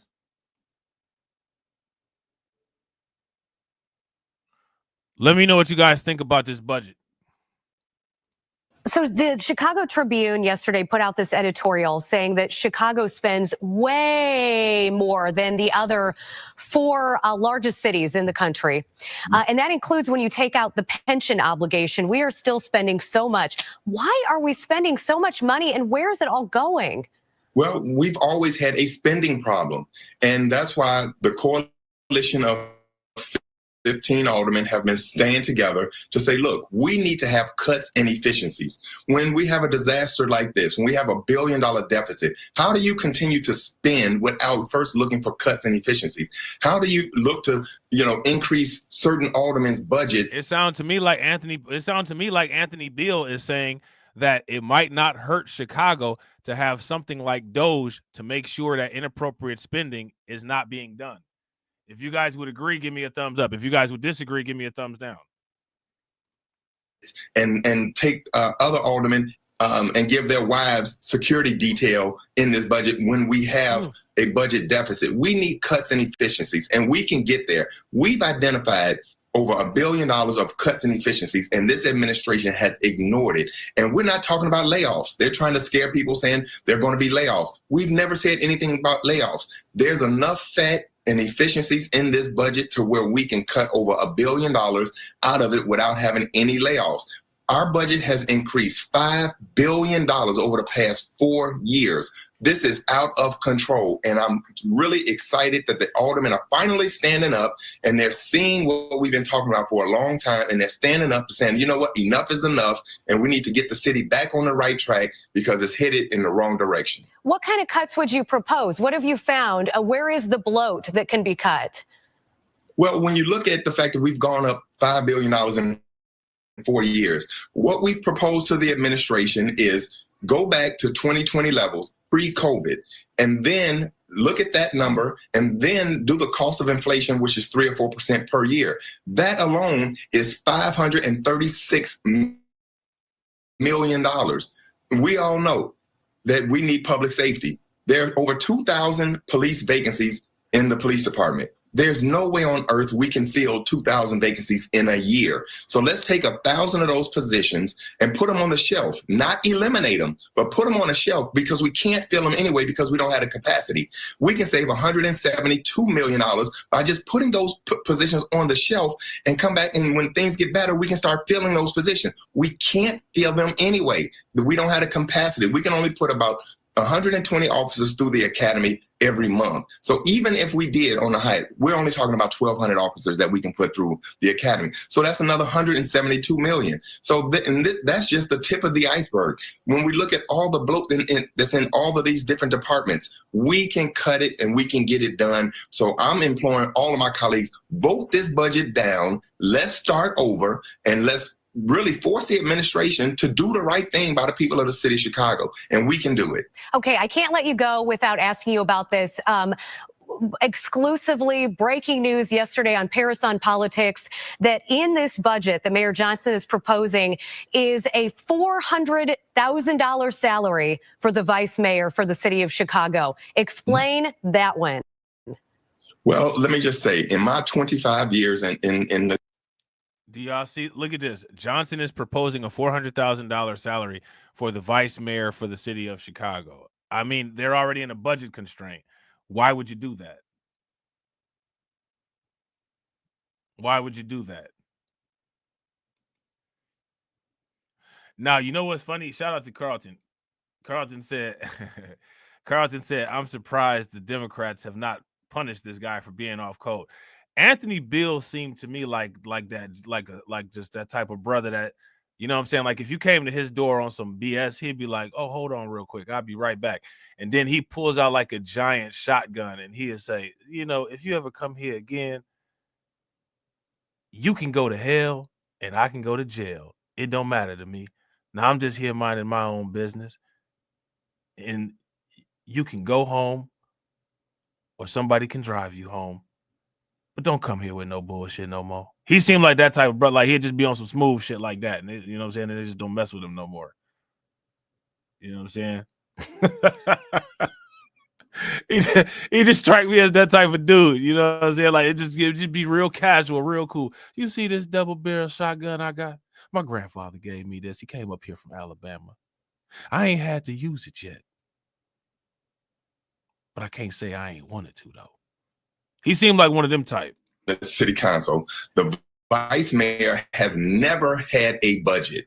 It is just a position in the event that anything happens to the mayor, which we definitely don't want anything to happen. However, $400 million.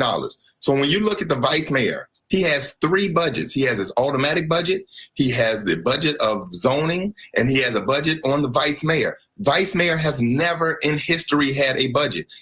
But yet you get $400,000 basically for people to do nothing. It's to reward people for doing what you want them to do. And then when you look at this budget, we discovered Alderman Talaferro was increasing his budget by $31,000. We flushed that out. They never said anything to us about that. Uh-oh. What happened there?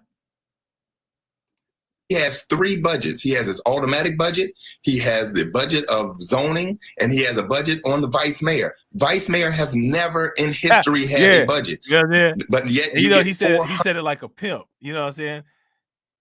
You can go to hell and I can go to jail. It don't make me no never mind. You know what I'm saying? It don't make me no never mind. $400,000 basically for people to do nothing. It's to reward people for doing what you want them to do. And then when you look at this budget, we discovered Alderman Talaferro was increasing his budget by $31,000. We flushed that out. They never said anything to us about that. Cincho Lopez, the Committee on Housing, they were increasing his budget $50,000 in order to buy his vote. And then when you look at the city treasurer, which is Jason Irvin's wife,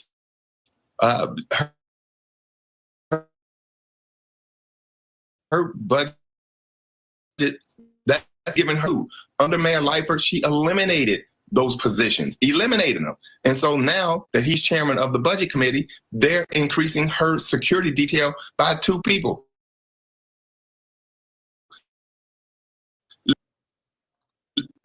I can tell you, even knows who the city treasurer is. Why does she have 2 officers as a security detail? These are things that are just really taking advantage of the people of the city of Chicago, and we need to stop it and stop it now. I ain't mad at it. I am not mad at it at all. Now, you know, I had more stuff that I wanted to show y'all. I'm going to run through these headlines real quick. You know what I'm saying? I'm going to run through these headlines real quick. Now, I put the link to this in the chat. If you guys want to, you guys can take a look at the full details of the budget, right? You see, Alderman finally passed Mayor Brandon's 2025 budget. Now, Brandon Johnson was talking crazy numbers. All right, he was talking crazy numbers. And as you guys can see, those numbers went way down. Alderman voted 27 to 23 to approve Johnson's $17.1 billion spending plan for next year after his team proposed a 4th version that completely eliminated his property tax hike in the face of widespread aldermanic objections. Okay. How do you go from, look at this. In the end, the 2025 budget process that began with the mayor presenting a staggering $300 million in property tax increase concluded with a winning package that brought that number down to 0. Why was the number even proposed then? I want y'all to think about that. Why was that number even proposed then? You know what I'm saying? Make it make sense. You know what I mean? Like, make that make sense. Now, look at this right here, right? And we're gonna try to hit these up. Police suspect Venezuelan TDA involvement in kidnapping, torture, and torture and stabbing. Gang member ripped out a woman's fingernails during an armed home invasion at a troubled Aurora apartment. They ripped out the lady's fingernails. You know what I'm saying? That's that I'm gonna set you on fire in the train type stuff right there. You know what I'm saying? Who does it? Who does that? You know what I'm saying? It's insane. Shout out to y'all, man. Don't move a muscle. This live stream will take you into one of the next live streams that's going to happen. All right. Once you get there, hit the bell. All right. Before you get there, show love to the people that showed love. All right. Shout out to my man, Kurt. I appreciate you, bro. Let me get this set up real quick. Shout out to Kurt again. Definitely appreciate you, bro. Again. Shout out to Alpha Male Pimp Network. I appreciate you, bro. Shout out to Kurt again. Make sure y'all show Kurt some love. Again. Shout out to Brooklyn Queen. Definitely appreciate you, Brooklyn Queen. Shout out to Alpha Male Pimp Network again. Again. Definitely appreciate you, bro. Shout out to my man, Black Free Thinker. I appreciate you, bro. Shout out to Brooklyn Queen again. Again. Definitely appreciate you. Shout out to Tedra. Definitely appreciate you, Tedra. Make sure y'all show Tedra some love. Shout out to my man, Black Free Thinker again. Again. Definitely appreciate you, bro. Shout out to my man, Kurt. Make sure y'all show Kurt some love again. Again. Definitely appreciate you, bro. Shout out to my man, Win Loser Rug. Make sure y'all show Win Loser Rug some love. Shout out to Brooklyn Queen again. Again! Definitely appreciate it, Brooklyn Queen. Shout out to my man AB Promotions. Make sure y'all show my man AB Promotions some love.